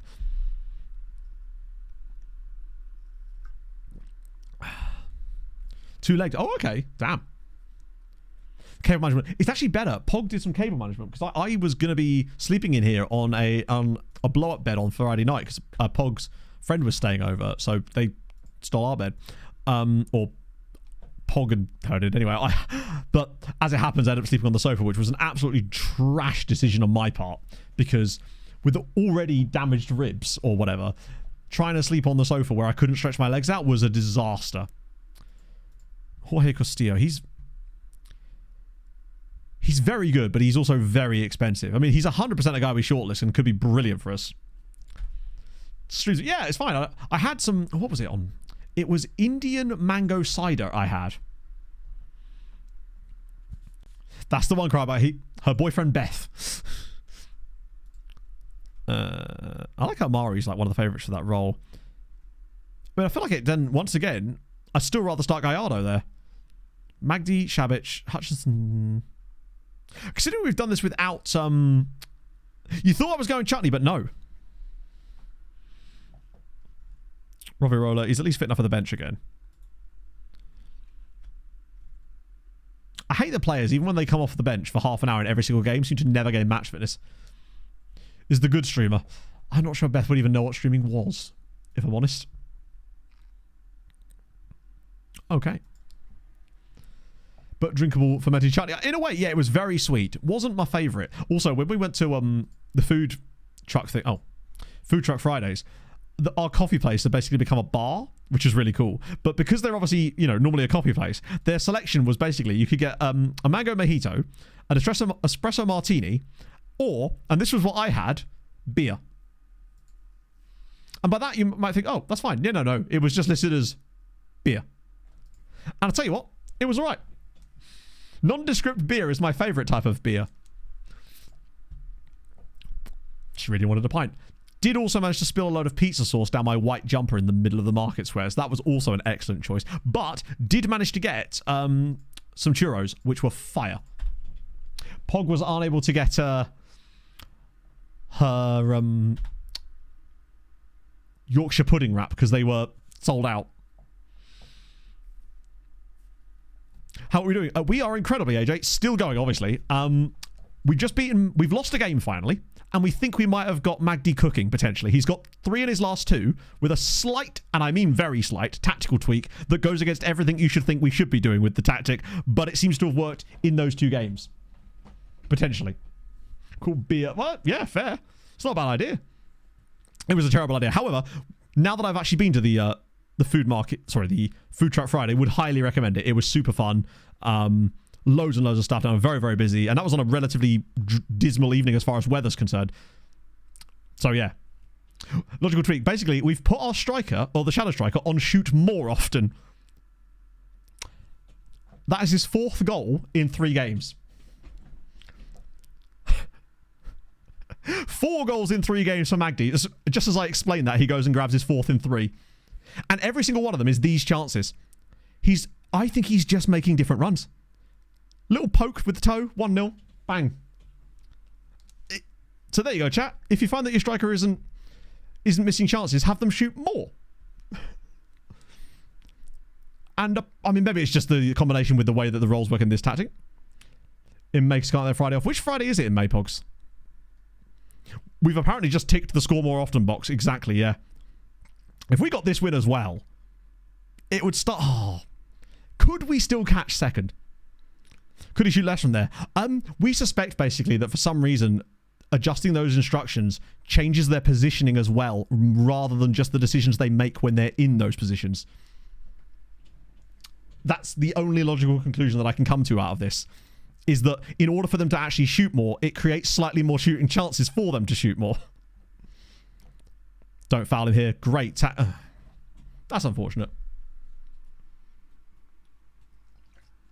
Well, I feel like they normally should be, but I've noticed that, like, we used to score a lot of goals like that as well. Oh no, I know it's absolutely not what the game says. That's what we were discussing. It's definitely not what the game says, but the game does a lot of things that it says it doesn't do. Like, for example, we have our crosses aimed at a target man, but we literally don't have one. But it works because it puts it in the position, in theory, we think, where the game thinks a target man would be, and it's those types of runs that it makes as well, which is really good. We've not been very good in this game, admittedly. Like, we've only had the one shot, and it was that goal. Magdi's become absolutely ruthlessly clinical. Oh, what a... Go on, Amari! I'll tell you what, he might be my favourite signing that we've made since we've joined Tenerife. Amari Hutchinson has been an absolute revelation. I think it's just because he's still got so much running in him. Like, it's not like he's got poor physicals or anything like that. He's a truly excellent footballer who just happens to be here. Oh, this is dangerous. 30th of May. Ah, yeah, I don't know then, Pog. That's no biggie. We can go to the others.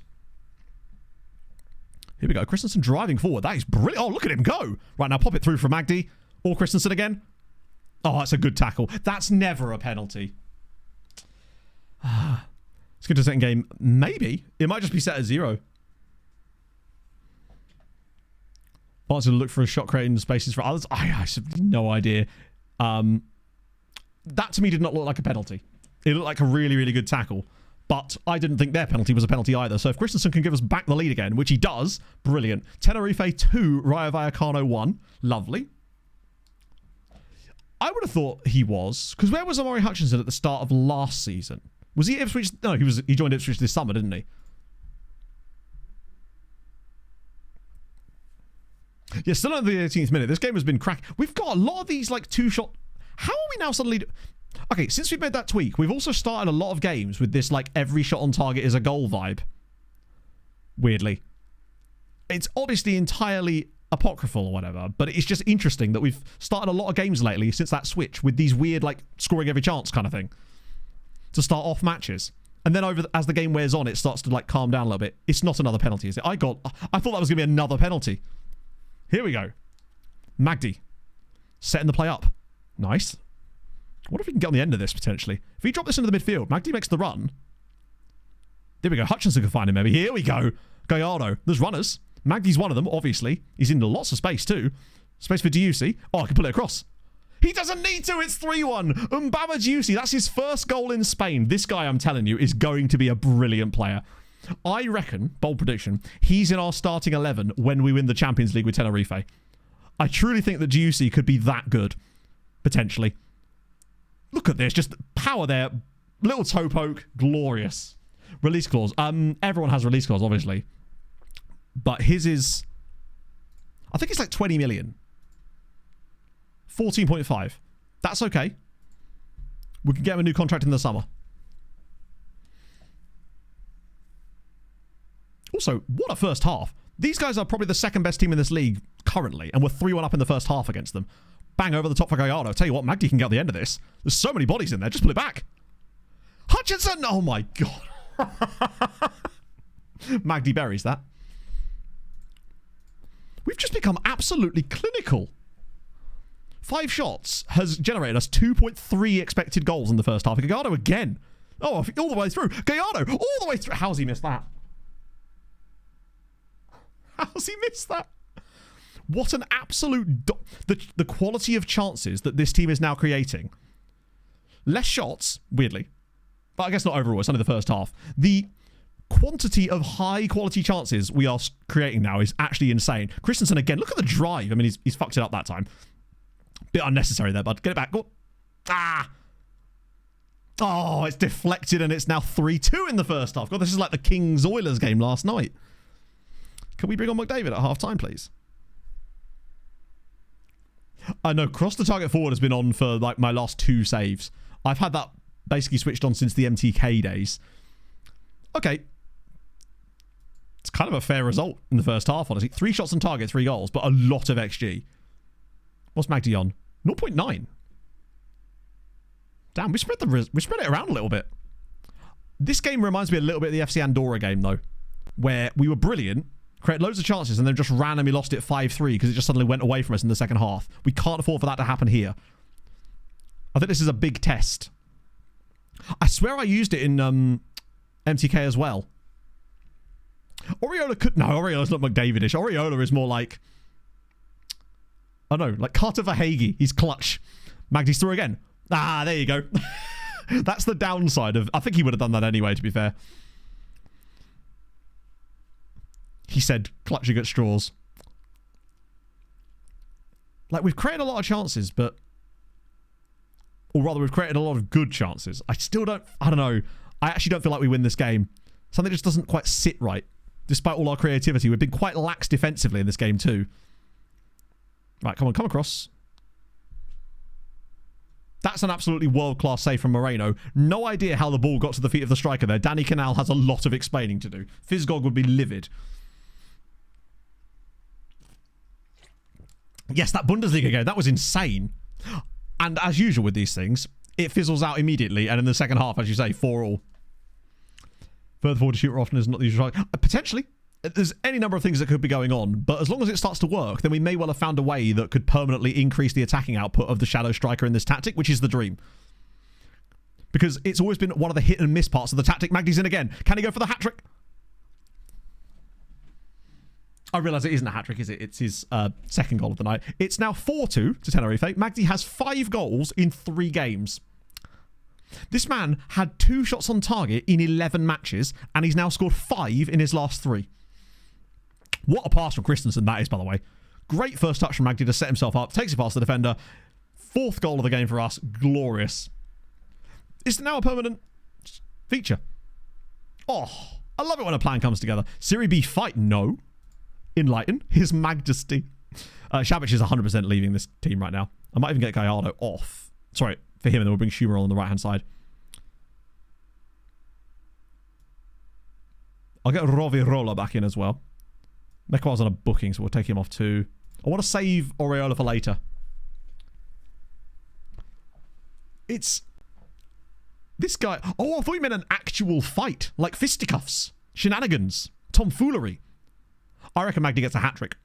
I'm calling it now. He's going to get a hat-trick. Schumer. Round the side. Oh, they're going to muck this up, aren't they? Maybe. Gallardo clears it away. I reckon he gets an absolute banger as his last goal. Christensen. Oh, over the top Gallardo. I tell you what, Magdy's just holding back a little bit. Edge of the area. There's nobody marking him at all. It's 5. 5-2. Tenerife 5. Raya. These guys are the second best team in the league. And Schuana has now scored a goal. I keep calling him Tuma. That sounds like I'm talking about Teddy Tuma or much worse things. Jose Manuel de la Heras. Oh, wait. Canadian Spaniard at FC United from Scarborough. Oh, Scarborough, Ontario. That's glorious. Fruit of the Loom has finally hit his stride. We've had 5 shots on target today. It's a level of clinicalness that I've not expected from us. But the goal difference continues to improve. Plus 12 now. Oh. I think there might still be more goals in this game. Moreno with a big catch. But is there going to be another goal for us? I still think Magdy's got a hat-trick in him here. To be fair, yeah, as you say, the score more button has been a long time coming for us. Right, big header needed. Okay, it's a decision. Right, don't do something stupid here. Because if we get one scored against us... Oh, what a pass. That is... Oh, okay. They're committing a lot of bodies forward now. People are basically not tracking back for Vallecano at all. So if we can just get the ball into these positions... Ah, no. So close. Got to be careful ourselves, though. And Guma's through again. He will obviously score. Oh, he's missed it! Oh. Also, so I think it's unlikely that we could get automatic promotion. That would somehow be even more impressive than the Lashoinge situation. But what I would say is, going into the playoffs, would you want to be playing against this team? Like, these are teams that are in and around us in the league. We are actually level... Tell you what, as things stand, we'd only be 4 points behind Granada. They've a game in hand. But... Oh, go on. Skelly, finally. Skelly still can't score. Automatic promotion is not off the cards. We'd need Granada to lose their next game to get the gap back to 4 with 4 to go. And we probably would have to win out still, given how difficult this league is. But you're right. Somehow it isn't impossible. If we pulled that off, it would be just unbelievable, truly. God, look at Magdy now. He's hunting. Okay, we're giving the ball away a lot here. What a strike! Bloody hell. What a game. Skelly just doesn't seem to be able to do it from an attack. He simply cannot score headers from corners for whatever reason, and I don't really understand it. He gets the chances. He just seems... His headers never seem to have any power anymore. Rail put behind. Ah, fuck. Yeah, I think it's... I was looking at the wrong button. I, for some reason, thought we were on the same number of points as Rayo Vallecano as a result of this dub. But that is literally not possible.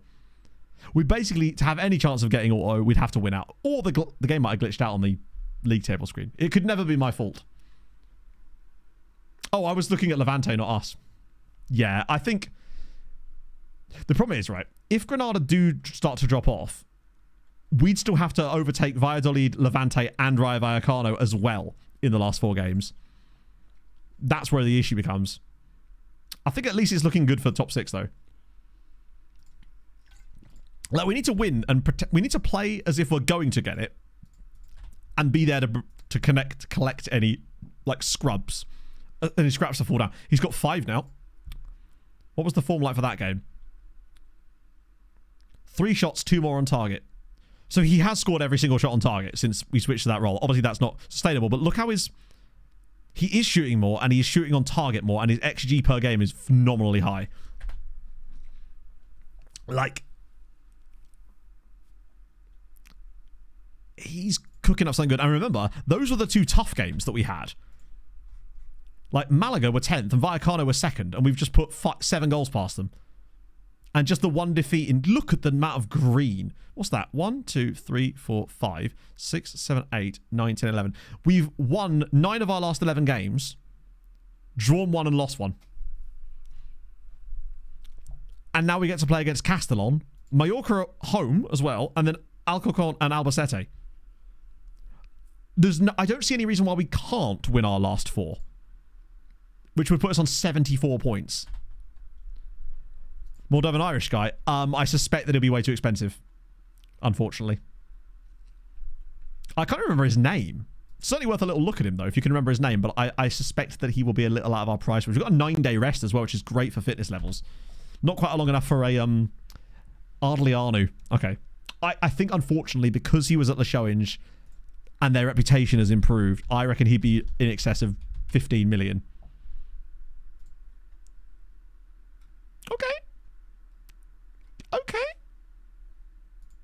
Definitely one for the shortlist, 100%. Maybe I overrated him. We'll scout him too. I want to see what his star ratings look like compared to us. Because he looks decent in that Le Showinge side, but I want to see what he looks like compared to the players we've got. Any other fun results there? Barcelona Athletic win, but who cares? I think we can safely say that we'll be playing playoffs. I think it would take an absolutely monumental slip away here, given that 3 of our last 4 games were also against sides in the bottom of the league. High floor, low ceiling, potentially. I actually feel like Sven Smates was a little bit like that. I don't think Svenny's potential was particularly high, but he did have reasonably good CA to start with, and it's just kind of... Sven's CA seems to have stayed at 2 stars at every club we bring him to, weirdly. We could do a Hetafe win here against Granada. Sven is a very specific utility. Not even a utility man. He's a very specific tool, right? He's like a footballing equivalent of a spork. Actually, no, he's not. That's mean. Oh, Armani. Oh, that was the former Woking manager. I wonder why I had him on a shortlist. And Cube. I feel like Cube's less likely to do so, but... Oh, man. A couple of really annoying injuries have cost us. Setup, he did seem to have good corner delivery, even though his corner delivery is, like, fine. He's very much my Nico Cranshaw, for sure. Because this would already be the 3rd team that I would have brought Sven to. And he's 100% coming. There's no way he doesn't join us in the summer. Even if somehow we don't get promoted, Sven is going to be fine joining us here, I feel like. He's just not good enough for where else he is. Yeah, okay, that's definitely cooked that. 10 points from... There's no way we're getting 2nd. We could still get 3rd and get better seedings for the playoff at the very least. I'm the Pope. Cooper, take hello, hey boy. Thank you for the follow. Welcome to chat, my friend. If he'll go on loan to Cyprus, he'll definitely come to the Spanish 2nd tier for sure. Wow, we are losing up quite a bit of cash now.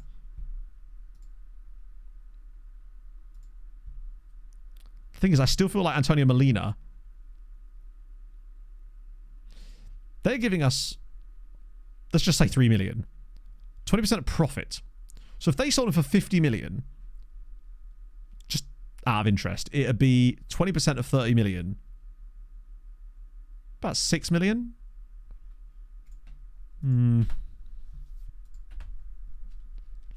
Someone created this. Yeah, Spork was actually a terrible idea. No Hulk Yoga. I had to sort of clean up some of the things in there. I think it technically does still. I don't know if I even still have the button for it. Oh, I've got. Oh, I do actually have the button for Hulk Yoga still. It's buried in amongst all the many pages. Ooh, an injury for Oriola, but it's only 3 days. We're all right. I do worry about Castellon. That game there, because remember, these guys really should be like a top half side. They just can't stop losing for whatever reason. Oh no, they've fallen off massively now. Like, they still should be better than they are, but they are not as good as maybe I put them out to be. God, they've both got... There's a lot of big goal scorers in there as well. Higher than league table wins if it's a draw. I think that's... I'm pretty certain that's Italy. Again. How's Real Sociedad doing? Ah, they're no longer top. They're probably going to bottle the league. Las Palmas slipping down the table as well. Just wait until the end of season now. He's still here on trial, but there's no point in me signing him now. I don't feel like it would be... The reason I don't want to sign him is because I just don't know what division will be in next season, and I feel like his inclusion in the squad... His signing becomes either a good or a bad signing, depending on, like, plus 25. Depending on what league we're playing in. But we know that we can get him for $7 a week, so he'll be relatively cheap. Now, that might change. But it might be one of those few scenarios where not being considered a top flight side could benefit us. I.e., we're able to pick him up on cheaper wages as a second tier side, even after we've been promoted. Yeah, if it's weird, it's most likely Italian or Belgian. Ibar did have an action, didn't they? Well, yeah, I suppose if you've got a league where there's like 7 different stages, the league halves itself a couple of times, and with your points, you're not allowed to be relegated, and then there's a playoff system that involves all the teams in your league and a couple of teams in the league below somehow. Yeah, the supporters love us because, well, I mean, why wouldn't you love us at this stage, right? Slightly slow start, but we've been cooking since then.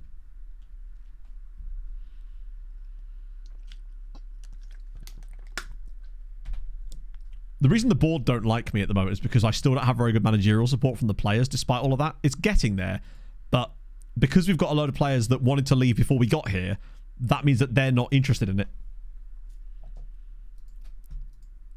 7.92. Wait, which competition? I think Jesse Lingard is still unemployed because, yes, once Descott leaves, that will help. And it will also give us £40,000 a week to spend. Even if he ends up... Literally, I would get rid of him for free if I had to. Monday, Friday should be okay because we've got like a 10-day gap after that, so that'll be decent. Wait, you're already 3.5 stars in this team now? Oh my god. I'm telling you. He's going to be the real deal. Might require a new contract this summer, honestly. Oh, phew. Look at that. Oh, really? Sorry, I wasn't actually paying attention to the players. Let me have a gander. Yeah, it'll give us some horrendous, like, plays way out of trouble. Or takes long goal kicks. 7.92 is actually insane, you're right. Considering he's only got 13 goals and 6 assists. I mean, it's a good amount, but it's not like, you know... Yeah, he's a little bit insane. It's crazy that he's still only 26. Jeremy Pino, though, with a 7.78, he's also wild. 15 assists for Pino. And Savio of Real Madrid as well. These are very high average ratings, to be fair. But look at this. These goal differences are absolutely unhinged. Who was Ibar's, like, really good player? I love that Ibar. I've got Luke Diffusion roles. That's great. Is it this guy? It's got to be one of these types of players, right? Hey, it's fine. We won't have to miss Smatesy any longer. He'll be... I can foresee zero chance. The only way that we could potentially not sign Smateson this summer, and I would hate this if this happens, but this seems very unlikely, is if Anathorsis Famagusta trigger his clause. But it's 450 grand for a Cypriot club. The problem is that he's actually training really well. Oh, sorry, playing really well. Raikkonen win again, which muds Malaga further. Granada win again, which muds Oviedo further. It's only really Mallorca we got to worry about, which is ironic because that's the one team of the top teams we got to play left. Yeah, Granada are just too good for that. What I would also say is that if we do not get promoted this season, next season we're going to absolutely annihilate this league because we know what types of players we need. We've got a slight improvement to the tactic. Even if we can't get Magdi back, which let's be honest, we won't be able to, we'll be able to hopefully spend time scouting and find someone who can. Yeah, I think as long as we don't lose to Mallorca, we are at home against them as well. The only downside is this 3-day gap here, but hopefully we don't excel. Hopefully Castellon's the type of game where we can get the dub nice and early and I can rest a few people. Yeah, we're going to finish the season today. I want to be able to do the transfer stream on Thursday. Holy shit. Jesus, those latter seasons there. Double-digit goals and assists is insane. Aldiano, okay. It's encouraging. It's certainly encouraging. Yeah. He's got that ultra wide monitor. It's 7 monitors in one. He's playing on like a trading station. Dropped points there for Barcelona Athletic, which is fine. Yoshi won't sign for us, unfortunately, because of our league standing. There's a lot of those. We're going to find that as a problem, basically. A lot of players will not sign for us while we are still in the second tier, even if we can afford them and can pay their wages. We're going to need to think and try and find guys more guys like Juicy J, basically. That's the play. Fiona! And it's tough. Wave Dave, thank you for the follow. Seasons tick over. Oh, I think it's like June. That they're usually for the major European leagues around about. It's June 20 something for the switchover point. Yeah, Jesse Lingard is still gone there. Youth didn't give us anything. Youth Intake gave us nothing but bad vibes. I was this close to Vibe and Conga. I was this close to the Vibe and Conquer. Nope, I've still said it wrong. To the Vibes and Congo. Conga. Fuck me, Matt. Speak words and listen. Can't be done. Steiny. Yeah, Steiny's going to be a tough one. Steiny's probably going to have to be... I reckon Steiny might potentially consider a loan next summer. Was he wanted? Ooh. Mallorca lose 4-0 to Racing Santander. That's brilliant. Because now it means if we win this game, we're basically guaranteed playoffs. A Conga emote. I don't know how I'd even make an emote out of that. Hey, you're just lucky I even remember to make the animated emote of the other nonsense. And we haven't had much cause to use for it today because we've been playing so well. So who was he wanted by? Hang on. Are Blackpool good?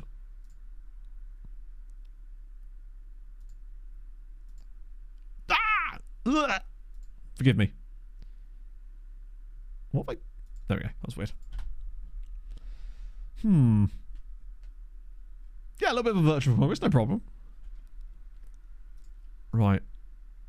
Okay, I've left again. Still wanted by people. Still nothing happens.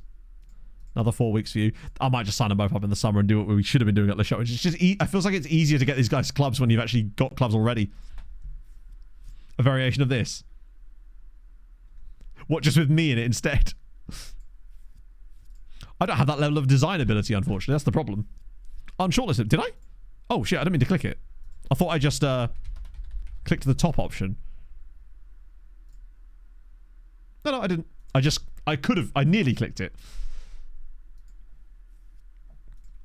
Right, we're back in. Minu. That's not how you spell his name. That's certainly not how you spell his name.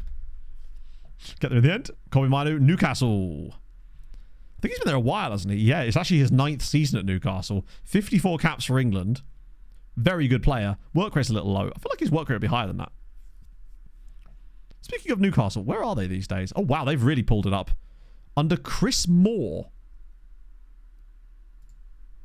Newcastle were in real relegation trouble, and now they are very much not in real relegation trouble. In fact, might even get into Europe. Spurs could win the title, by the way. That is a real possibility here. With a very low points total as well. Swansea could still stay up, actually. I swear Newcastle were like... Yeah, Newcastle were 15th in the league after matchday 24. They've just been chefing. Okay. I love that my assistant wants to make stupid amounts of changes here, and I'm just like, no. Alex is back in. Unfortunately, I'm going to have to remove Bilal. So, but I feel Marcos is more than capable of doing a job here. Is the rest of the team what I want? It also feels like Skelly's been on a yellow card for weeks now. Okay. Alex is not fresh enough yet. Magdi starts. This is 100%. Ooh. Okay. 2-striker system. They've got an Andorran centre-back, Esteban Caballero. That's fun. Wait, hang on. Where did he play? I love that. He just went on loan to Bulgaria for a season. Shout out him.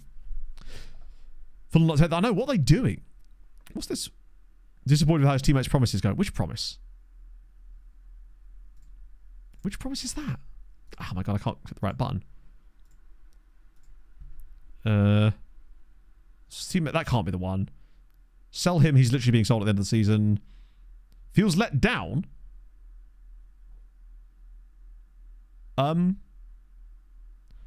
Thomas had never seen such bullshit. What? Skelly Avero won't be replaced by Amari Hutchinson. He literally hasn't. They don't even play in the same position. Skelly is a centre-back. Amari Hutchinson is a central midfielder. Not only that, Skelly has played 16 times and has literally, as far as I know, not missed a game since he signed for us. He plays every single minute of every single game.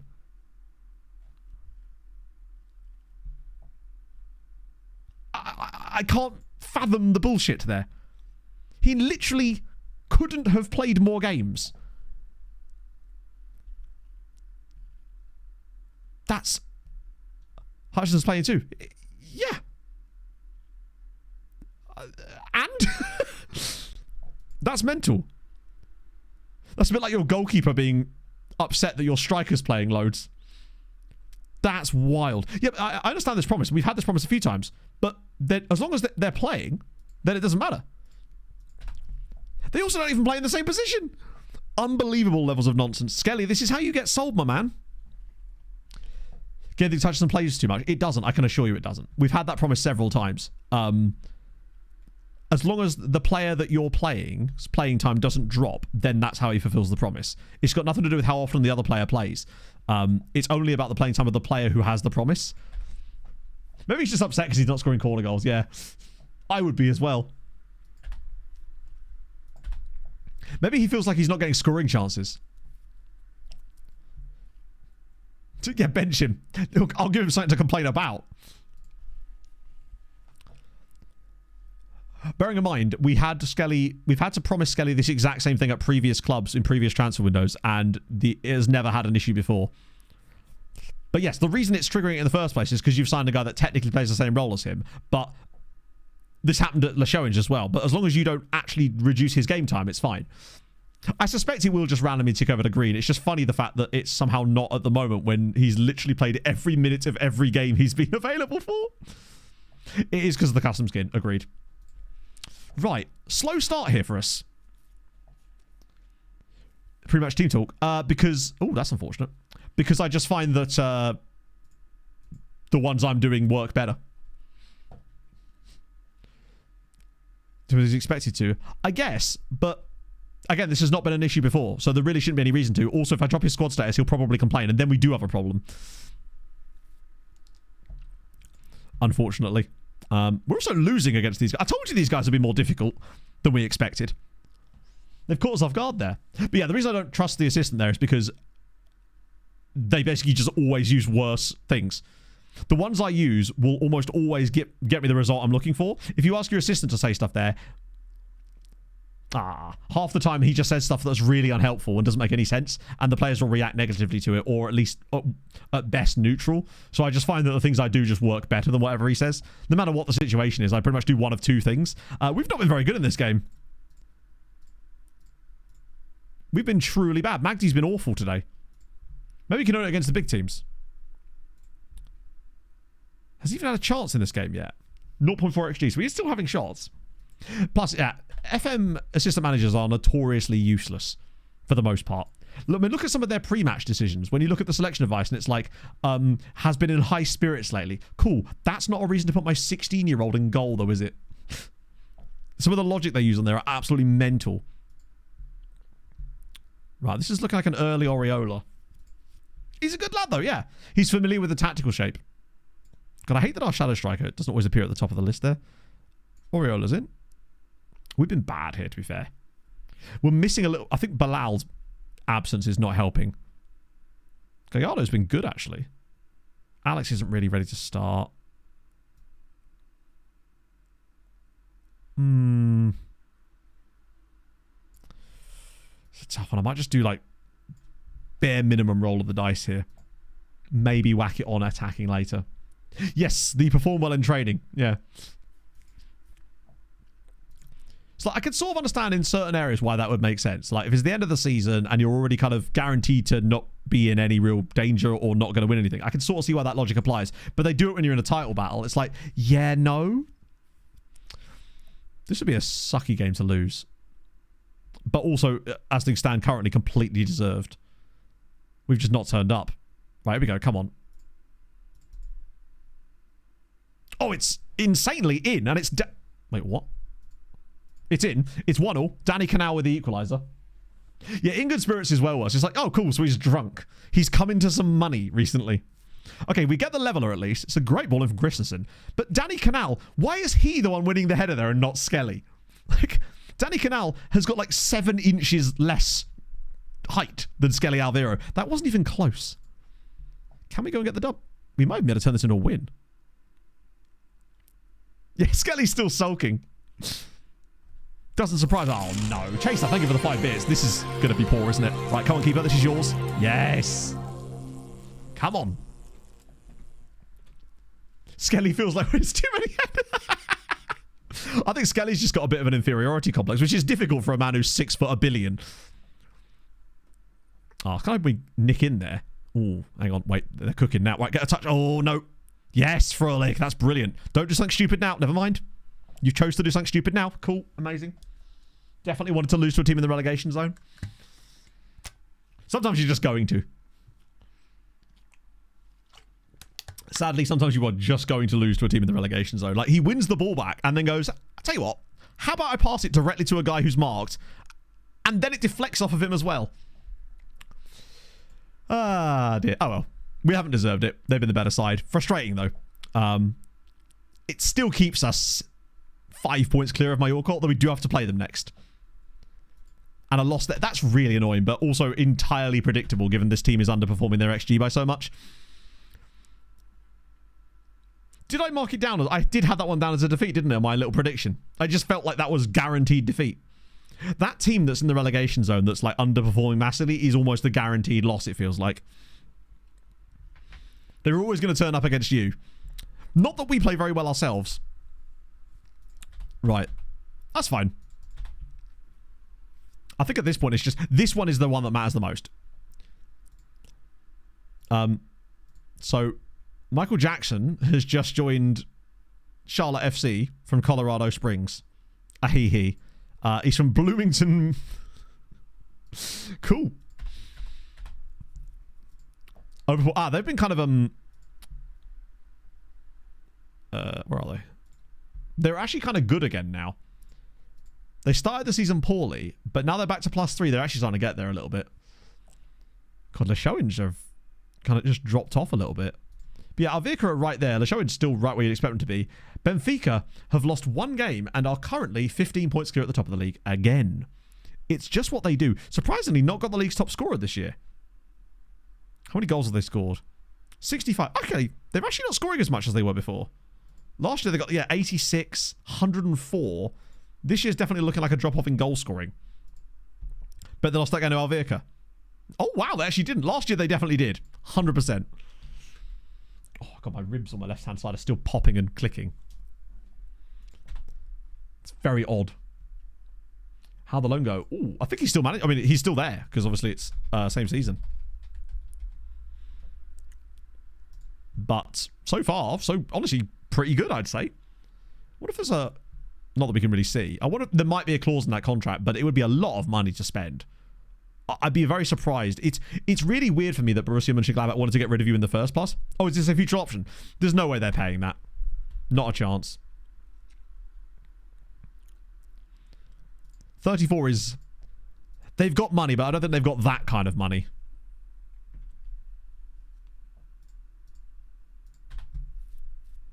Did it actually say how much? 34 million is, well, that would be 10 times what Borussia Mönchengladbach paid for him. But I do still find it weird that a guy that's been literally a mainstay of their backline or their defensive midfield spot for 2 years, they just randomly decide, no.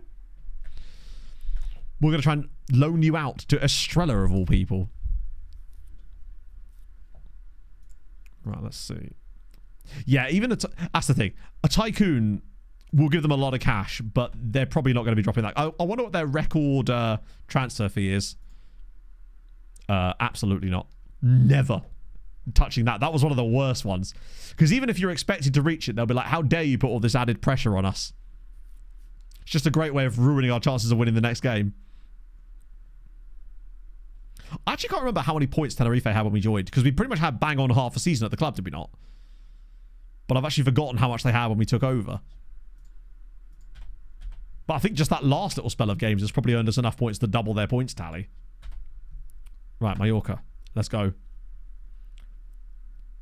Yeah, it's just like, hey, remember this? Remember when you were useless? And I'm like, yes, I think about it every day. Right, so Christensen's suspended. Oh, God.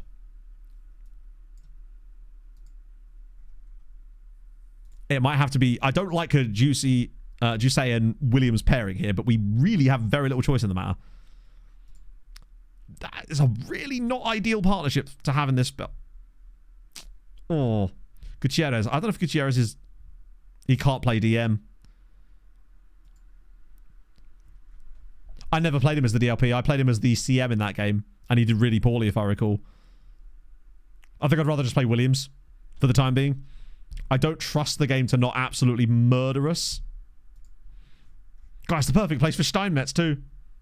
Do you have reinforcements? Oh, absolutely. But bear in mind, we actually do have, like, bear in mind, Walter Berger is out for the rest of the season with an injury, and Christensen is suspended. So it's not like we didn't have the depth there. It's just sometimes you're going to get double injuries.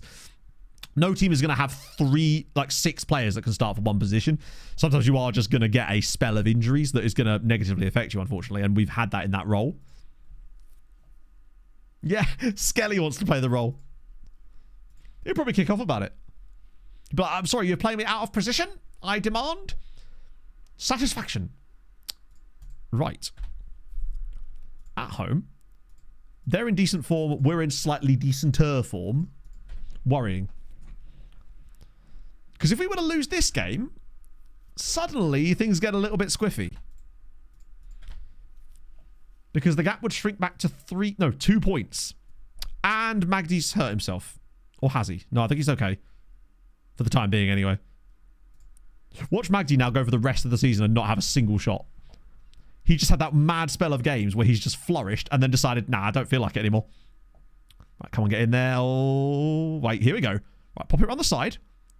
Okay, that's fine too. Hutch. Finds Magdi again. Sits it back through. Gaiano, Hutch! And that's off the post. Ooh. Offside. But it looks like he's just nutted their centre-back in the middle of the pitch. Oh, good.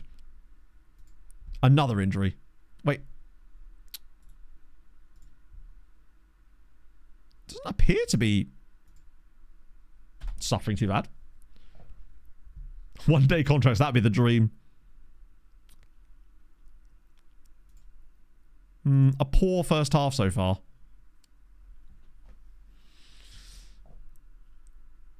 A very uncreative first half. Oh, good. That's actually really not good. Hello, A-bombs. It was very good, my friend. Unfortunately, that is not good. Losing Bilal there could be an issue. I'm starting to think that maybe it's just best to get out of this game with a draw. Because we've had 1 shot in the first half, and so have they, but a defeat against Mallorca here would be catastrophic. Plus, it would suddenly be 2 defeats in a row, just out of nowhere. Right, don't let that go. Oh, what the hell was this? FM, are you all right? This is going top bins, isn't it? Good save. Disappointing. We've just sort of lost a bit of... I wonder if it's just because we've had to move some places around. And if that, like, powerhouse of the team, the sort of where Loic and Giussi are, has just made us a bit worse too. What the hell? Football Manager. Why has it suddenly shat itself in the middle of a highlight? Wait. Oh, now it's back. Okay, Okay, Savic. Savic has also had a couple of poor games in a row. It's gone under the radar a little bit because the goals have been coming from elsewhere, but he has not had the best. Have they made 2 subs? I'm assuming that's just a... No, they have. They've made 2 subs. One was a first... They've already used 2 substitution slots as well. Weird. Particularly, it didn't look like there was 2 injuries. Maybe one was a yellow injury. Right. How's that looking? God, I hate the way this game sorts things. Just show me the team in the correct order, or don't show it at all. See you later, Steve. Promotion celebration. We'll see about that. Right. Oh, damn it. This is right in that range where it feels like they go in a lot. Oh, actually, what I would say is it feels like they haven't been going in as much lately. Maybe I'm so used to the at Syrene's level, when we were towards the top end, those were the sort of areas where they would almost always seem to find the back of the net. But in this save, not so often. God, this has been really bad from us. Last 2 games, it's just not quite been our latest goodness. I think I'm feeling some Oriola soon. That would be very us. I'm actually amazed we've even fought our way back into promotion. I kind of thought that it had already kind of gone, just with how badly we started those first few games at the club, the first 7, where we didn't win. Like, the gap went from being like 3 points to like 10. But what we've managed to do today, that good run of games where we won like 7 out of 8, pulls us right back up into the battle. And kind of what we've been spending the last couple of games doing is actually throwing it away at the moment. We got into the position and now we're determined to get rid of it again. Right, Magdi. Oh, what a pass. Hutchinson, come on, Amari. Show me all your qualities. Oh, and he's found the net. That is glorious. Amari Hutchinson with what could be an absolutely vital goal in terms of us sewing up a playoff spot at least. We win this. Playoffs are in the bag. Literally. How many games left? I think it's 2 in the league after this. Oh, lovely little pass there from Magdi. He may not have scored, but it's a great assist. Thoroughly excellent assist, and he deserves... I might actually keep him on now because of that. Skelly would have scored twice. Oh, for sure. Don't disagree. I'm feeling a bit of Shuana. Hutch has been good, but I do like giving Robbie Roll... Oh, no. Am I going to give Robbie Roll a space there? Probably not. I don't really like our bench at the moment.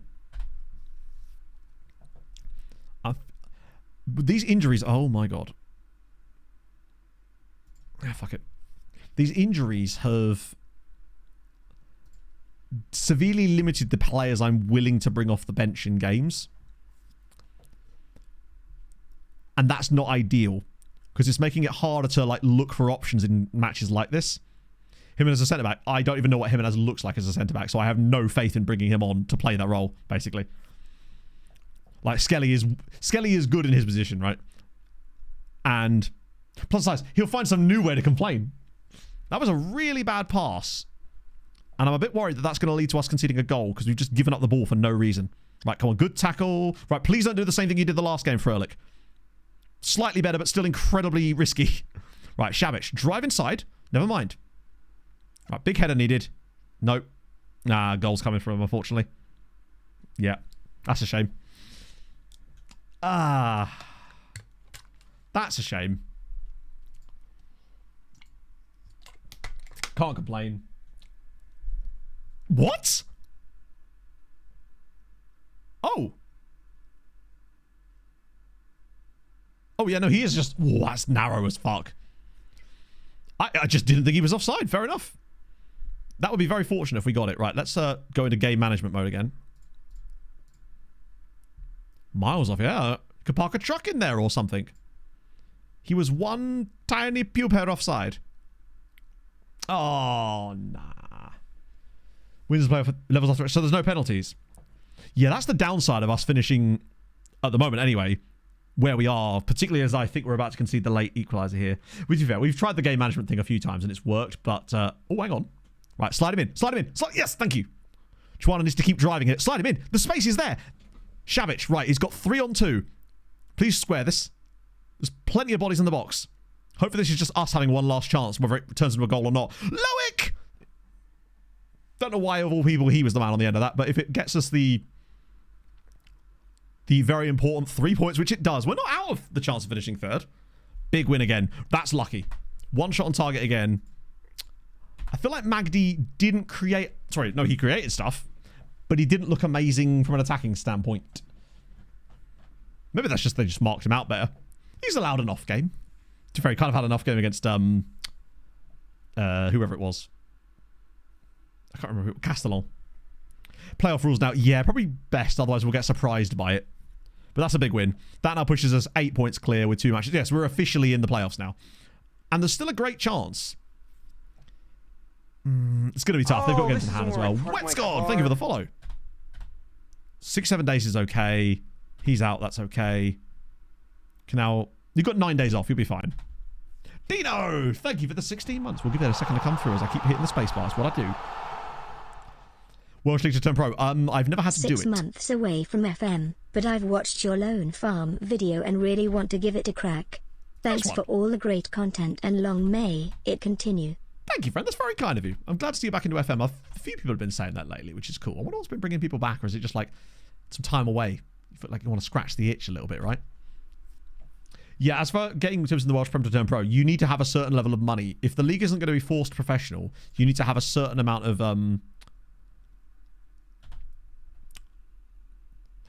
Oh, do you know what would be funny if Southampton recalled him before the end of the season somehow because there was some like way that their window opens where they can do it before ours or something? Check the rules, yes. Ooh. Yeah, Alan's decent.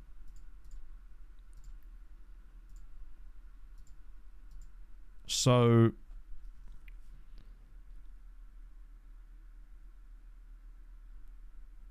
extra time played if scores a level. Higher league position team wins if scored after extra time. That's absolutely batshit. Either have playoffs or don't. The way I look at it is, if you're going to do that, then just have the team, yeah. Then don't have a playoff system. Their seeding is already the value of them getting to play the worst team, in theory. Oh well.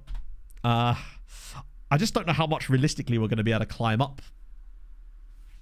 the remainder of the league. I know our 2 remaining games are against teams right towards the bottom, but yeah. Threshold thing like we did in Malta. Threshold. What's the threshold thing like we did in Malta? Forgive me. Thankfully, in a way, my brain has kind of eased off of building a nation for a while, so I forget what the threshold was. Stadium thing.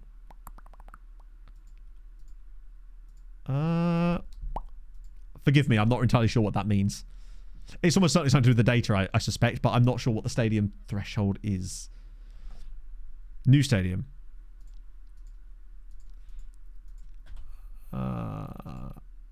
We didn't... Well, we did build a new stadium, but...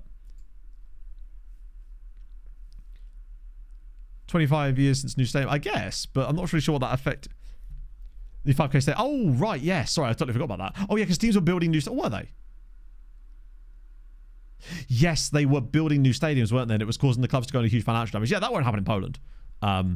It's just because the Maltese like data, if you like, is not particularly well flushed out in the game. A lot of it's like left blank. So Hadrian had to fill in a lot of blanks and then do additional stuff on top of that. So they can win 5-0 against them, but we can't. Was it an absolute battering? Yep. Oh, no, it wasn't. That's a really harsh 5-0. So we can barely catch fire. I get the feeling we're going to end up coming 6th or 7th. And then we're just going to have to win those games. Do you know what? I think over 2 legs we can beat them. Already Trinidad second nationality. Ooh. To be fair, if he's 34, I think you'll probably get away with it. Because surely he would have got Trinidad caps if he was going to... Wait, removed from shortlist? Oh, no, it's the other shortlist. I do really feel sorry for Castellon. Because they clearly are a good side. Not like great side, but they're a mid-table side and are clearly going to get relegated because apparently they just have no ability to finish their chances unless they're playing us. Never capped by the seniors. I think you'll probably be okay at 34. Tell you what. Ale? Nah, he's just rubbish, isn't he? He's just rubbish. The man has got less balance. I felt really dizzy when I woke up this morning and I still had more balance than him. Like, I know you get the thing where sometimes when players join you, if you've got higher reps, sometimes they can end up getting caps as a result of that, because that does seem to happen in this save quite a lot as... Wow. Granada lose again. Well, we can't catch them anyway, but Racing de Santander have been very, very good. Then again, they've also been very, very lucky. They're 17 points better off than they should be.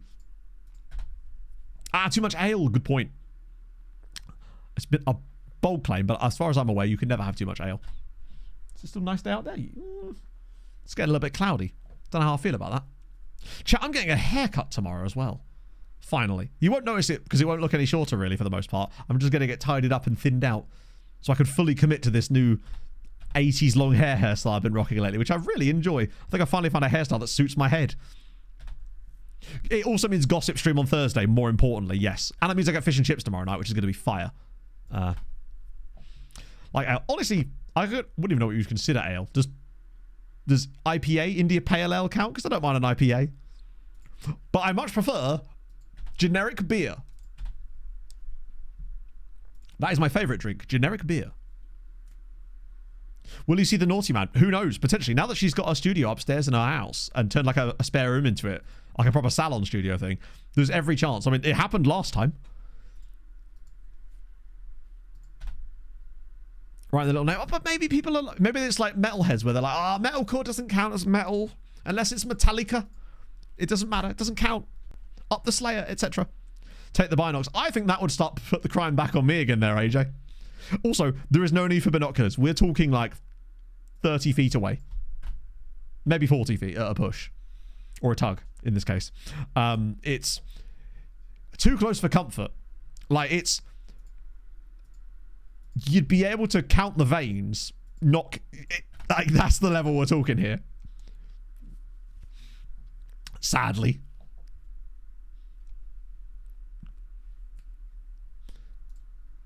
Pog applied for a really cool, or rather good job the other day, which is really cool. Plus, it means she wouldn't have to commute to Cambridge all the time. Now he's adding in quotes. It's nowhere near as good as Divive and Conga. I meant the vibes and Conga, but it just doesn't seem to work. Oh, me too. Well, I mean, not that kind. I just like music. I enjoy listening to sounds being made out of instruments. And on Friday, I intend to spend some of the day doing exactly that. Trying to get back into that. Finally might be able to get my guitar plugged into the PC. I've even got my Korg keyboard down there that needs to be played. We'll win again. I mean, not that it matters. They can't catch us, but still.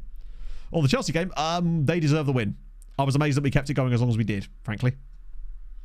Prepare for a new job. Because half my brain works in mysterious ways. These are only the thoughts that I'm saying out loud. There's at least another 50 thoughts going on at any one time that my brain is not filtering out so much as filling up the spam folder that is my mouth. Essentially. These are just the ones that I get to actually say out loud. Asking Alexandria, of course, but both. I was an appreciator of both. More of an Asking Alexandria guy, I'll be honest with you. I did see them live. I saw them at the O2 Academy Islington with In Fear and Faith, which was fire, because In Fear and Faith were an underrated band. But I liked Killswitch as well. Half's player actually scored against Atletico in the Champions League. Sorry, the Copa del Rey earlier in today's stream, in fact. Yeah, you can't catch me, I'm the elephant man. Hog cranking proximity. That's very Bill Murray. Guitar Hero. I've never played... Oh, sorry, that's not true. The only time I've ever in my life played Guitar Hero was at a party I went to in 2010. My friend Steph's 20th birthday. It's the only time I've ever played Guitar Hero. Feels like another... It does, doesn't it? What a player you are indeed. I felt like with Guitar Hero, I really struggled to play it because... I would take too much of like guitar stuff into it, and it just there was a game called Rocksmith where you could actually play the guitar into it, which was okay. You are very good, to be fair. Still only 3 England caps, and yeah, that was the goal there. I think it doesn't have quite like a big modding community attached to it, right? I mean, it's big on streams and that. There's always like I remember watching a video not that long ago about a Guitar Hero cheating scandal. Yeah. Sorry, not Rocksmith, Rock Band. No, I think it was Rocksmith was the one I was thinking of. You were at Real Madrid, yeah. Did you not know that? Ah. Well, I thought you watched the VODs half. Absolute insane balls. I will fight you at Blue Water this Saturday. Just you wait. Yeah, 37 million quid. You're a very good player. Yeah, Shmooey, that was the one. It got randomly on my YouTube recommended the other day. Done. To be fair, Pog and I are actually planning to go to Blue Water on Saturday. My clothes are getting a little bit too big for me now. Yeah, it was that way we decided, wasn't it, weirdly? Loic's back to the bench, though. Turns out Blue Water's not as far as I thought. Bring that veiny cock up, smash it! Oh, God. I just want to put the first time chatter Barry, like, border around that. Imagine. I just don't know how I would react if a first time chatter says something like that. I would just assume it's Harv's alt account. Right, what they got? Still not used to see. Yeah, it sucks that they're not in the team, but like right now, we're doing well without them, which just means it's going to be even better when we do have them. That's the way I'm looking at it. I'm going to have a pee because it's actually been 4.5 hours and we've still got more to go, and I need to get a drink and have some urine. Not those two things are mutually exclusive tasks. Shut up, Matt. I'm back in a minute.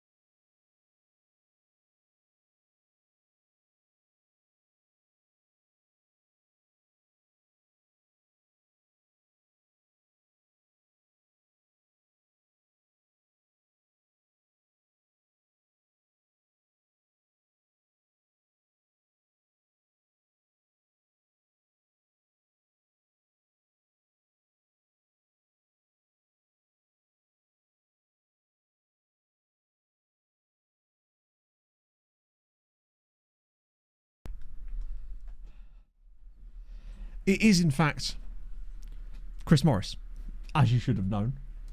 I started moving around some different stuff for those.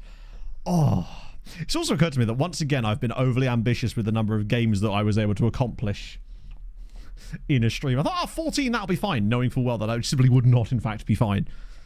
I'm a real dad. That's terrifying to all of us. How did that happen? Like, how, what was this? An arranged marriage? Like, how?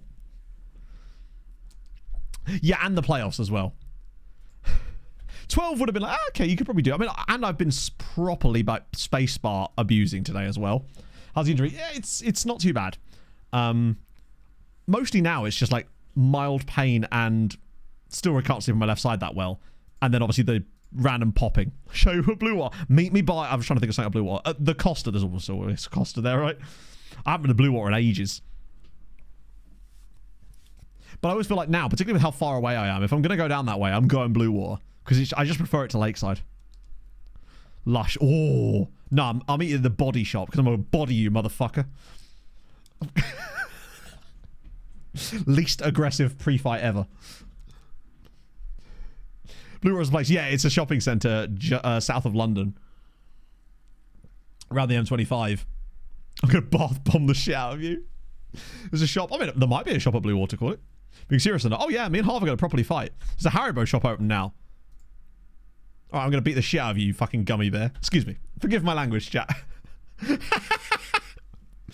We have fun. We have fun. Absolutely thing.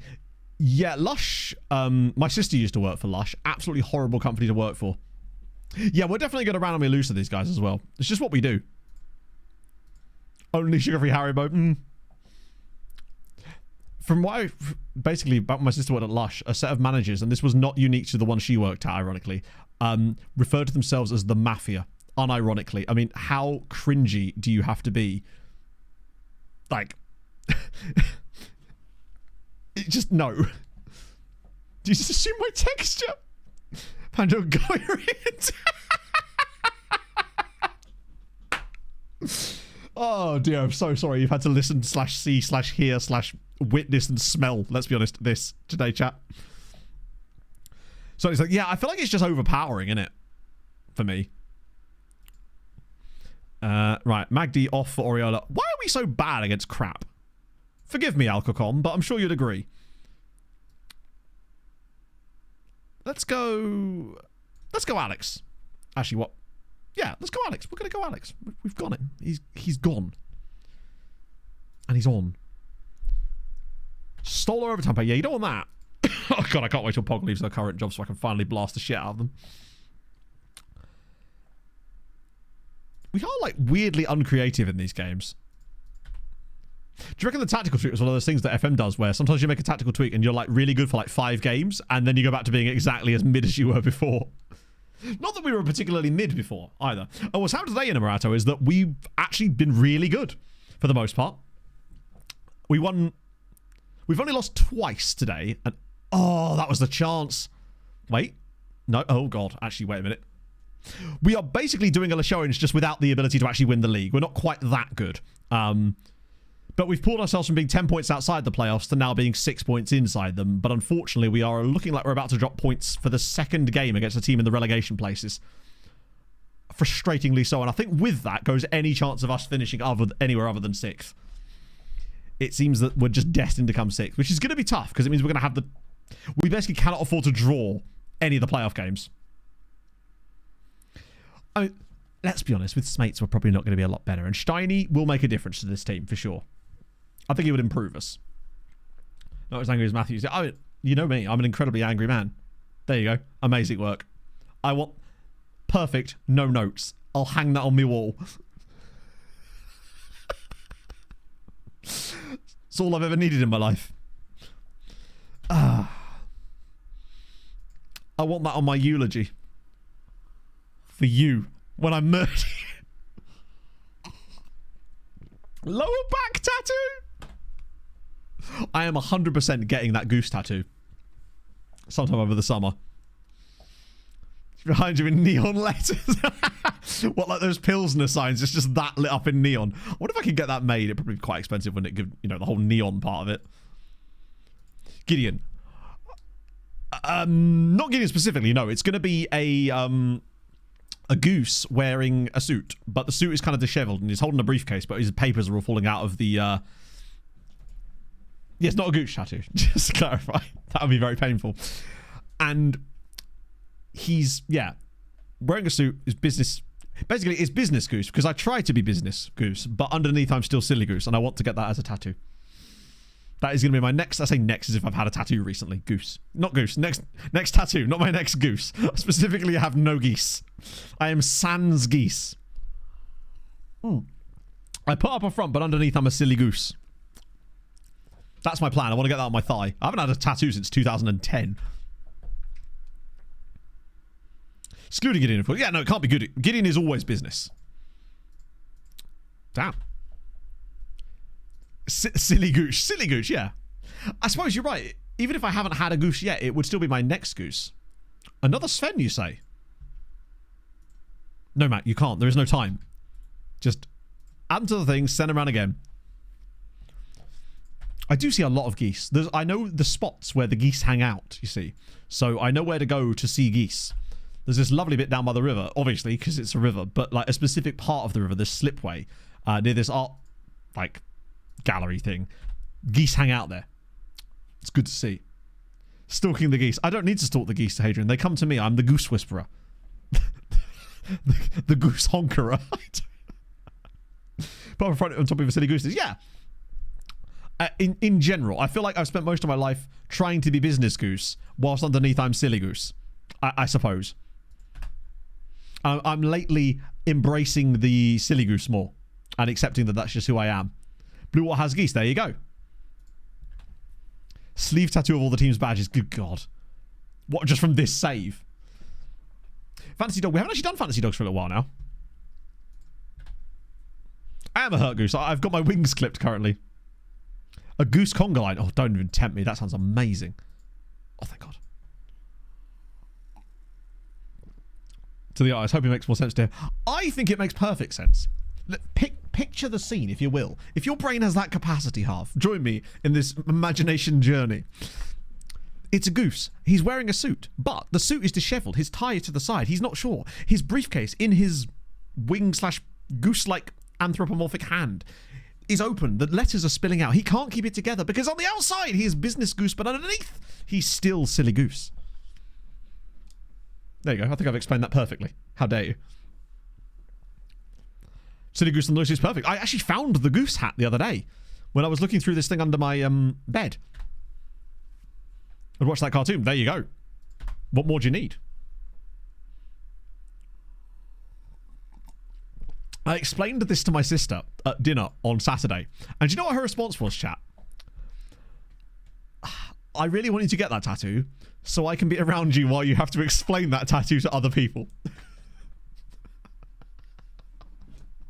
And I'm now starting to get an idea of what she means. Goose have a tax bill. Hey, that was fine. That was a different tax year. We're all good now. I'm starting to think she might have had a point. Sister card, she does. She does. She's a wise woman in her old age these days. It reminds me, I need to respond to her text.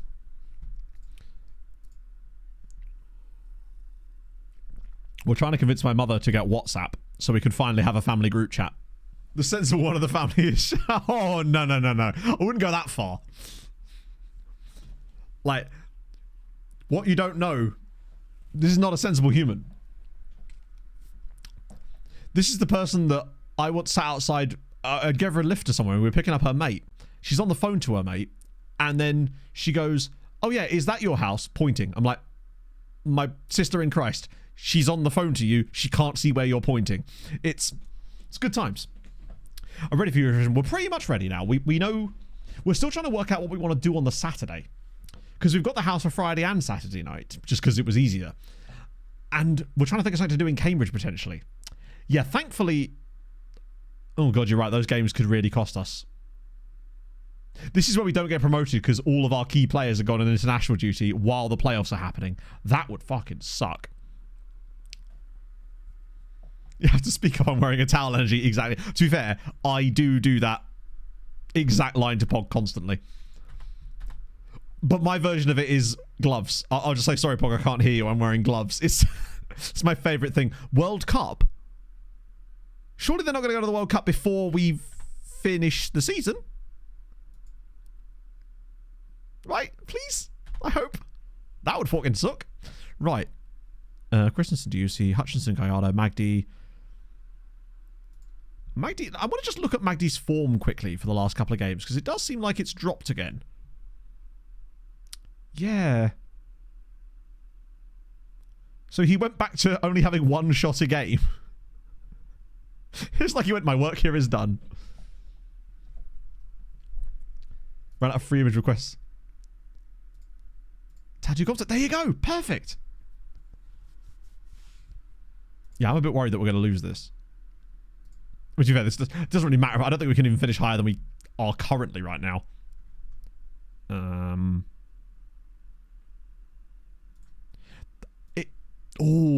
The lesser spotted, really narrow system.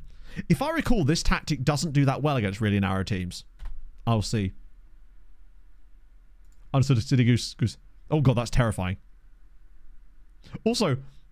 Nothing about that is a tattoo. That is horrifying. It's too photorealistic looking.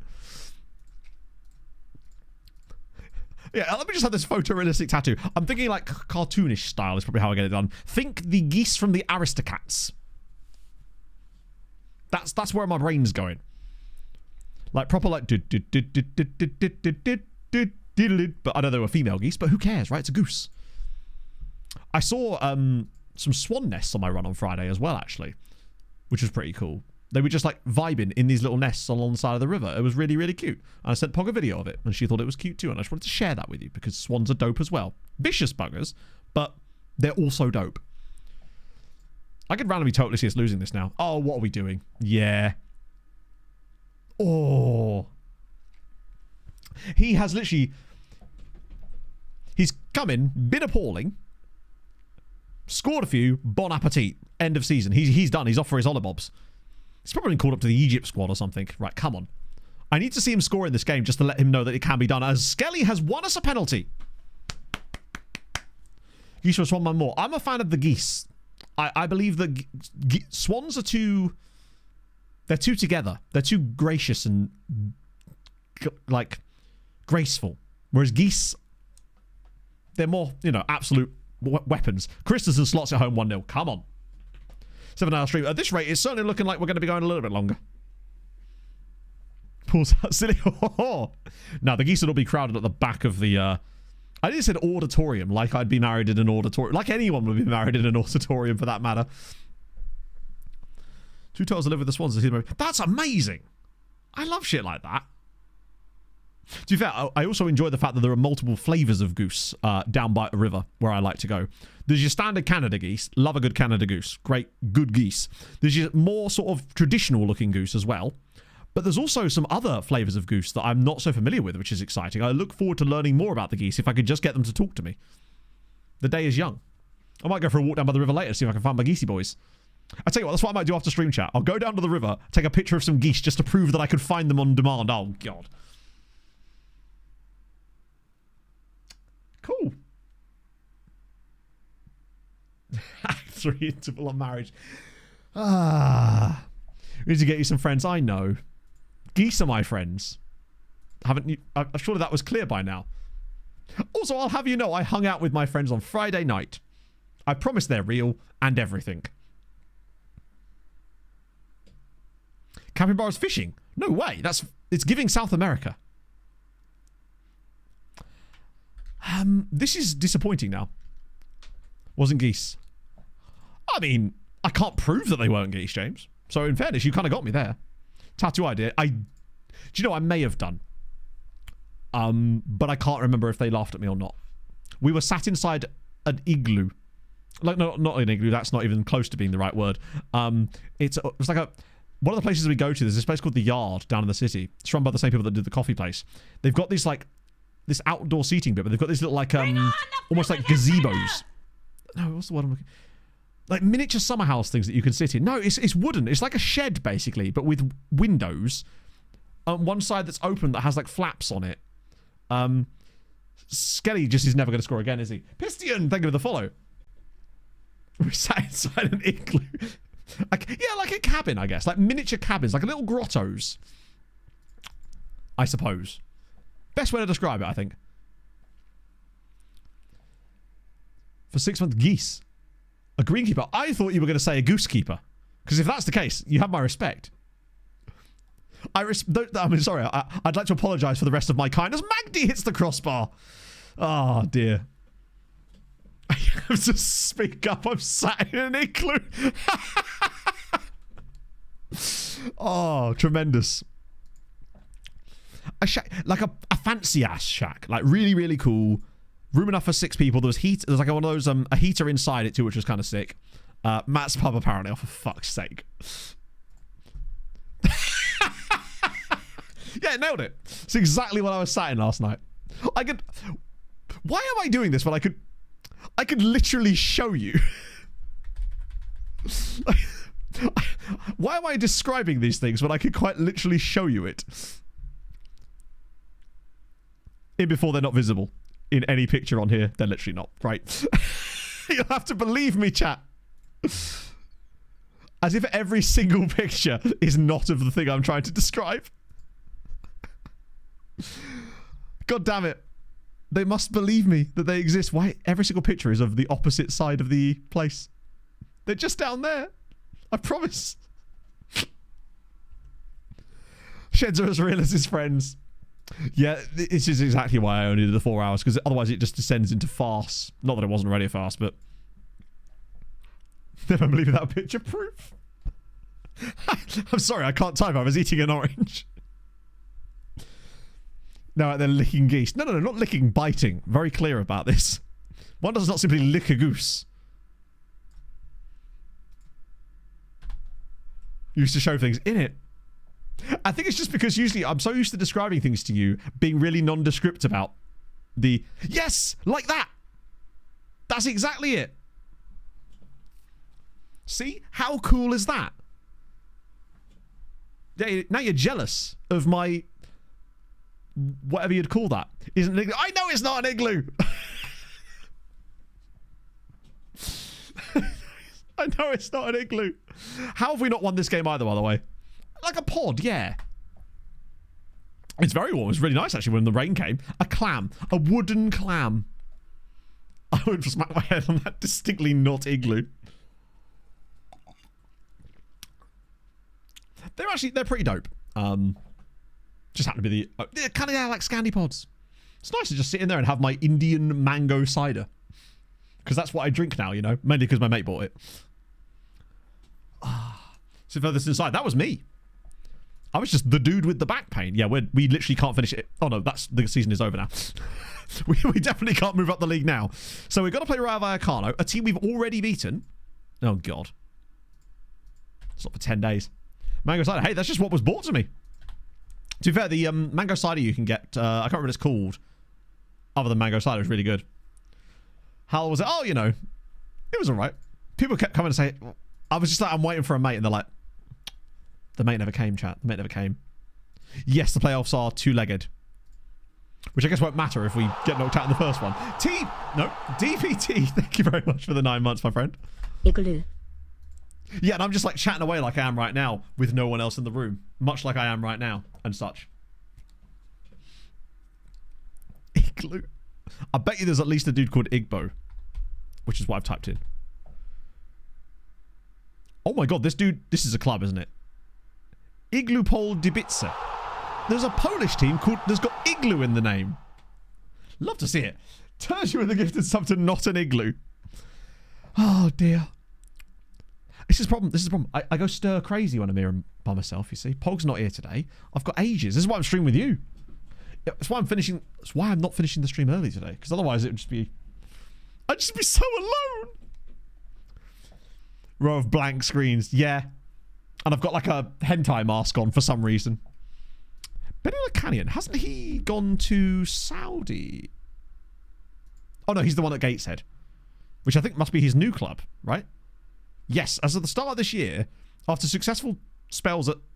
Well, a successful spell at Halifax Town, he's made that move to Gateshead in the same division. Now, how's that worked out for him? No, they've just lost the playoff final. Then again, Halifax didn't even qualify for the playoff final, so I guess you could say it did work out. Emotional support pet. Yeah, in a way. Let's got this guy. Tim Apshon. Oh, it's a real dude. Love to see it. What about the other league here? Eastleigh beat Bournemouth in the final. Barnet with 110, but wow, Maidenhead don't go up with 100 points. Oofy. Canvey Island struggling a little bit there. What about the National League itself? Not itself. Hartlepool beat Scarborough didn't quite make it. That would have been fun. I would have enjoyed that. League 2. Wealdstone beat Crewe. Wealdstone are into League 1. That's actually very impressive. Shout out Wealdstone. Woking relegated now with 48 points. Yeah, you're just looking after me while Pog's not here. Exactly. No, never support my emotions. My emotions are all over the place, mate. The day I get a handle of my emotions, I'm unstoppable. I'll be like a Porsche with no brakes. And I'll stop making that same joke. Shout out to Charlie Barley. I don't know why that's funny to me. It just is. Derby County win promotion. Southampton, Nottingham Forest and Derby. Boring. Cool to see Derby back up, I suppose. With a +7 goal difference. Charlton down. Salford struggling again. Premiership. Swansea survive. And Leeds get Europe. How do Leeds get Europe? Man City win the Champions League over Tottenham. Conference League. Oh my god, Lech Poznan. Lech Poznan reached the Conference League final. So Lech Poznan are now officially unmanageable. It has to be the FA Cup, right? Yeah. Fiorentina beat Eintracht Frankfurt. Yeah, it must be the FA Cup.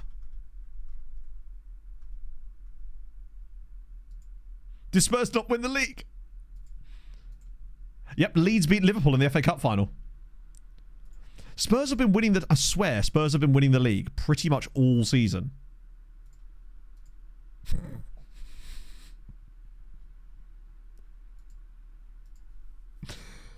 They've certainly led more than anybody else. Yeah, that's quite Spursy, actually, isn't it? As things go.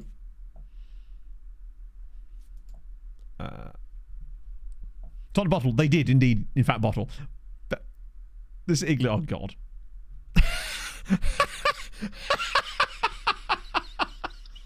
Here's a fun fact. Voltaire contracted syphilis just 2 blocks from here. It's like you were there. It's like you were in the room. Anders, thank you for the follow. It's definitely your best graphic design work to date. Yeah, where's the mango? Not beer. Wait, what?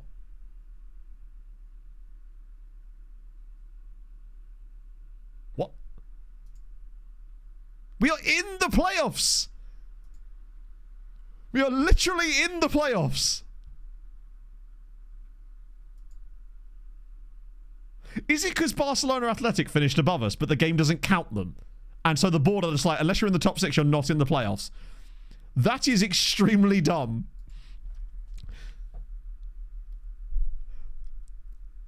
That's absolutely unbelievable. Fell to a short-term aggressive laid out by the club.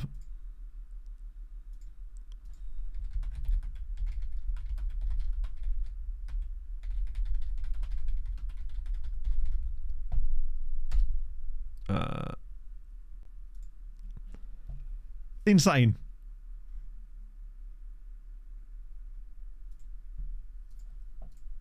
If we got sacked because of that, would be incredible.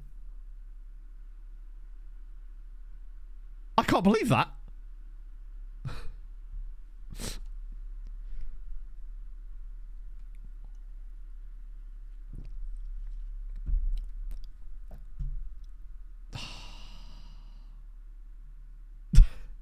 So goddamn stupid. It would be extremely funny if they just sacked us like right because it takes place in June. Imagine they sack us right before the Vallecano game or something. I know it feels like you think by now I'd be used to this from FM, but somehow I'm not. Oh damn. Oh Christ, hang on a minute. Right, I need to go to the scouting settings because this is ridiculous.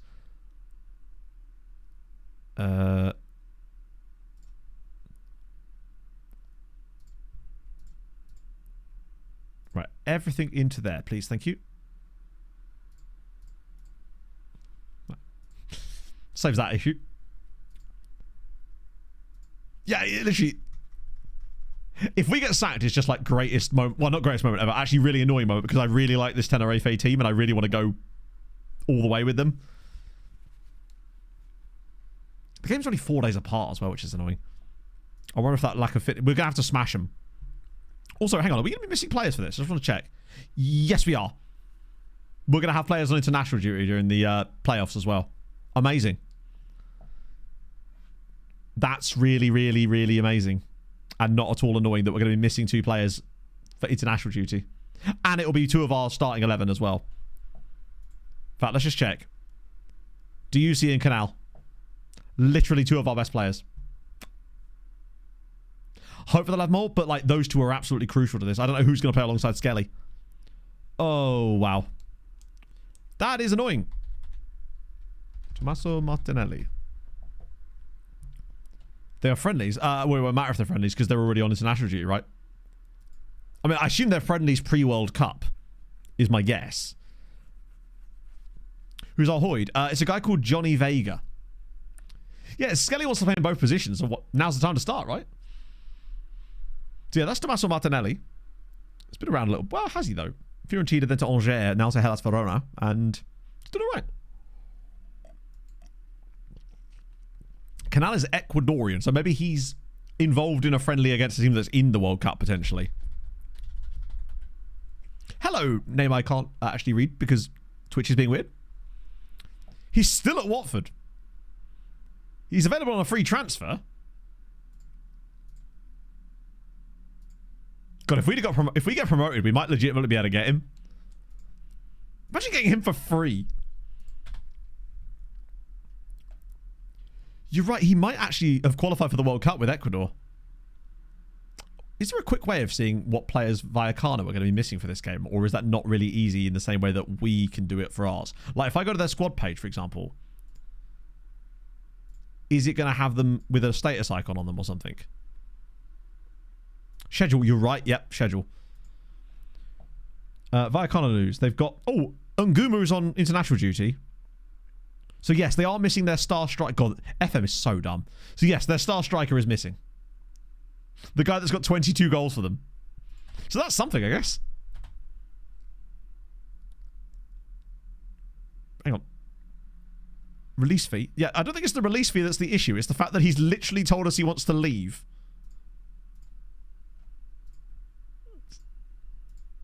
The guy's got 22 goals this season. Mentoring and...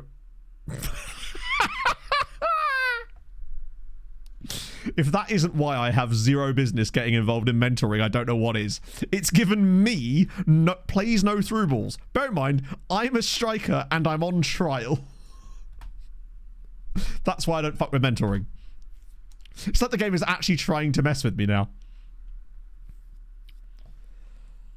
Those two being missing is a big deal.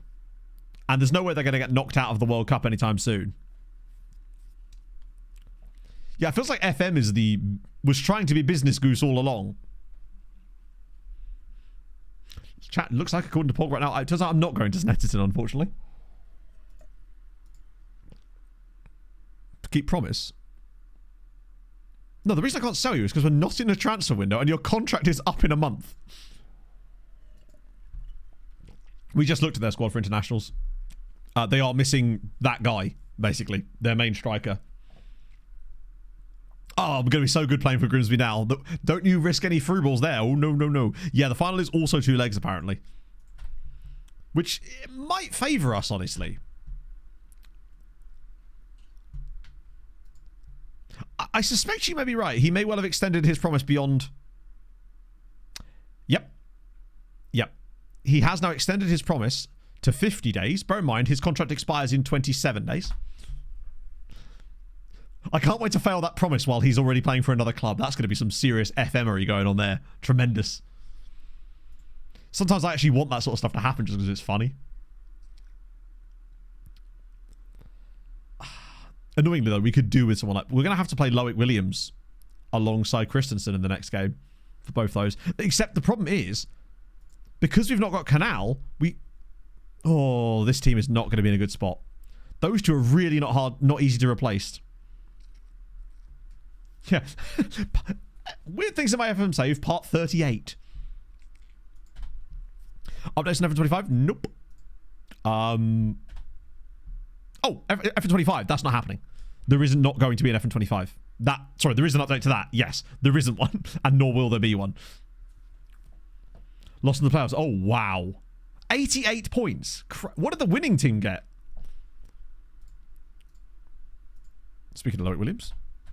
My trial has come to an end. Well, at least it served my purpose of getting a useless fucking PPM. So I guess there's that. That's true. 34 points, yeah. Hutchinson played DLP. What, you mean? What, Hutchinson a bit deeper than... He probably can, actually. Rovin Roller could probably do it too, actually. That's a good point. 96 points. Christ. I guess actually even in a 38 game season, that's a lot. Right. Oh, Real Sociedad didn't... Well, that's not ideal. Fuck off.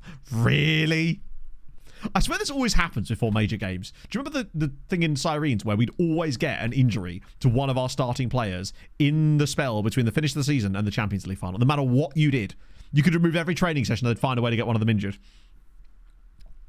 Skelly won't like that because Hutchinson will be getting closer and closer to him. Most points I've ever had. Oh, God. I don't know, actually. It's because most of the time I don't manage in leagues that have enough games for you to get that many points. I'll tell you what, right? I'll make you a prediction, James. If we don't get promoted this season, I reckon next season we'll be getting the most points I've ever had because it's a 42-game season and this team is going to be absolutely popping. Cut to me getting sacked midway through next season. Yeah, Vida just fell out of a loft repeatedly. Skelly isn't injured, but I'm worried if I play him too far up, he might... Yeah, this is true. Getting to next season could be the problem. I think if they were going to sack me, they would have already done it for failing that objective. But it is hilarious that I failed an objective that I objectively haven't failed.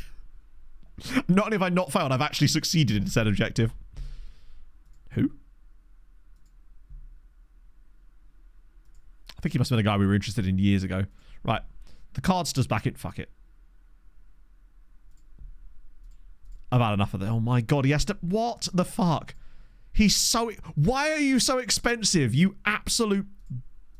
I nearly called him a belper there. Don't ask me why. All right, Cap, is he more affordable? Squad player? Cap, sorry, buddy, but no. Signing myself out at this point. Someone's got to. To be fair, he needs, like, mental... Cap has rejected the contract from Tenerife. Cool. Is that because I had to walk away from the contract talks? 100 points at Bolton. Maybe. Maybe. God damn it. Cap, if you see this, I'm so sorry. I'm trying. Right. Hopefully... Oh, my God. Right. Ducey's gone, which means Loic is going to have to come in there. But Canal is gone, which is where he then should come in. So it's going to have to be Danny Jimenez, who's actually not bad. And I actually feel like he's perhaps been underused this year, but we haven't had any injuries in those positions, so I haven't needed to use him. It's not that bad, but it's also not that good. The biggest reason why is that, well, we can only field like a 9-man bench. Yeah, Jimenez, the reason he's not been involved is just because we've not had a single injury to Skelly or to Canal, so they've just been able to play every single match for the entire game. Right. Youth players is worth calling up? Not really, no. There's no one I would know anything about that I would trust to put on the team, basically. Although, maybe I should just at least turn them on and then get it to pick the rest of the bench. Just so it adds someone on there, even if they're not any good. So who's that added? Some randos and a goalkeeper. They're not going to get on the pitch anyway unless we're absolutely desperate. Cool. Moment of truth. Nervous? What's he nervous about? I actually have a horrible feeling we're going to lose this tie. Despite beating Rayo Vallecano really comfortably when we played them.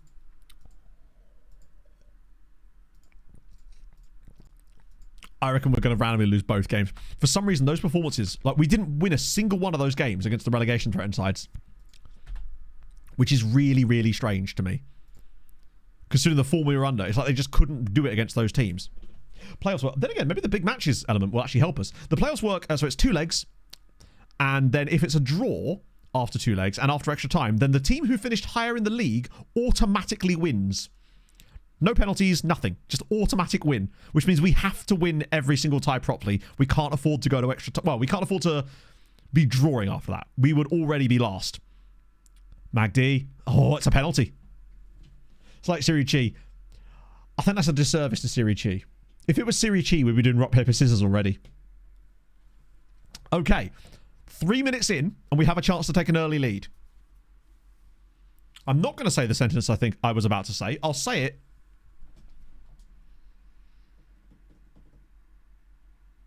I was going to say Christensen has not missed a penalty for us yet this season, and that run continues. We lead early days, but getting a lead is a lead's a lead.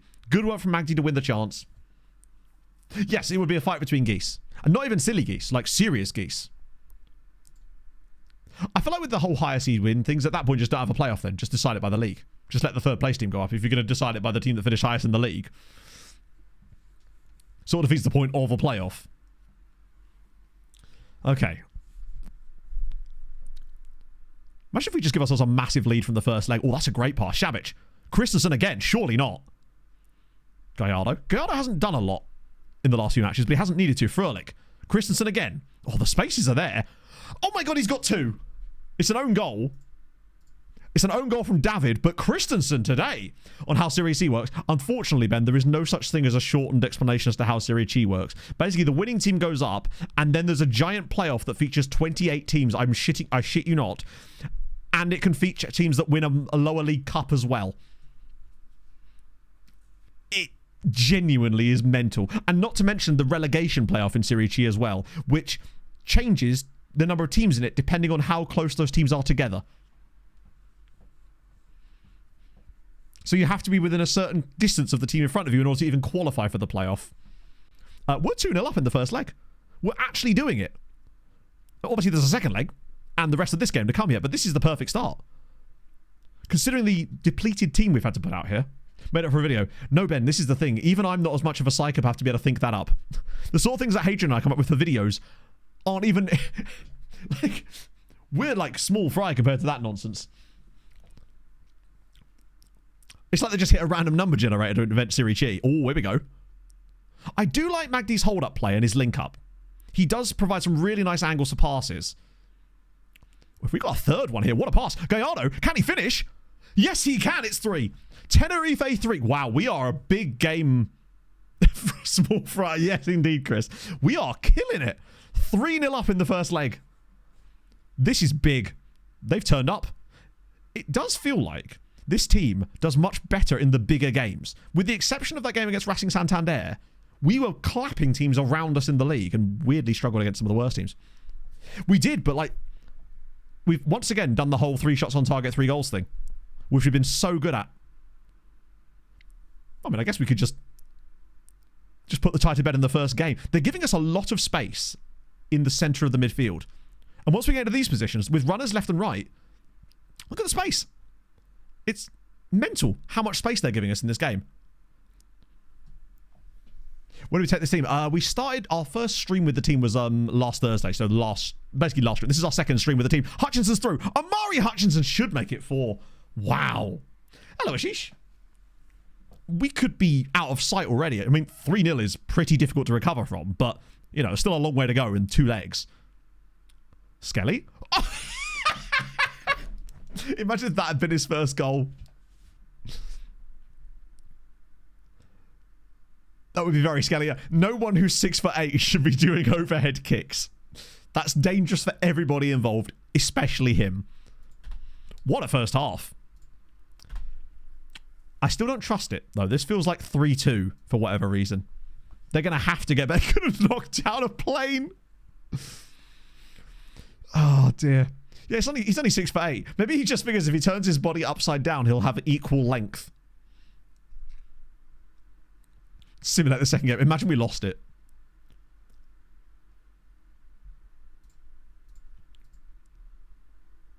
God forbid him. I know. Let the man dream, all right? Okay. Oh, God. I keep getting confused by the fact that Magdi isn't always up there. Right. Oriola. Hutch will come off for Rovirola. Marcos on for Mekawar to keep the fitness levels good, particularly with that next game coming up thick and fast. Shabic has been a bit shit lately, so we'll get Alex on. I was tempted to bring on Ignacio for the memes, but I figured maybe not the rest of the time. Oh, go on. Oh. Do not go on. Do go on. Proceed. Skelly chance, maybe? I'm telling you, he's cursed. He cannot score a corner goal. Knackered and booked. True, actually.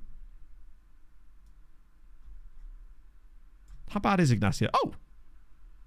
Wait, that doesn't tell me everything. Quite. Maybe just having a guy who's...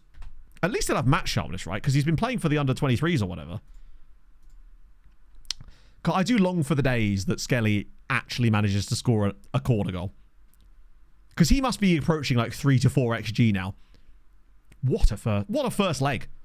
Just absolutely... Oh, no, don't. 3-0 and 3-1 are so very different. Skelly, buddy, that is very much not for you. What are you doing? I mean, I guess keeping the pressure on, but we need you in the box, bud. Oh. Well, I guess if he takes them, then he can't miss them. This highlight is not... Yeah, he really does want to be... Oh, my God. Wow. We're embarrassing them now. Imagine if we scored off of this. All the way from our goalkeeper's hands. Everyone gets a touch, and then we finish it. It's Rovi Roller, can he finish the tie? Surely! Yes, he can! It's 4-0. Tenerife 4, Rayo Vallecano 0. Rovi Roller, auto butts, roll out. Let's go, baby. Incredible. Very fortunate. But brilliant play. Yeah, we'll just lose 5-0. It's a great little ball through from Gallardo. Dreadful defending. And then look at this for a finish from Rovi Roller. Through the goalkeepers, 5-hole. Love to see it. All started by Skelly. What a guy. No, come on now. Imagine if this was us scoring a 5th goal. Straight from their kickoff. Tell you what, if it's us scoring a 5th goal, I will sim the second leg. That's how confident I would be at 5-0. 4-0 though, which is what I expect is about to become 5-1. Sorry, this is going to be 4-1, isn't it? We're giving them a little bit too much space out wide, and eventually they are going to be able to put one good cross in, you'd feel. I can't believe how good we've been. I was supposed to put 5 past them in the league game as well. Tapia. Hats off to the Tapia. That's a really nice goal. Unfortunate, but it is what it is. 4-1. It's a nice goal. Disappointed to concede, but it's deserved. We were the better side, but I still wouldn't risk simming the second leg, particularly away from home.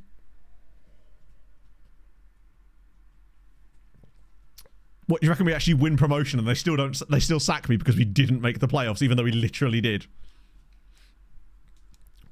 I wonder how the game would handle it. Do you reckon it might like retrace its steps if I was to win the playoffs? Because then all of a sudden it would have got me in the playoffs. I don't think the game's smart enough for that, honestly. What was our record like against the other two? Because it's Vallecano. No, it's not Vallecano. It's Levante and Real Valladolid. So we drew with Levante, but that was pre us being good, and we were the better side. We drew with Valladolid. Lost to Levante there, but that was before we were involved. And then drew away at Valladolid. It's tough. The game doesn't think we're in the playoffs because we finished 7th behind a B team, which obviously doesn't qualify for the playoffs.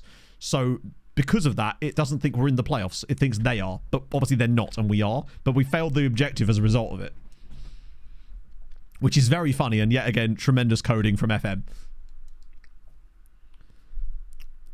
Let's have a look at the club vision. Failed. So they qualify because they're a B team. B teams can't be promoted to the top flight of Spain. Damn, he actually got a Senegal cap as well. You're going to be so good for us next year. I just wish you were here right now helping us. I wonder how soon the final games kick off. Because I'd hate if it was like a Wednesday or something. 4-1 should be fairly safe, but it's FM.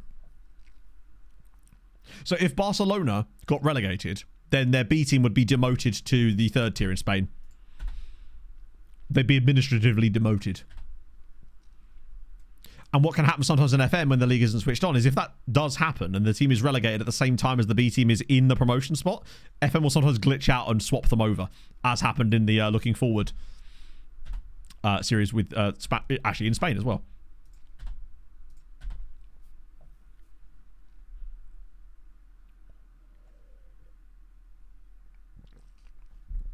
FM do be having a fair share of madness. Oh, no. Cool. Straining for a ball in training. Well, there's Amari Hutchinson gone as well. That might see him miss the rest of the playoffs at this rate. Amari is such a crucial player in this team. Even if he didn't play that well in the last game, it's something he does. Skelly's just slowly but surely hurting people, isn't he? And we know we're not going to have any of these guys back by the end of this. Skelly's putting like screws and nails in people's boots. Unless there's like a week off in between, then I don't think we've got any chance of getting Amari back before the end of the playoffs. Brady Williams, well, the thing we said wasn't going to happen has in fact happened. Estrella Damadora have offered £34 million for Brady Williams. Mental. Oh, Stade Rennais have offered a contract to Renato Martinez. Oh, that's annoying. The other downside about the league finishing really late is it gives us less opportunity to do scouting and tactics and like hunt for players. Right, so Rovi Roller to start then, I guess. And would you believe it, the bench is getting even smaller. An Andorran side. They are not an Andorran side, no. They are a Portuguese side. with a Tycoon who been in Europe for the last couple of seasons. We played against them loads when we were in Portugal. Right. We go again. Basically. Lads, it's Rayo Vallecano. Ooh, they've got a Norwegian in there. Yeah, it does finish really, really late. And it is going to give us less time to do scouting prep and stuff for the summer.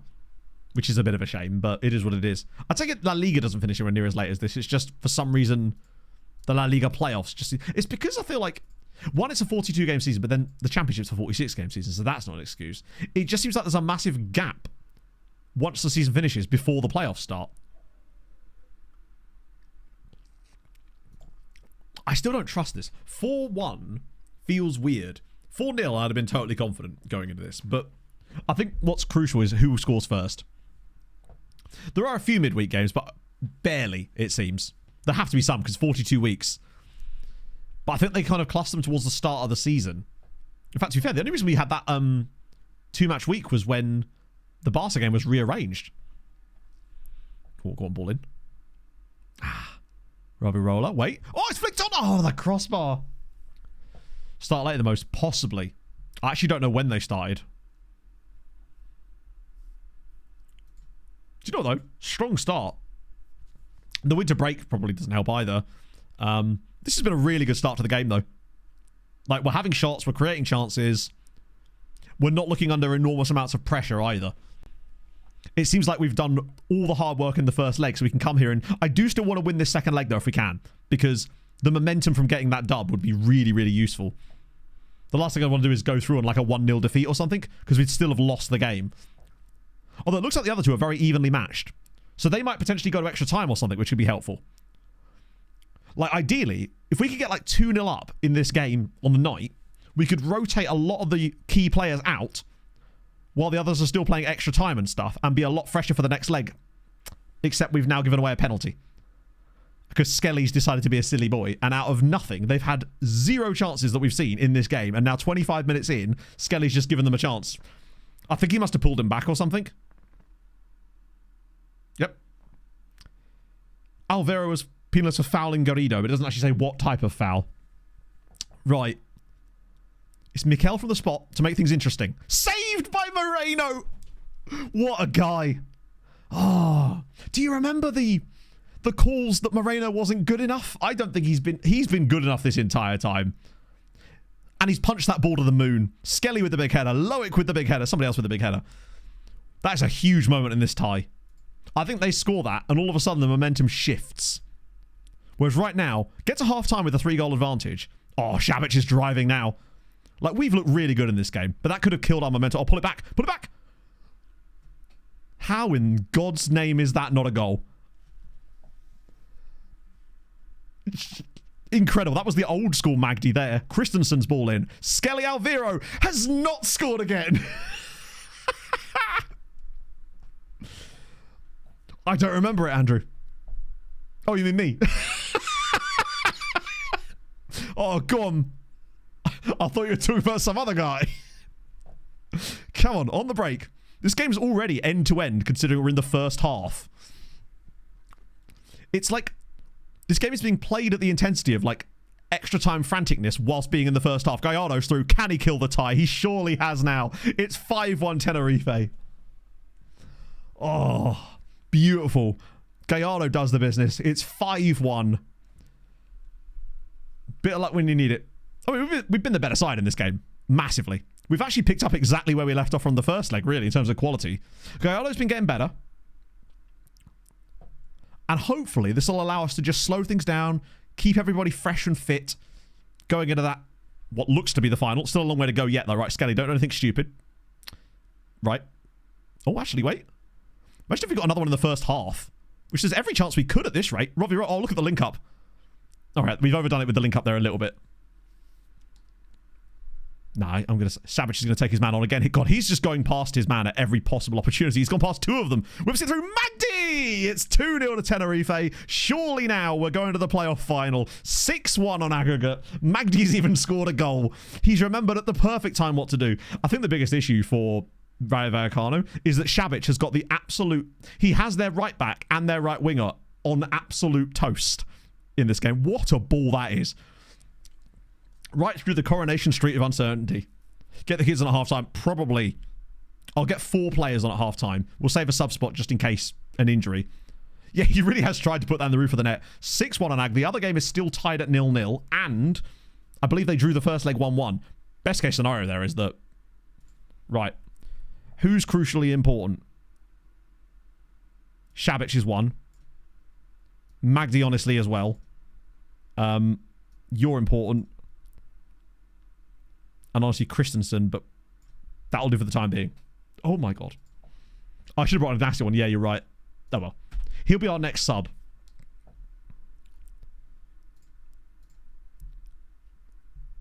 I think Jimenez is like... Imagine if he threw it away now. 5 second half goals for Vallecano.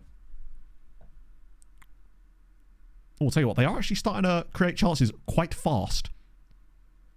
Like, I'm seeing their XG climbing very, very quickly.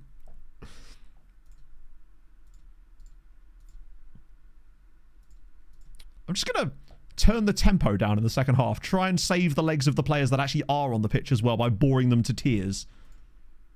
I'm not interested in any more goals in this game. I just want to try and keep things as tight as possible. Shit. Right, fuck it. I guess that's happening then. Full on time wasting. I'm afraid that might put too much pressure on us, but I did find we score a lot of goals even while on time wasting in the past. I think the crucial thing was just getting through that first stage of the second half. Now that we're down to the last 20 minutes, they'd need 5 goals in the last 20. We've done a decent job without creating anything. We've kind of let them onto us a little bit, but the slower tempo is going to help us. Imagine if we did score another one here. Oriola. Space for Alex. Hasn't really seen much of him this season due to the injuries. Whip it across. Frolic. Latore! Oh, he's clipped the crossbar. Vidal are leading. Ah, that's annoying. Oh, and an injury too for the longest name in football. I was really hoping they'd go to like extra time and all sorts of other nonsense. But if nothing else, we've managed to take 4 starting 11 players off the pitch at half time to give them a full rest. And we've switched the tempos to... Ooh, wait, still time for some nonsense to happen here? That's easy. Do you know what? We're going to drop the tempo down even more for the final 20 minutes. Literally just walk around. We're basically going to play walking football for the final 20 minutes of this game to keep the intensity as low as possible and just basically waltz around with the ball. Yeah, Jimenez... I'll make the last sub now. We'll get Ignacio on, who I did not think would be as important as this. Wait, hang on. What the hell happened there? Oh, except I can't because I clicked the make substitution thing when the bloody pop-up popped up, didn't I? And I forgot I'd already made the 4 at that point. Okay, that's annoying. Still positive mentality. Well, we're winning 6-1. Bear in mind, positive mentality doesn't mean anything. It just means take more... Well, it just means it takes a certain amount of risks. I feel like there has to be a balance of things. Okay, they got one back. That's fine. 13 minutes to go. They need another 4.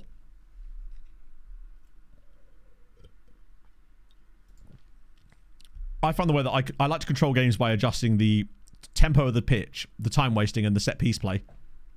Nah, I don't think so. But you can see the effect, though, that reducing the quality of our team and those instructions have had towards the end of this game. Like, I would never want to do that in a game that's much closer. Intensity, no. All the mentalities do is it basically is a risk level. So, very attacking is the most risky, so you'll take the most risks. And then very defensive is, in theory, low risk. However, the low risk can still put you in trouble because you did well on the ball and stuff. So that's why I like positive, and occasionally I'll use attacking as well if I'm desperate. Because that's basically late in the game, taking a bit more risks. But I find if you put it on very attacking, they just shoot from range because that's a higher risk, and it's too high of a risk to really be useful. It's annoying that we've thrown away the win on the night, but it's not going to matter. We're going to go through, but... disappointing, but I think I'd rather have a fresh team for the final, particularly as the others are going to extra time and other stuff. Resting was more important. You see the amount of XG they're creating in the second half, though. We did nothing in the second half, but that was my intention. We've got an Frolic probably could have come off, but we got to the final, and more importantly, we now don't have to worry about extra time and all sorts of other nonsense. We've basically played a 45-minute game. Whereas the others are going to be playing at least 75 minutes more. more than happy with that. They'll probably still be fresh as a daisy when the game comes. It depends on how far away the game is, actually. If the game's a week away, it probably won't matter, but I suspect that it won't be. Or they won in extra time, but not that it matters. They still have to play 120 minutes. So we will play Real Valladolid in the final. The team we played our very first game against as manager got a 0-0 draw. Right, when is the game? Oh, God. Yeah, as I suspected. It's right there. It's like a 3-day rest. Yes, two-legged final. That's brutal, but more brutal for them than it is for us, surely. They've got a few players missing as well. Wait, they have Nico Serrano. Oh, that throws it back. Yeah, they should be way more tired.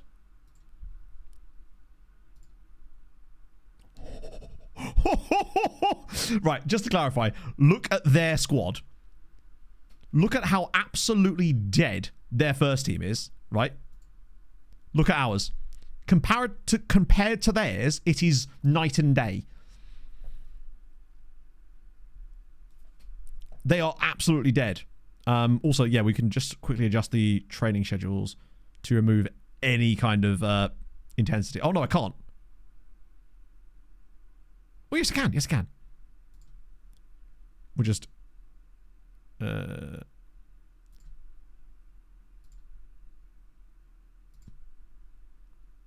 That'll do. In there, I'll leave that, because we do need something. Otherwise, we'll lose too much sharpness, and I don't normally muck around with those anyway.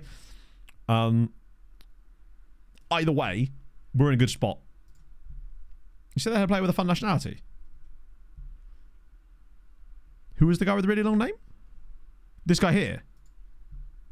Sri Lankan goalkeeper! Raithnayake Mudiyansalaga Dewasiagayam. Amazing. Sri Lankan goalkeeper. Love to see it. They signed him from Colombo. That's a Sri Lankan club, isn't it? Oh. Might switch goalkeeper training, because it works. Bear in mind, goalkeeper training doesn't just train goalkeepers. It trains the players that are shooting at the goalkeepers. It's just that the 2-match week has a bit of goalkeeper training. My standard 1-match week one doesn't. It's just because there are 2 matches that week, you get a bit of extra goalkeeping training. It allows players to rest a little bit better. Okay. Like, we should have such an advantage over these next 2 games, because they're going to be knackered going into the game, but then they're going to remain knackered because the next game's right there as well. If it was a one-off final, I think we'd have a good chance, but the fact that it's 2 legs, it's tremendous. Also, I couldn't help but notice that Real Valladolid, I'm wanted by Cambridge United. That's amazing. Whole team meeting? Never in a billion years. Hello, Wanderer. Player final. How are you? I'm good, man. Just slowly recovering from that rib injury, but today will be very, very good vibes if we actually do manage to win the playoff final. Longest press conference in the history of the world. Sign for free. Sign who on a free? Sounds Resort Jamaica. Yeah. Well, I can't believe it. I found a player at that Atlantis resort in the Bahamas. There's a whole load of them. I'm going to have to be here for several months. Do not write for me. Right. Was that Magdi sale? As if I'd be able to buy him anyway. Although, you never know. Yeah, they're not missing anybody. God, we've done very well considering the 2 crucial players we're missing. I really am curious to see what their squad looks like in terms of fitness when the next game comes around. Because I will be pissed if all of a sudden they're completely fully fresh for absolutely no reason. There's no way they can be. By a point. Yeah, they did, unfortunately. I think it was it a point? Yes, by a point. They got 92 points in the end. Which is a real shame. Las Palmas got Europa League as well. Real Sociedad did overperform by 31 points, which is truly unheard of. And Cube. That means Cube must be... To be fair, we kind of knew that he was ridiculous when we saw him in the first place. Wanted by Arsenal, Liverpool, Man United, Al-Shabaab. Yeah, look at the state of him. Holy Christ. They're going to make so much money. Yes, that's what I did with Survival Specialist, Ashish. I would basically go in for like 6 months, save the club or don't save the club, and then it would be resign and then go to another club. That was basically what I did. Right. Tell you what. We're in pretty good shape. The players that came off in the last game are all fresh as a daisy for this one. The players that obviously had to do the full 90 are a little bit more tired, but there is a chance potentially to rest them. I don't know. Compared to them,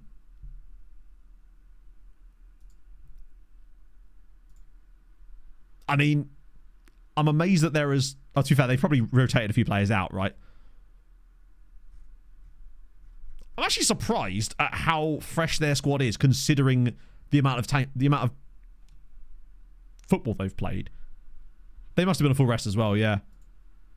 They should not... I physically wouldn't be able to get them that fresh in that space of time, but hey, maybe they'll tire as the game goes on. Well, this tactics work. It just does. Ours is not to ask why. It's to ask how. They don't ask why. They ask how many. Right. Training rest.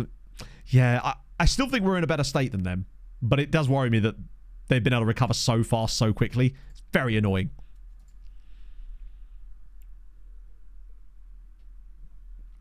Start of each year. Yeah, basically, that's the way I used to do it. So I would leave, and then I'd have to basically sim 6 months to sort of the midway point in the year. And then I'd see what jobs are available. Because usually there's always teams being sacked. Sometimes November's good for sackings. And then you see a few in February as well. Tired bench players. Not that I could see. It didn't look like they changed their team around that much. Now, it's important that we... The one thing they do have is a very tired dude on the left-hand side here called Quieto. Daniele Quieto. So hopefully we can keep him quieto during this game. But this is going to be a big test for us. And the kit clash is horrendous as well.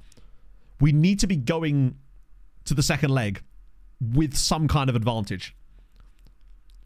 To give ourselves any hope here, I would say. Oh, that's a nice pickup. Look at the space they gave him there initially.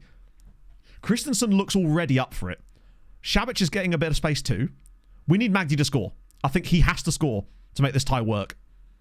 Christensen, go on, bend it, buddy. You know, he thought about it. Loic again. Loic's done an alright job. He's no DUC by any chance, but oh, that's a good pass. Wait. Bilal and Gallardo too. Yes, the tired guy is... No. No, the tired guy is their right-sided... Well, no. Yeah, he's their left-sided winger, which means... No, you're right, yeah. So he's going to be up against Gallardo and Bilal. What I mean is he's not going to be tracking back a lot. Or he's going to get even more tired through the tracking back, which means unless they substitute him early, which they probably will do, I wouldn't be surprised if they took him off at half-time. The issue is, I suspect the reason they're starting him is because they don't have a lot on the bench to bring on. Was injured too. Was he injured as well? Either way, he's on very low fitness levels. I think he was one of the lowest fitness level players towards the end of their game. Also, it looks like they've changed their system slightly. Because it doesn't appear that they're playing a 4-4-2 here. Where Skelly's on the move, everybody. Gallardo again. Cutting inside. Nobody's tracking him either. That's helpful. Mountains have moved quicker. They certainly didn't track Gallardo inside there. I wonder if this is an Alex second half, potentially. This is a tight ask. I think both of these games are going to be very, very tight. It's going to be small margins. Robbie Roller! Oh, no. Over the bar again. These are not really chances. These are shots. We haven't had any clear chances. Ball in. Alvaro. Skelly still can't win a header from a corner. He's 6'8". Have you shrunk? Gallardo. Oh my god, they've left Savic all alone.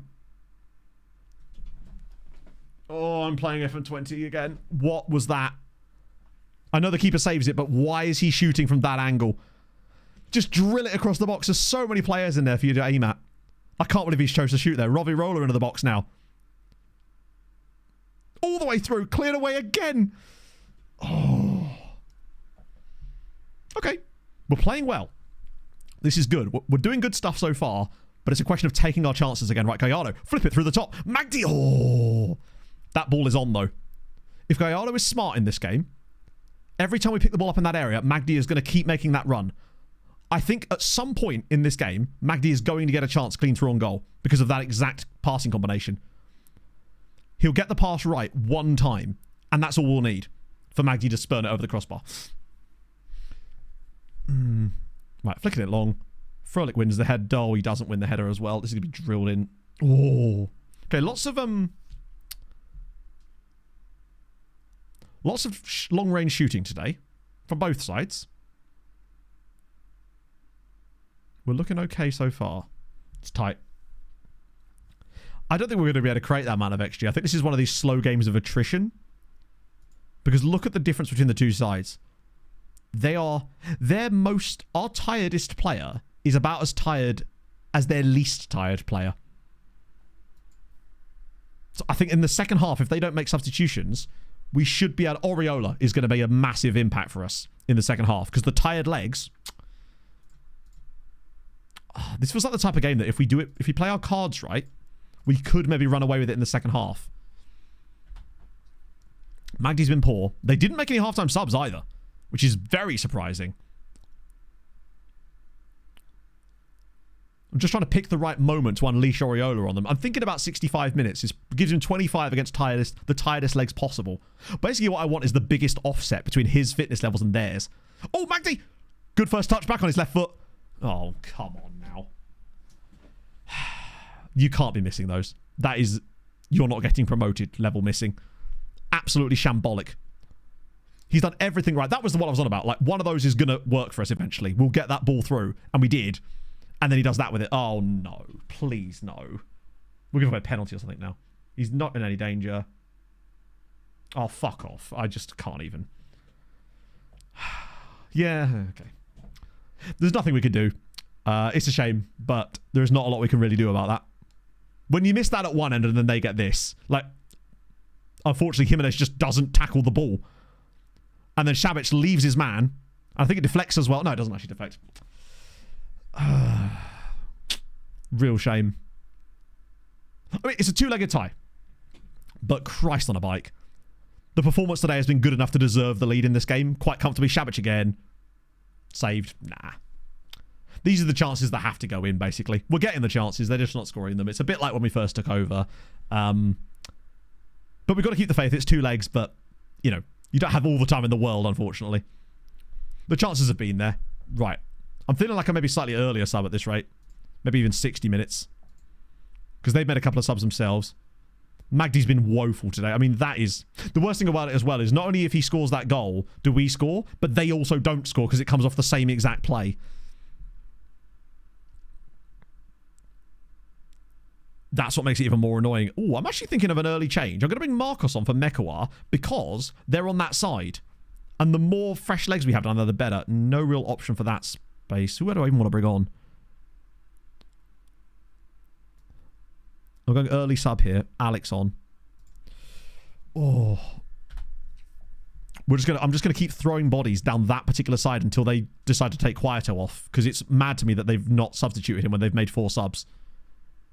How is he even still walking?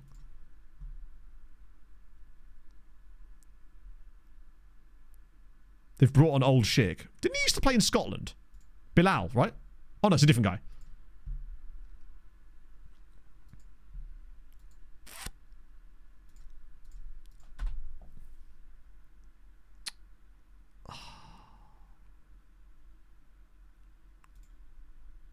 Come on, just a 1-1 or something. Skelly simply cannot score from corners. For whatever reason, it will not let him score from corners. Let me take their player off.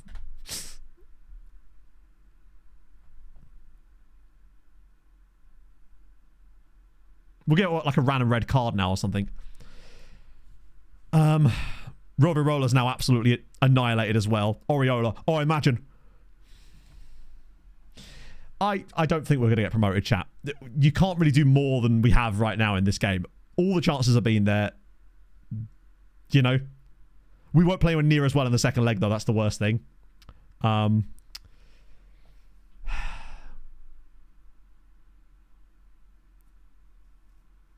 It's... Mr. Sri Lanka's just pulled off an absolute worldie of a day. At least it's a second leg. And it could be worse. I guess at least having 2 legs, it gives you a chance to not have bullshit. Not bullshit. It gives you a chance to at least recover from it. The problem is, do you remember back in the day, it's been a while since we've done 2-legged stuff. Back in Sirens, whenever you had that first leg like that, what tends to happen is you then play really poorly for a lot of the second leg and then draw the game 1-0 when you do finally get a goal. That's the problem. And now the game's frozen out on immediate reaction. How is it we get past this screen again? Oh, that's so frustrating. The chances were there. Their goal is especially annoying because we literally should have scored on the same play that they scored. Oh no, it's crashed. What a shame.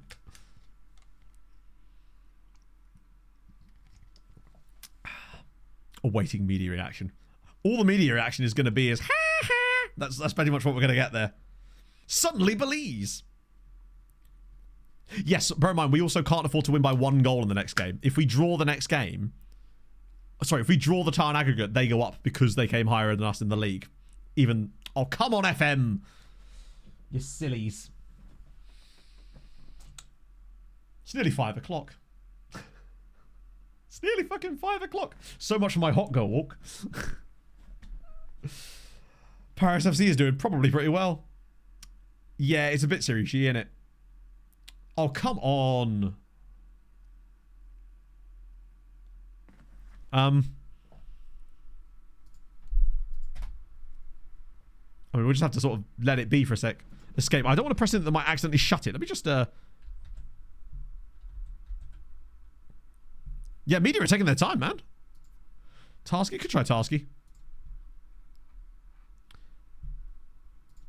Did someone just pop up about someone's, I swear something popped up on the screen there about some player's profile. Yeah, sometimes the screen is loaded behind it. Oh, it is, it is. Yeah, that's what it was. It loads a screen behind it, but you can't tell that it's loaded the screen. Because I was able to click the button in the top right there. So basically, it just refused to show us the thing. Oh, God, now it's doing now it's saving the game. There we go. Okay, it's a minor injury.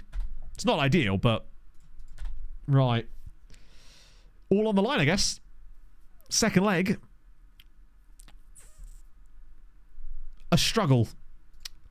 Oh, the thing is... what makes it worse is we've deserved to go up now. Like, we're the better side on that leg. We should have won the game. Chat could blame... Oh, they absolutely could. And that's fair. I don't want to do that, obviously. We want to be fair about these things.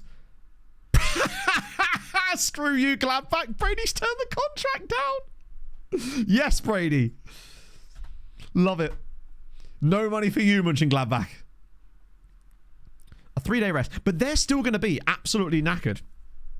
You don't deserve to go up. That's a good point, yeah. We're not even in the playoffs. How can we possibly deserve to go up? Agreed.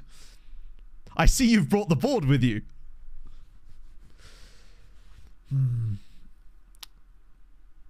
I feel like 3 days off is going to allow our players to get slightly better again.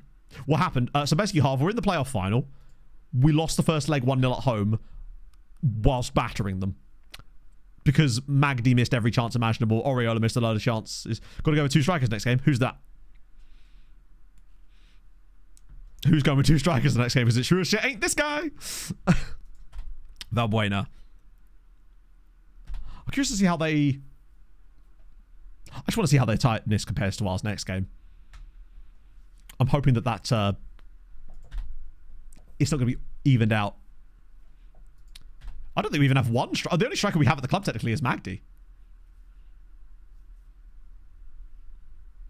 A streaker. Ah, we got loads of streakers for sure. In fact, if we fucking win, I'm streaking. I'm not. Who's got 2 thumbs and no strikers? This guy, sometimes.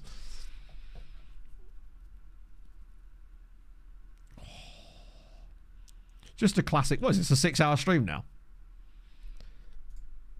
What a way to start the week.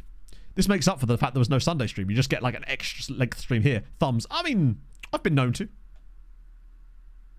Yeah, it's probably not going to be quite 7 hours, thankfully. It's more like going to be 6 hours and a bit. Hey, Voddies, appreciate that. Appreciate you joining us.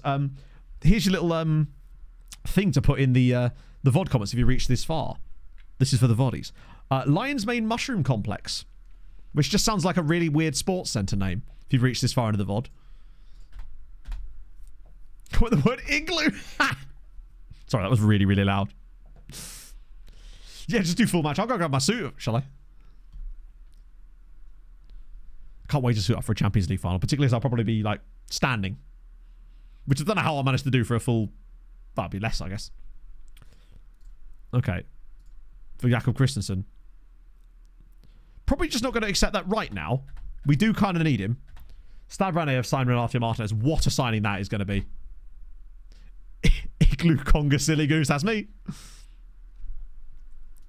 Or the shortest fish live elbow. Amazing. Right. Let's go. Do you know what? They're actually surprisingly fresh. Even Omari is technically eligible for the... I'm going to put Walterberg on the bench too. Because we can. Or can we? I don't think we actually can. Let me just take Walter off and then put him back on again. Actually, I'll take the goalkeeper off the bench. What we're doing? We're putting a goalkeeper on the bench. What am I saying? I just want to have Omari as an option. We don't look too bad, actually. Like, fitness levels wise, I'm fairly impressed with that. What about them? How have they done that then? Actually, he's still pretty knackered.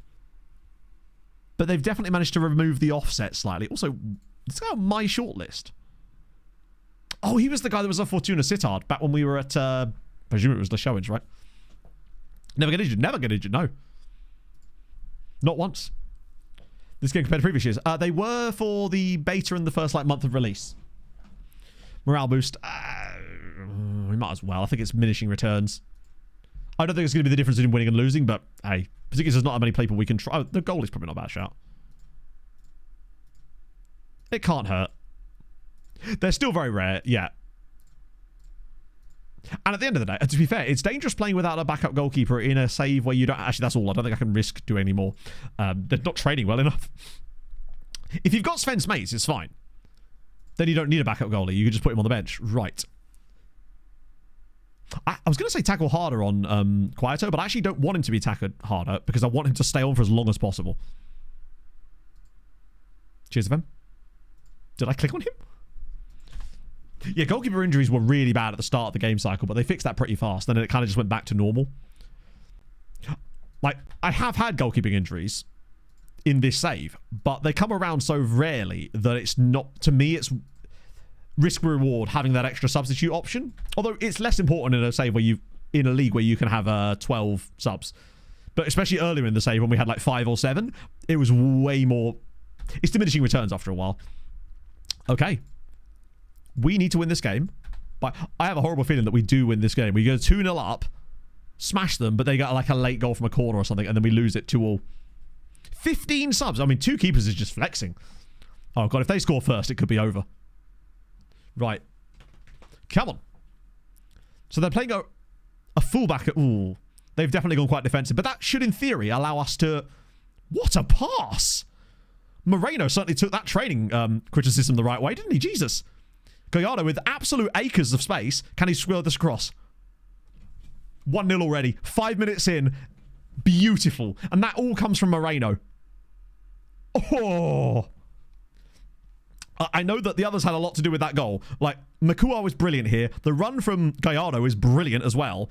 The fact that he then goes outwards here instead of cutting inside, drops it across from Magdi, but that all is because of Moreno. Beautiful. That long ball levels things up, but remember, level is meaningless. We would still lose the tie at 1-all. Oh, a few more distributions like that from Mr. Moreno, please.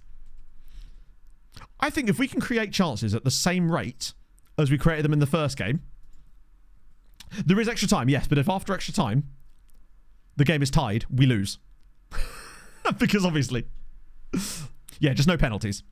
But I genuinely think if we can create chances at the same rate as we did in the first leg, we'll be able to score them this time. Doesn't mean they won't as well. Oh, look at the space again. That same player's worked several times. Robbie Roller. Yep, that's it. Don't pass it to the guy who's completely open in the middle of the penalty area for a literal tap-in. All he has to do is pass that across and Magdi just literally slides that. It's like a 0.9 XG chance for Magdi if he squares that.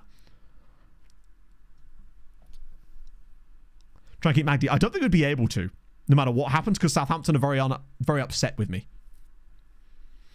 It's Magdi, though. He'd find a way. Come on. Imagine Skelly scores his first goal here. Yes! It took him all these games.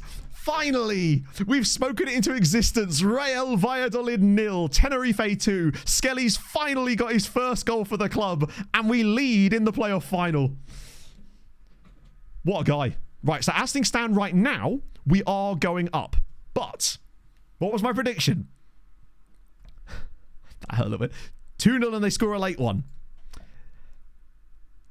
But, we must press on. We're playing well. All we can do is keep playing well.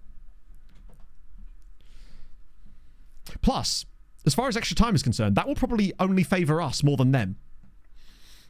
I don't think there's away goals. Like, extra time will only make it harder for... Right. They've brought on another guy. Here's the set piece goal I was on about. Oh, please don't do it with the second phase. I beg of you.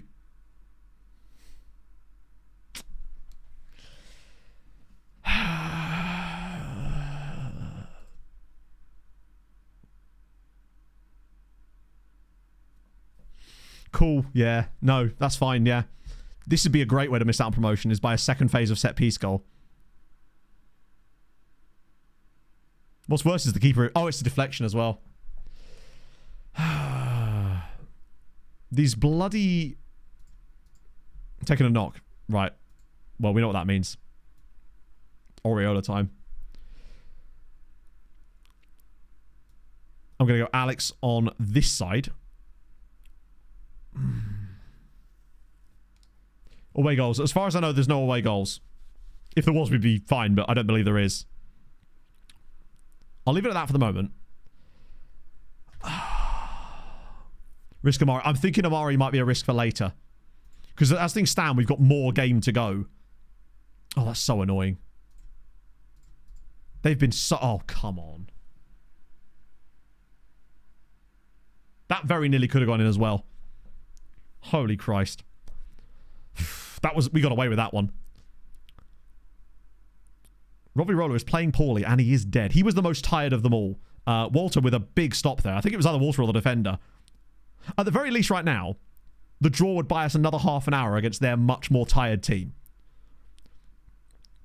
I want to make sure we save that. And we got the extra sub, obviously, if we need it. Oh, God almighty. Right, Robbie Roller. Slide him in. What a pass. Gallardo. He's going to have to shoot. Alex Gallardo.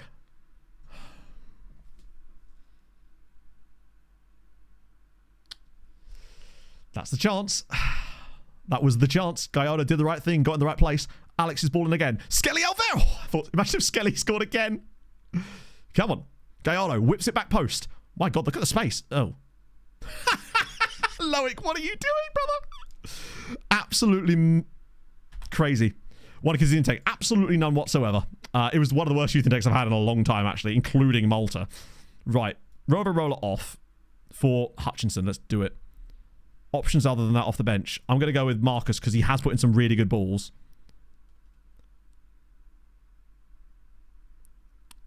We've still got more subs available later. I want to save a few so we can get an offset against them again. Oh, come on. Loic. The problem is Loic, we don't have an immediate sub for Loic. We could take him off, but we haven't really got an obvious replacement for him because of the international duty and injuries to other players. Right, big header needed. Yes. Oriola. Hutchinson. This has got Nehemiah Oriola late winner written all over it, hasn't it? Alex now. He's had a poor game since coming on, but this could be his moment to shine. Oh, go on, Alex. Go on, Alex. Come on, Alex. Nehemiah Oriola does the business. Their right back is cooked. Alex has just walked into the penalty area. That was so, like, anticlimactic. Look at the way he just waltzes past their defenders. All the space in the world. Oriola's there. Tapping. Bang. Oh, are you Sven's mates in disguise? I can't believe how easy that was for Alex. It's like deceptively easy. Still 10 minutes to go, though. And it's a bit too early for me to... Oh, they've gone narrow. That could be bad. Okay. First stage of time wasting engaged. Oh. Like, we would deserve the lead over both legs. Over the two legs, we've been the better team. But that doesn't... It's not always how it works. I still think there's a chance for some silly bollocks late on here. Where they get a late one and then win it in extra time. Oh, go on, get in there. Oh, no. Come on, somebody take a touch. Yes, Marco. No, no. Unfortunately, It's come back to their player, which means it's a guaranteed goal. What a save from Walter Moreno! Holy shit! Walter, baby! You've heard of Santa, baby. Walter, baby. I take it back. Right. 5 minutes. Time wasting to the max. Can we win the playoff final? Come on. 1 minute. No trophy. Who cares? Tenerife are promoted to La Liga. We were 13th at the start of today's stream. And we've just been promoted. 3-1 win. Magdi, Alvaro, and Oriola. Who else could it be than those three getting the goals in this game? How do we keep doing this? I think deserved. Like, over the 2 legs, we created like 4.5 XG over 2 games. Sven Smates will mate against Real Madrid. No, that doesn't sound right. Oh. Oriola was... He's been sublime. First team ever to get promoted while not qualifying. Las Palmas better watch out now. Oh. This would be so fun if we did actually get sacked now. Right. I can't believe we actually did it. That's the way to do it as well. Against all that adversity of that first leg. Tenerife promoted. Board set initial budgets. Right. What do you reckon? Bear in mind, we've got a lot of money already. We had 170 grand in wage budget available, and we had 14 million in transfer budget. Watch them take it all away. They have, in fact... done, yeah, they've taken £3 million from me. Let me just adjust my wage budget so it's the same. Oh no, it's basically they haven't given me any more money, but they haven't taken away any money either. We can work with that. We basically had a top... The only reason we didn't spend that money is because there was no one to spend it on. We had to... The players we wanted that would have made us better with that money... Wait. Hang on. Oh, that's a different player. Yeah, I was going to say... Just Scott happy to stay. Lol. None of that, thank you. Collective win bonus. That's absolutely fine. Sensational. Club vision.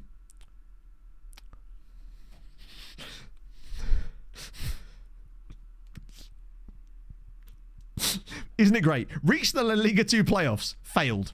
Win the La Liga 2 playoff. Passed.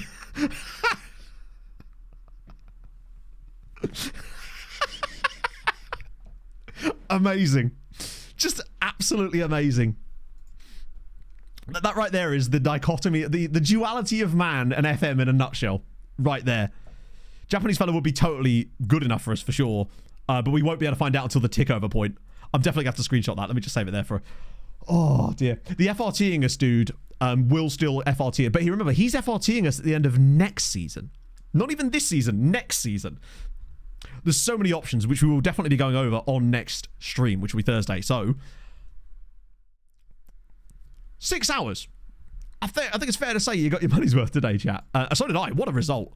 I love that keeps happening to us as well. The fact that we keep being able to pull that sort of shit off is mental to me. Who do I want to raid this afternoon? Oh, there's actually lots of... Oh, that's nice. People actually... Maybe it's just because I'm on later in the day. There's just more people streaming FM. Let's raid Zims. Oh, I might go on a hot girl walk now. I deserve it. Nehemiah's in forever. Smatesy's in. So many good things can happen. Wait, no, I thought I'd spelled Zims' name wrong there. Nehemiah stays forever. Steiny comes in. Smatesy's in. Japanese fella's in. It's transfers, and we can... Oh, mate. Las Palmas. Hear me. Come here. Come here. Stand here. Your time is over. There's a new team in the islands. We're the canary in the coal mine now. Anyway, thank you today, chat. The vibes have been genuinely immaculate. Let's keep that kind of rolling into the top flight for next year. I will see you lovely folks with a brand new but slightly shorter, slightly thinner haircut on Thursday. So yes, stories from Emma. I promise, hopefully. Unless she's had a boring time. But when has that ever happened? I'll see you guys very, very soon.